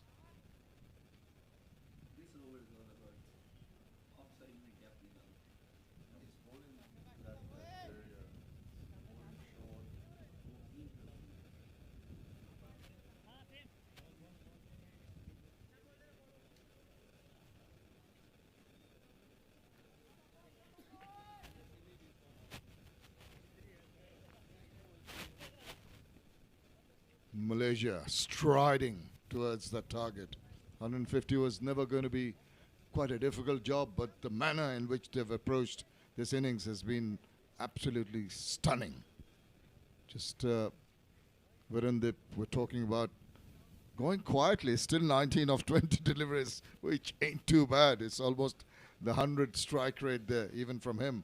But look at 43 from Amir of just 34 balls, really powering on and putting the pressure on all the bowlers, including Aberdeen, who's gone for 14 so far of his first 2.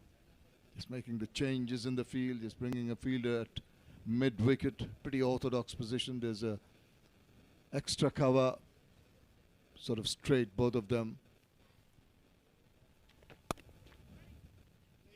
And it's just past the cover fielder into the deep. I think it's that phase of the game where Virendeep is quite content going to his favorite destination. Get off at this train station called the non-strikers end.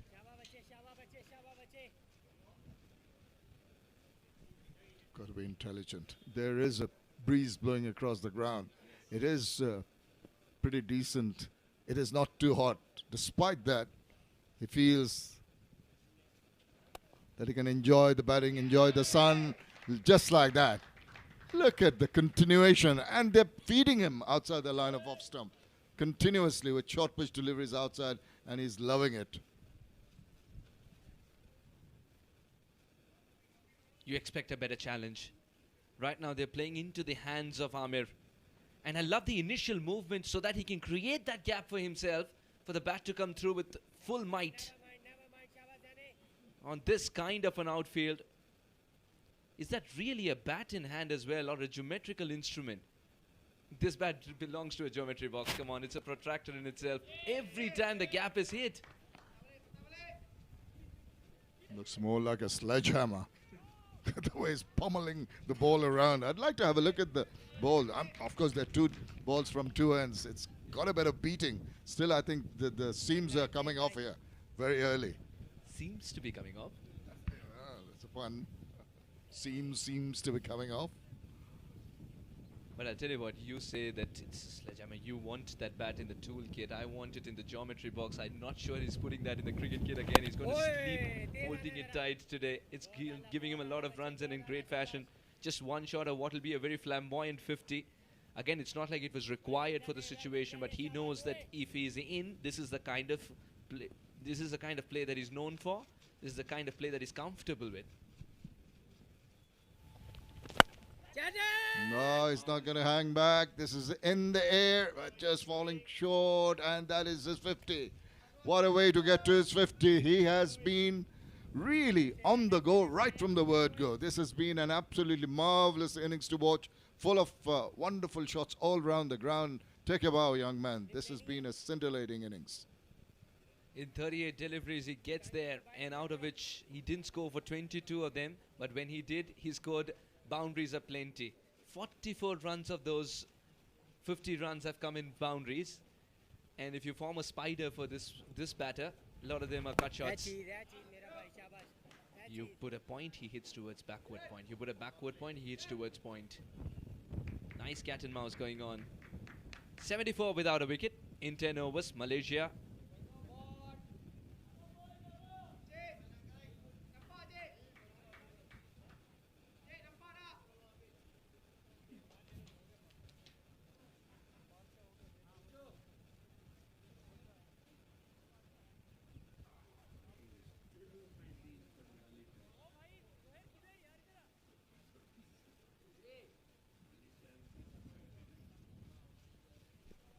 Ten overs, 74 runs.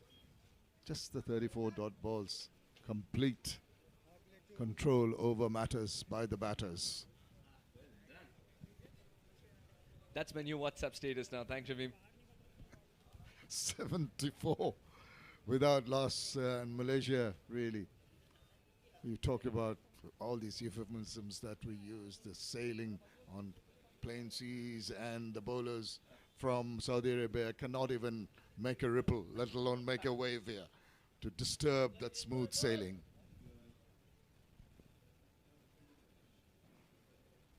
I also love the one that you said between the overs. I think the microphone should have been switched on then as well. A wicket seems to be a mirage at this stage.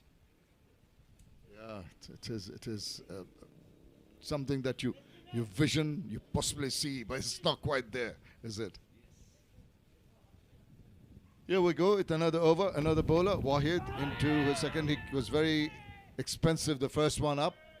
Big appeal for once. Maybe there'll be a signal from the umpire. Do we get a signal? I don't know what that appeal was for. I'd have thought it was for the ball brushing the pads or something like that. He showed the bat immediately, and the umpire also thought that there was bat first. Hence, there wasn't a signal from Mr. Gurung. Single coming. Virendip on strike. Next station, then on striker's end. Doors will open on the left. And don't just leave the please mind the gap part to Amir. He's putting it in the gap for 4. The idea was to get a little more. Prince decided to stay home. Yeah, but it surprised me when he tried to go for the big swinging bat there. You're talking about the equipment, you're talking about the geometric instruments, I was talking about the sledgehammer. But I just hope I'm not putting the mockers on Amir when, if he gets out, we'll say he lived by the sword and died by it.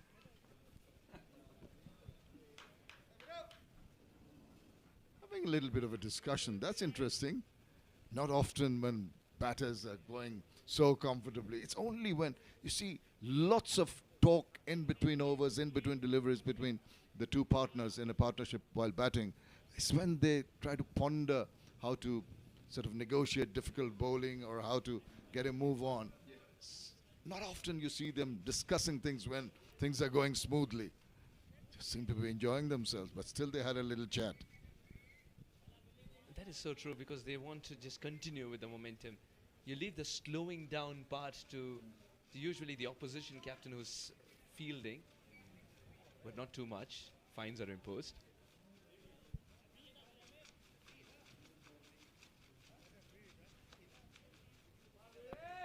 Oh, it's a free hit. An extra fielder inside the ring means it is a delivery that's deemed no ball. It's going to be a free hit, and now he has the license to go big. Still finds the fielder. I wonder if it's deliberate. I like taking singles only. Now, seriously, this gentleman, Mr. Wahid, needs to be a little more accurate. He's done well so far, 14 of the first over, just given away the 2 runs, but even with a freebie there, the free hit, it was not taken advantage of. They're calling for 2 here, runs the first one quickly, but guess what? Ends up as a single.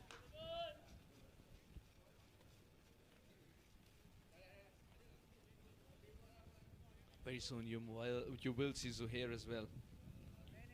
Youngest in the side, 18 years of age, Zuhair. Performed well in the qualifier.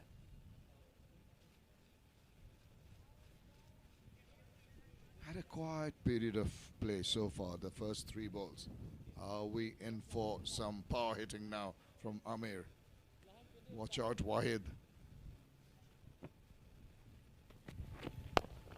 No, no, no. That is a very, very good shot. It doesn't need to be power. Just needs to be sweet timing, wonderful full face of the bat, and you get it a boundary anyway. This is terrific. There isn't a relaxing sight that scores more points than this one. And this is why Virandeep wants that single to get the best seat in the house to view something like this. It's always a great sign when long off and long on are converging at each other, looking at each other as to who's going to field. None of them do. We're back live. Was in a very funny position to play that shot.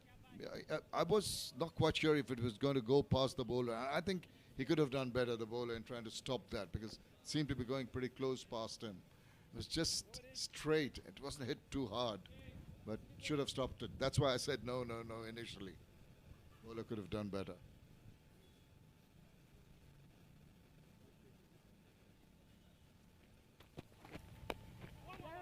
Tuck away, single, retains the strike. More trouble in the next over for the Saudis. Malaysia 82 now without loss.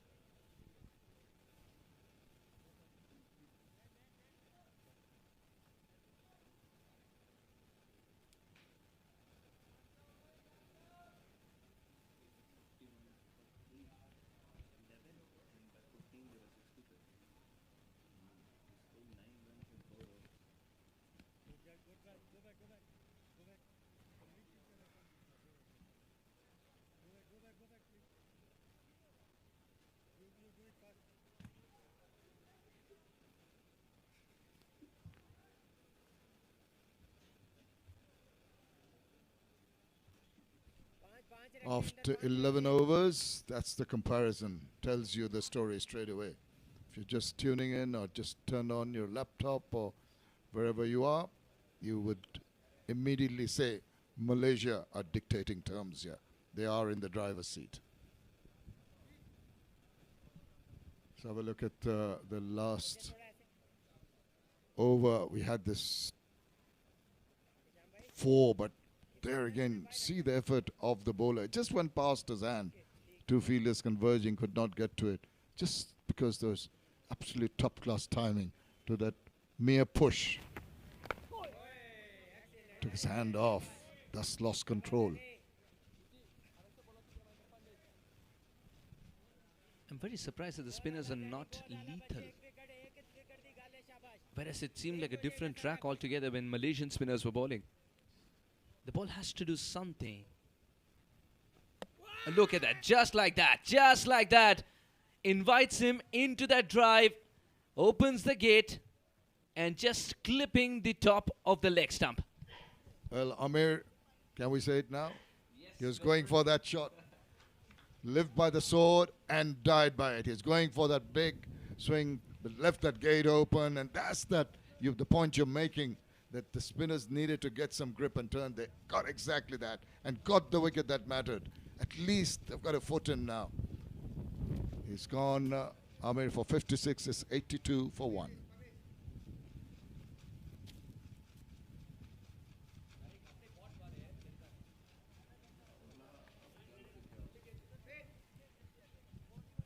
.56 of 44. Good innings comes to an end from Amir.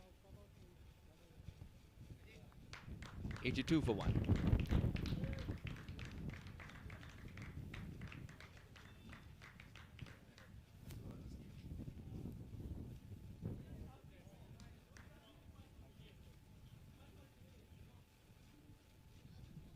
.82 for 1.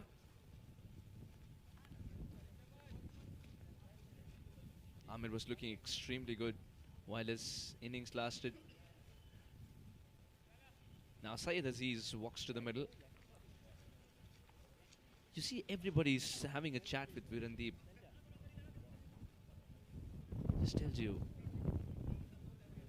that the situation forced him to become very mature very early on. He was able to captain the side as well, Virandeep, as he had debuted for his country at a very early age. Syed Aziz made the switch from India. Straight away off the mark, and that's a good feeling. Any innings, any format, anywhere, club cricket, test cricket, international cricket, first runs under the belt always eases the nerves. And the very first ball, if you can do it, it's even better, and Aziz has done it. But now, will Virandeep just change his mindset, change his approach? I don't think he needs to, because they're so comfortably placed. Hardly any reason for him to take any kind of risk at all. Just play his natural game. That's the way to go about it. I think Virandeep has decided to drop anchor. We'll also take a bit of time to see how Aziz is going and how he is feeling at the other end. Quick single, well done. Needed a better collect there, Manan. You see what happens when you put the fielder under pressure with a quick run. As he was coming in to stop that ball, he was also looking up at the batters crossing over. And that extra bit of lack of concentration just took his eyes off and missed the ball at the first attempt. Very good delivery. Now Zain is speaking a language that the captain loves listening to. 12 overs gone, 84 for 1.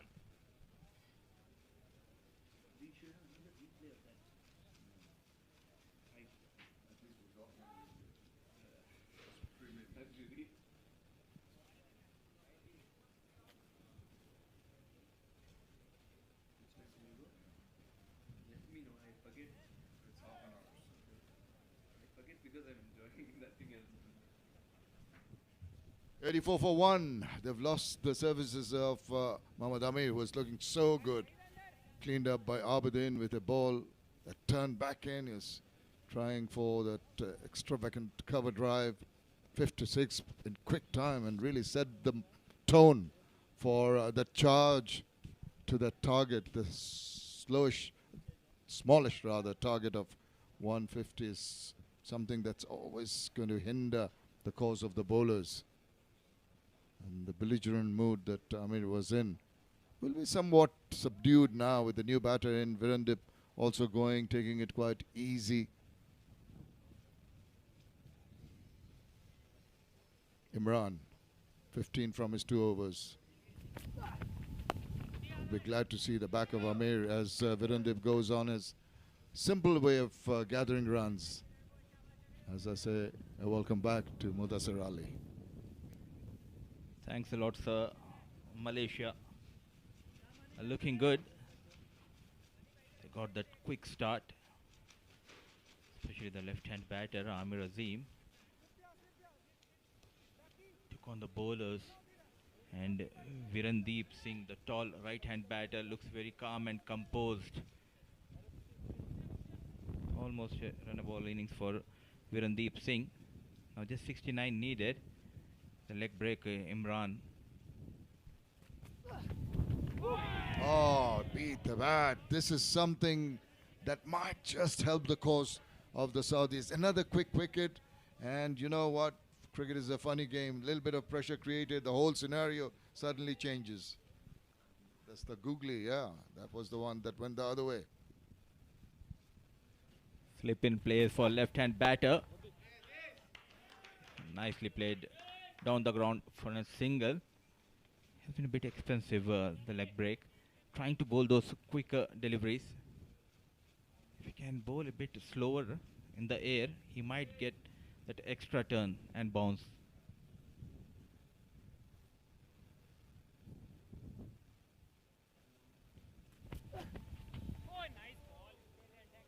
They've got a mix with the 2 batters in the left-right combination. So he had the slip in position, and when the left-hander is in, you more often than not expect the bowler to bowl googlies to take it away from the left-hander with the slip in. With the right-hander, maybe more percentage-wise of orthodox leg spin, and that's been hammered away. That stood up just a tad short, and immediately into his stroke was Virendip. Very good looking shot that was. Perfectly placed by Virendeep Singh, for number 28 in this match, on the back foot between short thirdman and point fielder, finding that gap, and ball races towards the fence. Excellent piece of timing and placement. Oh, the placement was ideal. Just opening the face, the angle. He knew that if he had that angle going at point of impact, it's going to thread the needle between those 2 fielders that you mentioned. 90 for 1.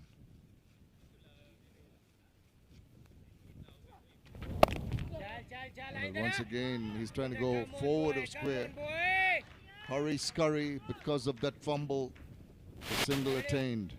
13 overs have been completed. It's 91 for 1.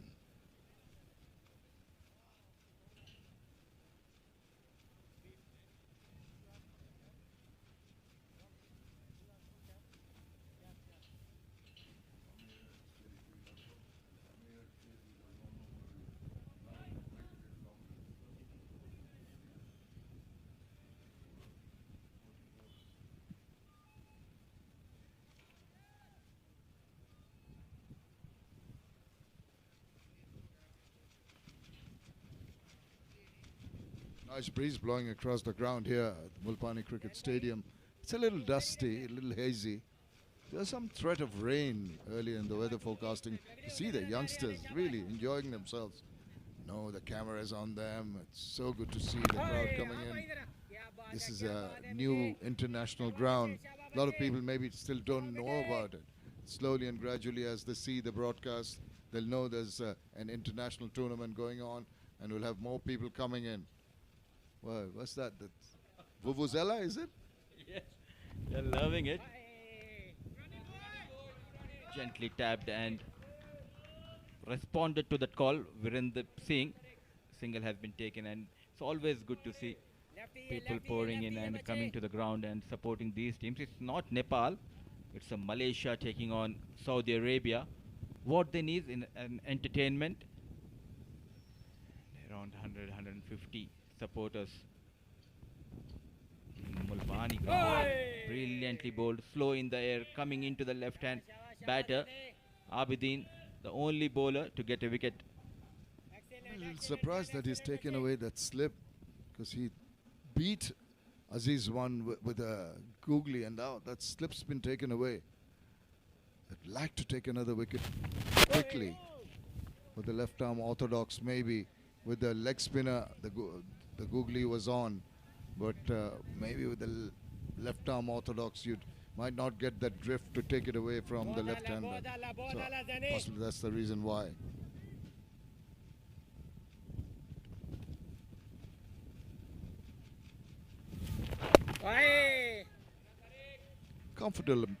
Comfortably played. Just simple enough to amble across for a single. That quick start, which was provided by Amir, has pushed the Saudi captain and his team on the back foot. They're in no mood for attacking. They just want to contain. They need wickets. The way these two are playing, it's a different kind of mindset as we come to the end of the 14th over. 93 for 1.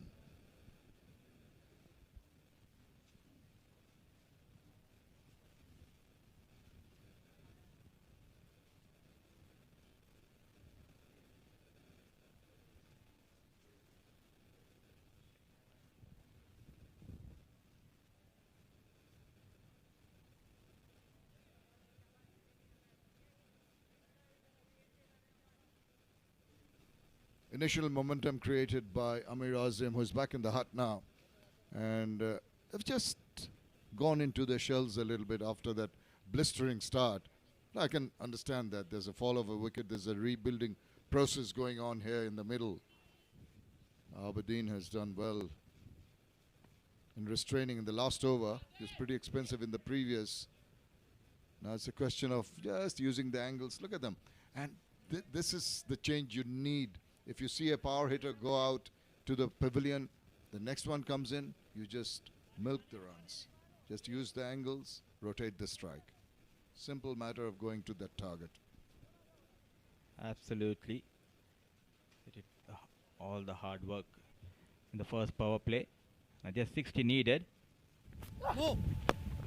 No ball by a spinner. Sassin, the leg break, Imran. And it will be a free hit for Aziz. Oh dear. All the pressure, that mini pressure they've created in the last couple of overs will be negated. And that is the last thing you want. A spinner, as you said, is a cardinal sin to just step over. The captain's not going to like it. The team management are not going to like it. The bowler himself is going to be disappointed that he bowled that no ball. So free hit on the way. And where is this ball going to end with? If he can just restrict the batter. Aziz has just come in. Let's see what he can do with the free hit. No. He goes, Victor. Another no ball I just saw.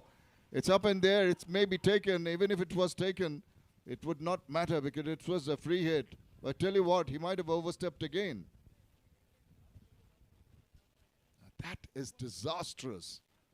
There's the signal. Goodness, can't have two no balls, one after the other. The two fielders coming for that catch, but it was a free hit. The last avoiding each other. Still, it's a free hit. Advantage Malaysia, advantage Aziz.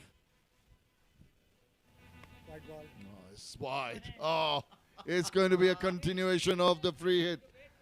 This is absolute shambles from Imran. It's really falling apart. The 100 has come up with that wide for Malaysia.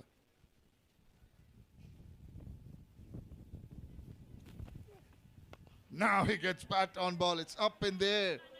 Is it going to fall inside? It is, but it's not going to matter once again because it was a free hit and it's disappointing for the bowler.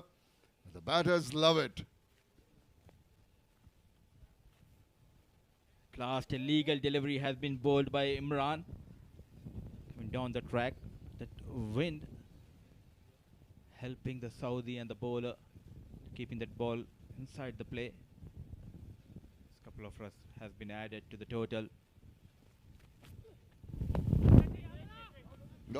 Bit of a yes and no. Last thing you want now is a run out because they just seem to have formed a little partnership. The bowlers have aided to that effort by the batters in building up the partnership. Unfortunately, Imran has been all over the place. 2 no balls and a wide in this over. Simple enough to put it in the deep and amble the single. It's going to be a long over for Imran. Technically, both the batters are very sound.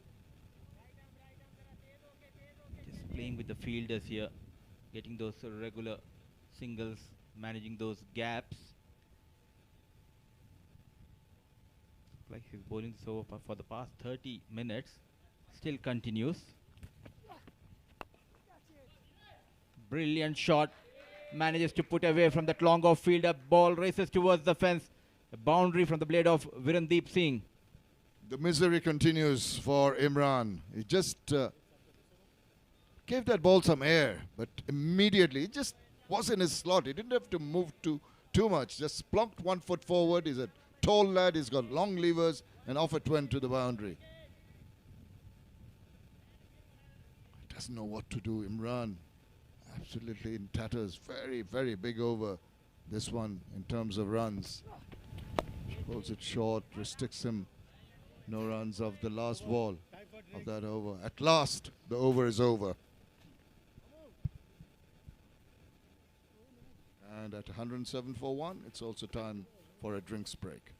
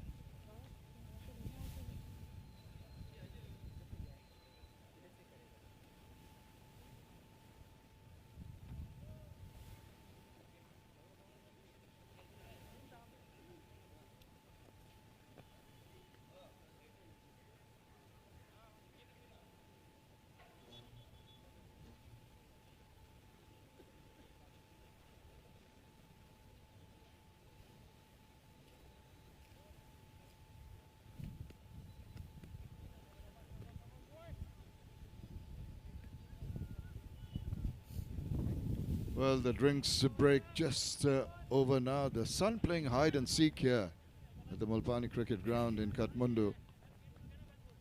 Just hope that the weather stays clear till the end of the match. Sun now shining once again. That's a good thing, because a short while back we saw the groundspersons just going near the covers, and that's an indicator that there's something in the air. Thankfully, we can carry on. Oh, that reared up. It's one of those unplayable balls. That'll encourage Zain. Look at the turn coming into left-hand batter. Just over that off stump.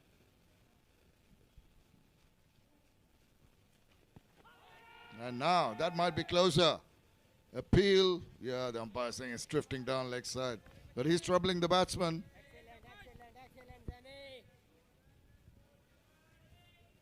That to a left-hand batter. They always says in a UAE domestic circuit, if there is a left-hand batter, never give the ball to a left-arm orthodox bowler. Don't believe that. That thing, it should be put out of anyone's mind. I don't understand the thinking behind it. Don't off-break bowlers bowl to right-handed batters? So why not left-arm orthodox bowlers bowling to left-handed batters? That concept of, sometimes captains change over if they see a left-right combination, they're bowling. I just feel that anyone can bowl to anyone because the success rates tell you, the figures tell you, it's not really something that you need to worry about or need to plan. But somehow, it is always in the back of the mind of the think tank. So this is the advice coming from Mr. Shamim. Excellent, excellent, You Zane. need to trust your abilities, you need to trust your talent, you need to believe in yourself. You have that willpower, you can conquer anything.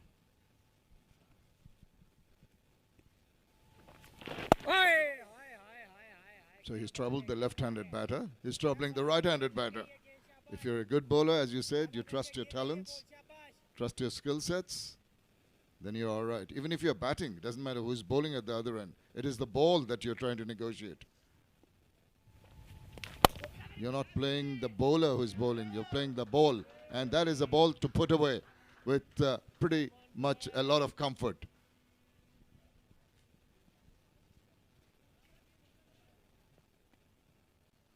Very strong on the back foot and manages to find the boundary.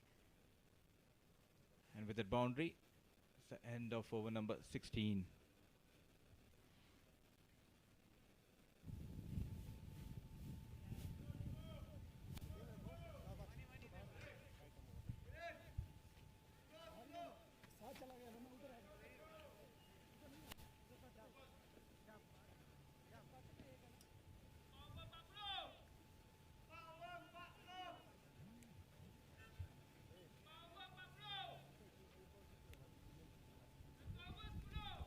Sixteen overs of the Malaysian innings has been completed. 112 for 1. Said Aziz on 10. Virendip Singh on a very well compiled 38. He's holding the innings together. He's played within himself. He's been sensible in his shot selection. And that initial momentum given by Amir Azim has really worked well for Malaysia. And now, you want to get punished with balls like that, and you deserve what you got. Loose delivery, immediately, promptly sent to the boundary. Now clearly they are in a hurry. I got that message. There's a forecast saying there will be showers at any time. There's change in the climate here in Malpani ground in Kathmandu. A poor delivery hammered towards the mid-wicket region. On the back foot, sensible cricket. Taking that single and rotating the strike. Yes, it's been a mix from Zain Abidin because we've seen him get some grip and turn.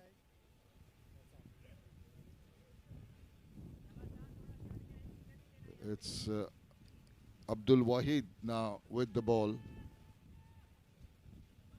5 runs already, 2 overs bowled, Daffy. So the change of bowling affected by the captain, he'll be hoping that he can get a wicket through, but that first ball was such a loose one, and immediately it was advantage batter.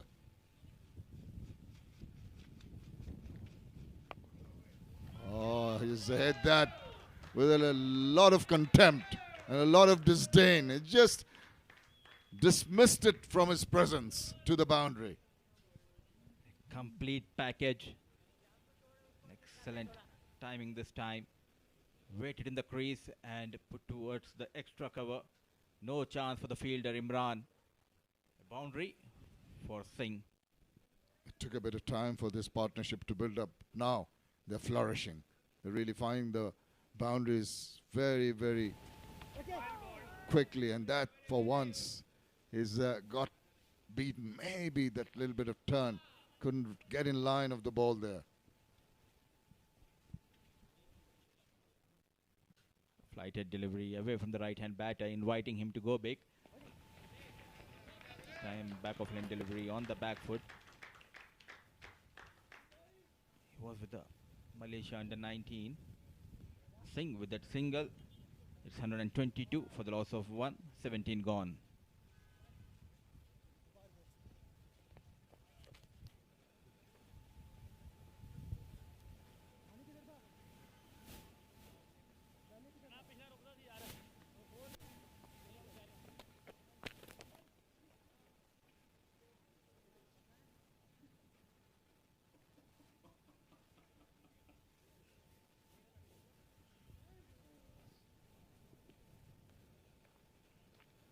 Cannot really compare. Wouldn't like to compare after 17 overs. Malaysia 122 for 1. Just cruising along. So comfortable. They bowled really well in the first innings. They fielded well. When it came to batting, their excellent start given by both the openers, Singh and Amir. Amir has departed, but still Singh out in the middle, making sure to get the remaining runs for his team. The umpire just waiting for that side screen to close. It's showing the advertising. There you go. Just needs to close before the bowler starts his over. There we go. You can see to the left of us the screen going up over, and we're all set to go.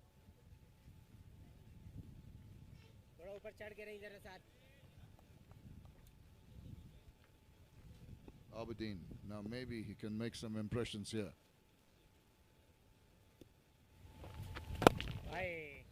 Push and run. Just making it pretty simple. Going to that target very comfortably. It's all about the timing and the placement when it comes to Virendeep Singh. Moves to 44 with that single. What a game he is having. Earlier, he got a wicket to his name in the first innings. Now scoring those runs for his team.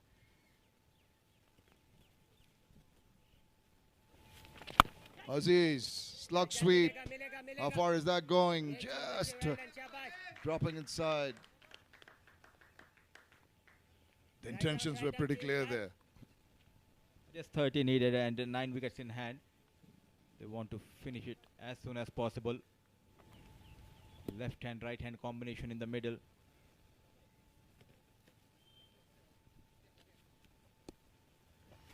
Oh, that's scurried through for once. He had to hurry down on that one. The ball keeping slightly low. We haven't seen that low kind of bounce often in the tracks in the 3 games that have been played. But look at that. Really had to hurry down.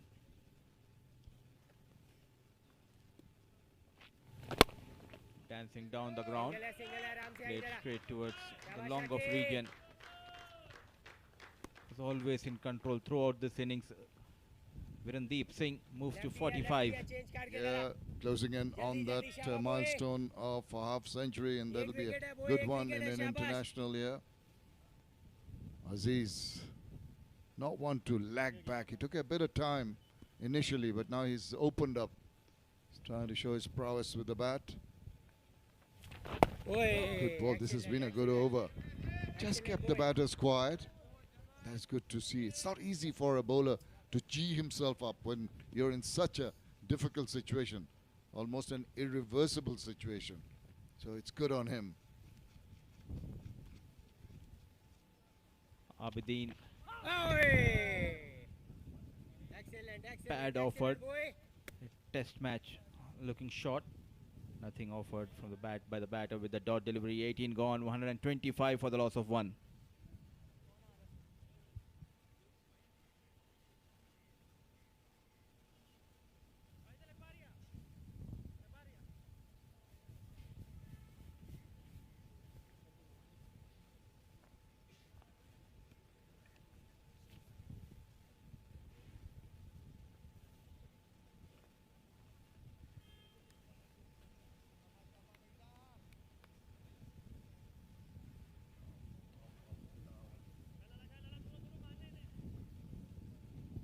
$125 for 1. Surprisingly, not even despite the rate they're going at, no over boundary.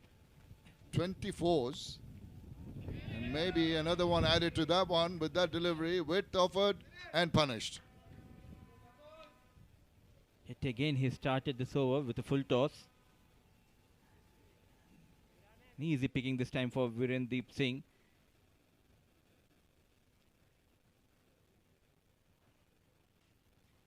A full toss delivery. Once again, the placement, opening the face of the blade. Putting past that fielder. He moves to 49.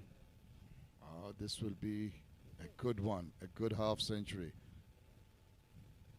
49 of 48 balls, good strike rate. He's been in control, just looking around. Another pause in play for some reason.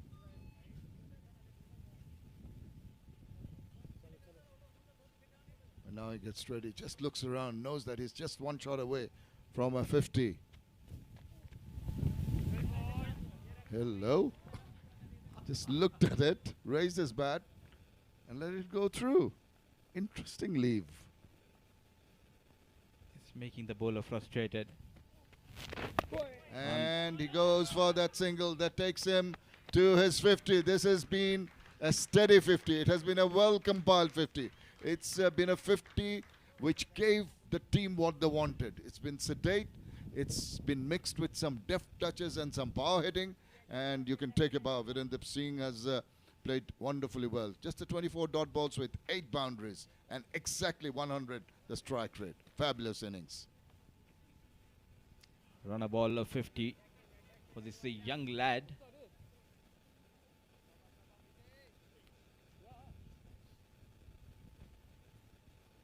Wahid continues to be expensive on the back foot plate towards square leg region. Just a single for Aziz. Aziz, he's like a Robin to the batman, managing those singles and giving the strike back to Virendeep Singh. I just love the way these two batters are making it look so very simple. Just standing their ground, picking their spots, getting the singles, rotating strike. Cricket couldn't have been more easier for the two in the middle. 19 done, 132 for 1.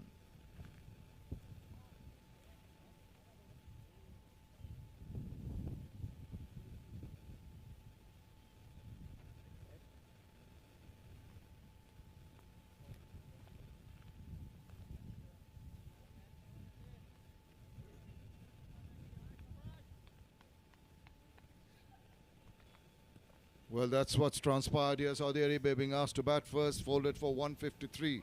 Ghafoor stood tall with 40, Wahid 36 and Sheikh 21. And brilliant bowling by the Malaysians, and they've continued with the bat. That good performance and an opportunity. Maybe lucky they maybe got a bit of bat on that one. Could have trickled through underneath. But Virendeep and Aziz are leading them with this partnership to that target. Looking to just go to it quite quietly and comfortably, not in a rush. Stepping down the track, lapse in concentration, got to his 50, wanted to go big, wanted to get the first maximum of his innings. Brilliant piece of bowling has been rewarded, an easy catch taken at the point. I was just saying, not in a rush, and suddenly there was a rush of blood from Virendeep Singh, very unlike him. Just wanted to finish the game in a hurry, charged the bowler, got the outside edge, and a well-judged catch. It went quickly to him, but it's a catch well taken. They can be happy about that, but this has been an absolutely marvelous innings by Virendeep. He goes for 51 of 52. Malaysia are now 132 for 2.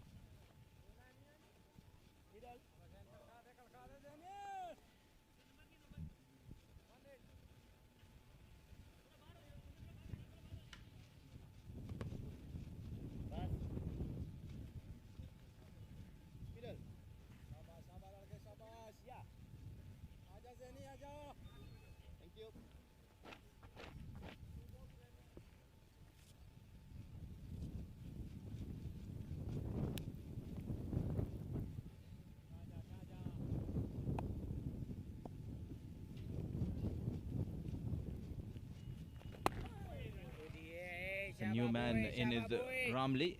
And 32 for 2, 19.2, 19.3, 22 needed for Malaysia.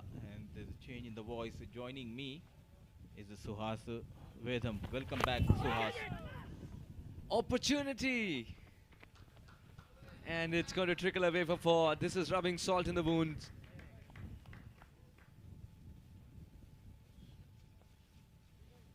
Yeah, thank you for the mention, Mudassir.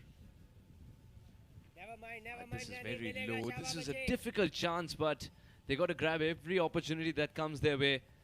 If Saudi Arabia will have to make a game of this. At the moment, it's one-way traffic. Malaysia, 136 for 2, just 18 away from victory. Magical delivery from Zain. Brilliant boy, shabash. Excellent, Zane. 2 wickets taken by this bowler, Abidin. Threatened the batters, especially Virendip Singh. Lost his patience, wanted to go big against Zain. The back foot Ramli. A dot delivery to end over number 22. It's 136 for the loss of 2.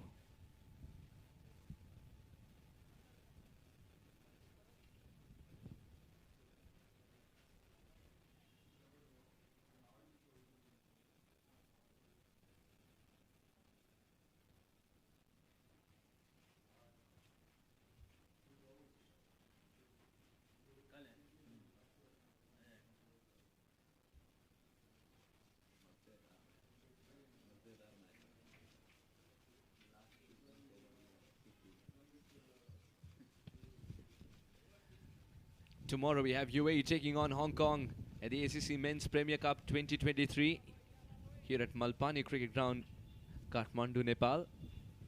That is going to be an exciting contest as well. Hisham is a little itchy to get going with that ball. First ball, Aziz wasn't ready. And he has a concern with the side screen too. I think somebody just walked past it.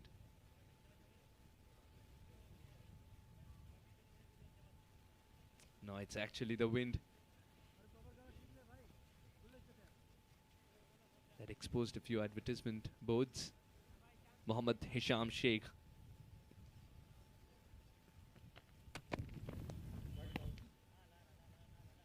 Starts off with a wide. And 17 now required for Malaysia. The captain sort of knows that this game's tilted towards the opposition. Expecting a miracle.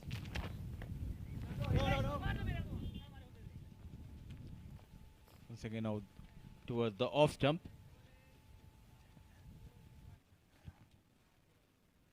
A good decision. Give it a legal delivery. The captain, Sham Sheikh.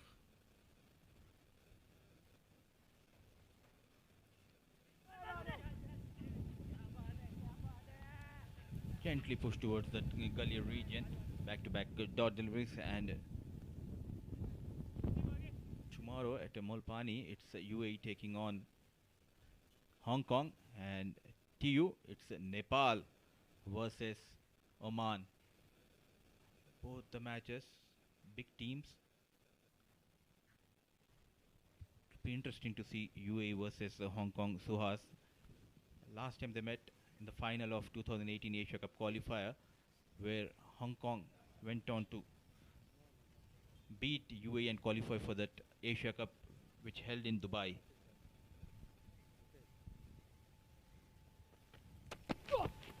Yes, it's time to rekindle that rivalry here in Kathmandu. And if you see, both the teams are looking good after a victory in their outing recently. Hong Kong picking up a win first against Singapore. And UAE yesterday beat Kuwait. It was there to be hit. It's a very safe shot given the situation. Aziz is one of the most stylish cricketers, and here is why I tell you that. He is such a good reader of the length of the ball. And if you offer him anything short, he'll pounce on it. No protection in the deep, and the equation coming down. Just 13 needed for Malaysia. Help their net run rate as well. Marching towards a thumping victory. This time it's all about control. He'd already picked his spot and he wanted to send the ball there. Simple as that. Not a big swivel, not a flamboyant finish. Just guiding the ball in the direction. Back-to-back boundaries for Aziz, and see how quickly he's adjusting to that line and length. Very strong on the back foot. Moves to 25 with that boundary. That's not an ideal line. That's just not the ideal line. It's going to be an easy single. Hisham's not asking probing questions. And this game's anyways becoming one-way traffic by the minute. 21 overs gone. 1-4-6 for 2.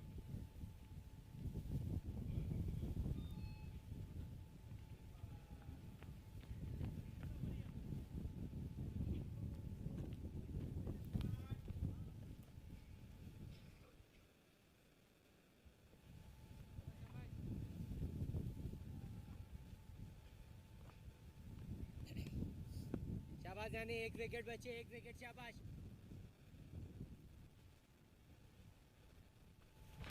क्या फायदा शाबाश A low full toss. Hammered towards the deep mid wicket. He is in a hurry. Aziz yet again finding that boundary. Moves to 30 with that boundary. Just one more hit of this sort away from picking up their points. Malaysia. Again, a very good area to score runs off. And this time behind square. That'll be 4 more. With a flurry of fours, Aziz brings Malaysia the 2 points they needed. And a much needed victory as well to set the tone nicely from here on in the tournament. Thumping victory for Malaysia, winning by 8 wickets and reaching the target in 21.2 overs. They have dominated from the ball 1. This was a winning shot, swept towards the vacant region. What a performance by Malaysia team. They bowled really well, they fielded well, and they batted well. Yeah, absolutely clinical Malaysia today, and this is the kind of comeback you want as well. The coach would be mighty pleased with this kind of an effort. The engine room firing and getting the job done. Malaysia win by 8 wickets and send a statement to many other teams in this tournament that they mean business.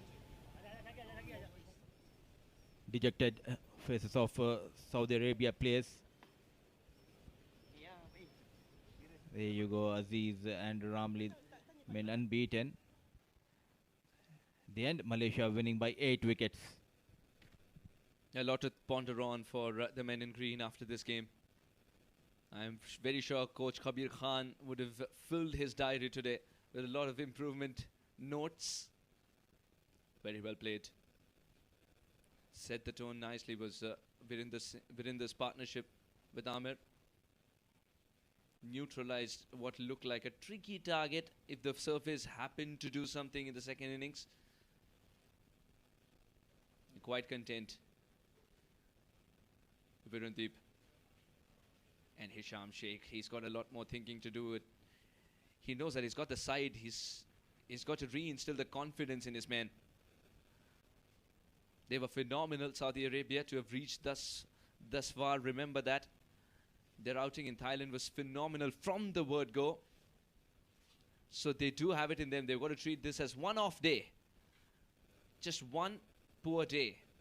It does not define the character of the side. And we'll hope for a bigger comeback and a better comeback. Amy Muksani, the manager of the Malaysian side.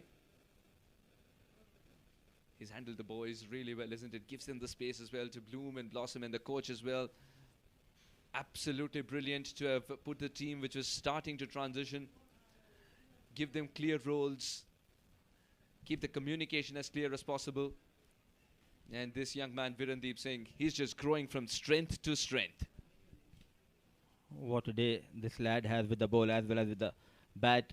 match-winning performance by Virendip Singh. Wicket to his name, then 51 balls. Men in yellow clearly dominated. They were all over the men in green.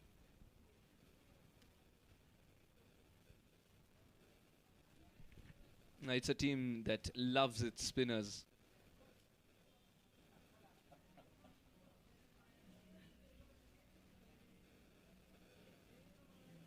It's time to warm down now.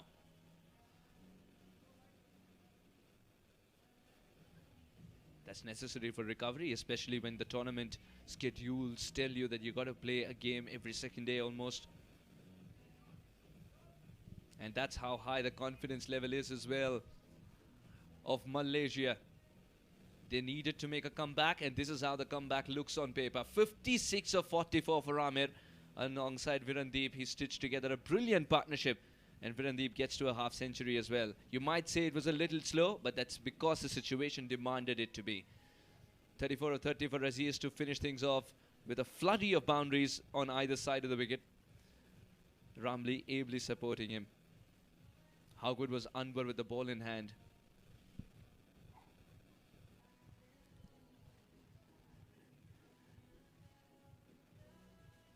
Just 2 wickets of falling for Malaysia. They started off really well. The first wicket worth of 82 runs between Amir and Virendip.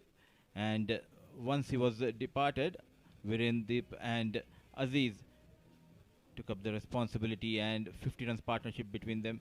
And for the third wicket, it was Aziz and Ramli made sure they go beyond that 153, 22 runs worth partnership between these two.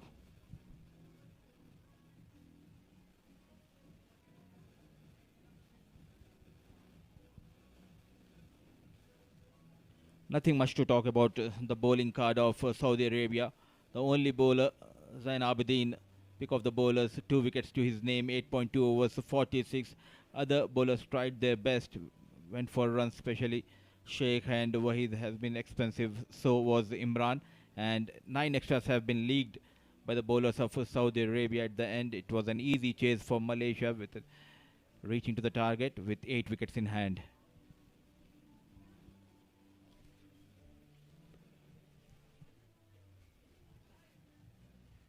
So Saudi Arabia getting 153 after Malaysia asked him to bat first. Ghafoor top scoring with his 40 and Wahid supporting him with a 36. Sheikh's 21 as well makes the cut, but that just tells you that the engine room did not fire. Khazar's 3 for 13 will be remembered for a long time. What a phenomenal performance by the spinner. And Irfan and Haider started off with 2 wickets apiece, setting the tone beautifully for Saudi Arabia with the pace they provided. Malaysia in reply 154 for 2. They romp home thanks to Amir's 56 of 44 and Virendip's sensible 51. Aziz was in a bit of a hurry for his 34 so that he can begin the handshakes and have an early bath.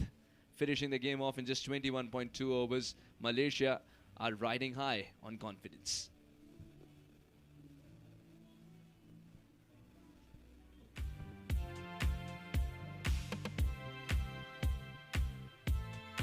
Invoked the 2 openers with resolve. They knew that it was not going to be a tricky total.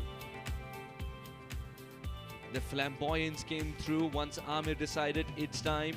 It took a bit of time and then launched into those shots. Virendip was solid from one end. Anything pitch shot, he ensured that it's going for 4. Amir, and it was a treat to watch Amir through the offside as well. Those 2 shots on the leg side, and then watch this one go through. This burst through the hands of the fielder. That's how hard he strikes it. And the cut shot being his favorite. That's one of many cut shots. You can form a highlights package of the cut shots itself. And when you give him a gift on the leg side, why would he miss out on this? He's too good to miss out on this. And then he decided that it's time to up the ante. He chose Zain to take to the cleaners, and the cut shots just ensured that it reduced the confidence levels of all the men in green. They were diving left and right, but he was one man who knew the field better than the opposition captain did. Terrific shot. If you're a connoisseur of cut shots, then you would also love the straight drive, the good old-fashioned straight drive. He played a lot of textbook shots before this happens and found the big gate between bat and pad, clipping the top of leg stump. That was the first of the two jolts that Malaysia had to manage. Virandeep continued his merry form, reaching the half century.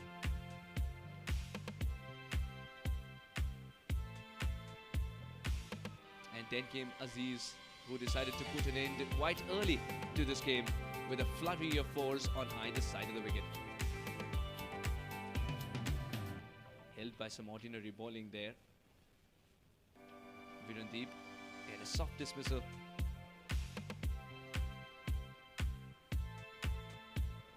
And after that, it was all one-way traffic. Aziz talking in boundaries only. And when you bowl full tosses at such comfortable height, Aziz is not going to miss out on it. No, not going to miss out on those. All in all, it's a tidy performance for Malaysia as they first restrict their opposition to a humble total and then chase it down in aplomb.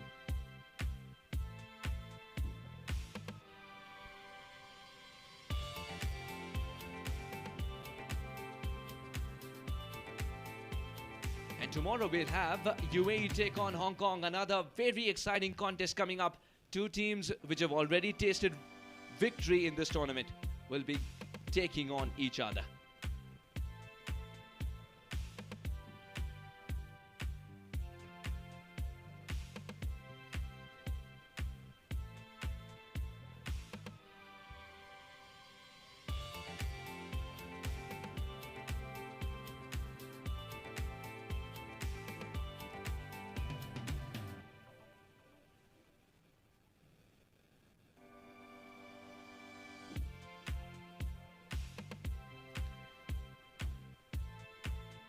Let's go down to Shamim Chaudhry at the post-match presentation and find out who the player of the match is.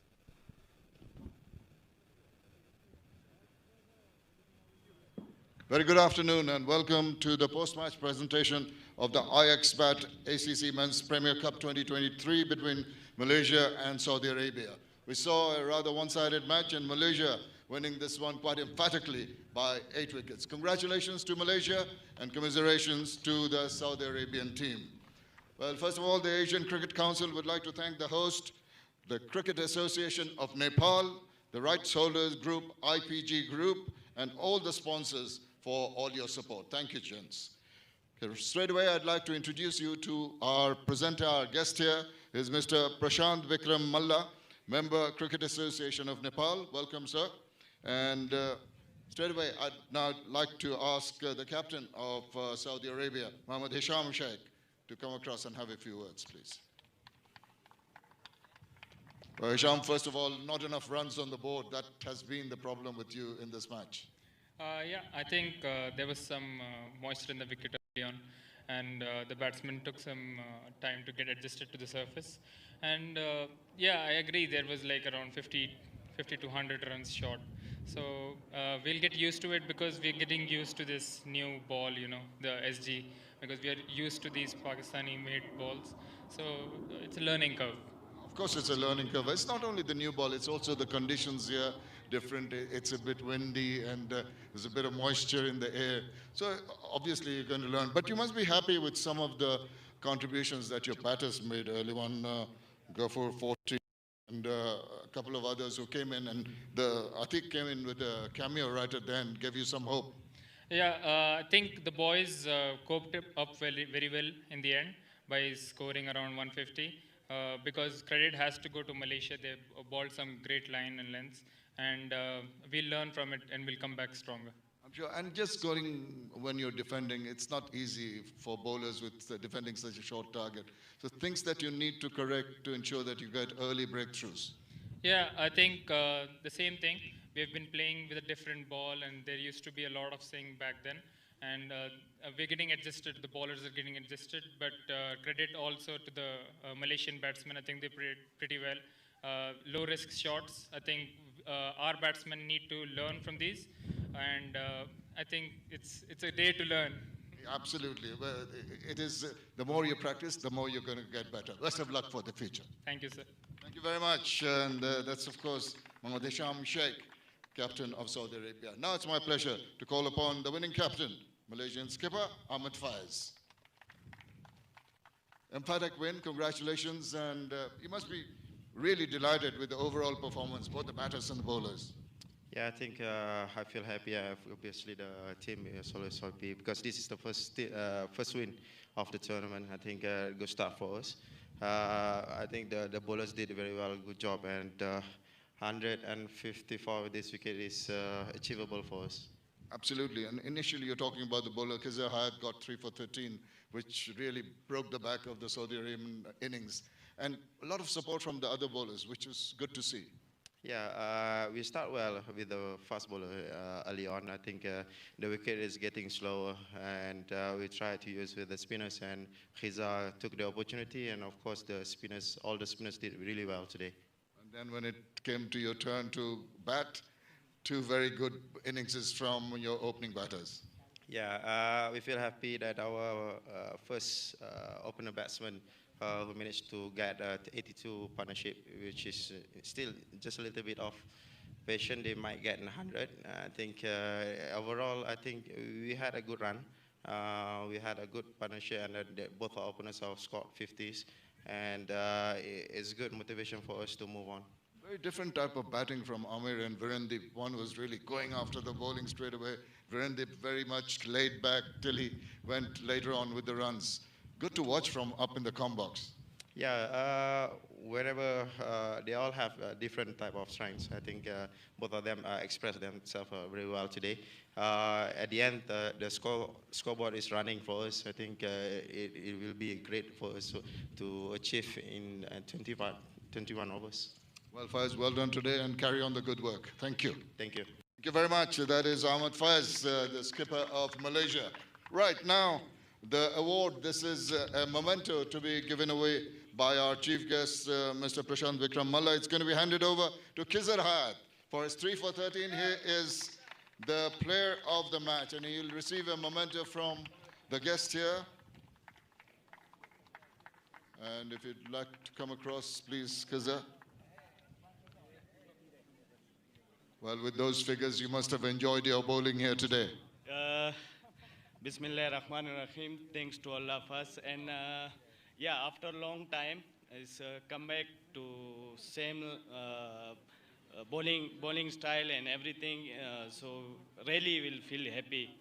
It's not only the wickets, it's also economic. You didn't give too many runs away. Did you feel that you got some extra support from the wicket itself? Yeah, this is not my first time to economy about. My bowling only just follow the economy, not all the wickets. The wickets we get me, then bonus for me. So always for me is economy on. So you're very accurate bowler, and you pride yourself with that. And you have delighted everyone. You've done a good job. We just hope that you carry on. Yeah, thanks. Thank you very much. And that is, of course, Khizr Hayat, the man of the match. And ladies and gentlemen, that is all from the presentation.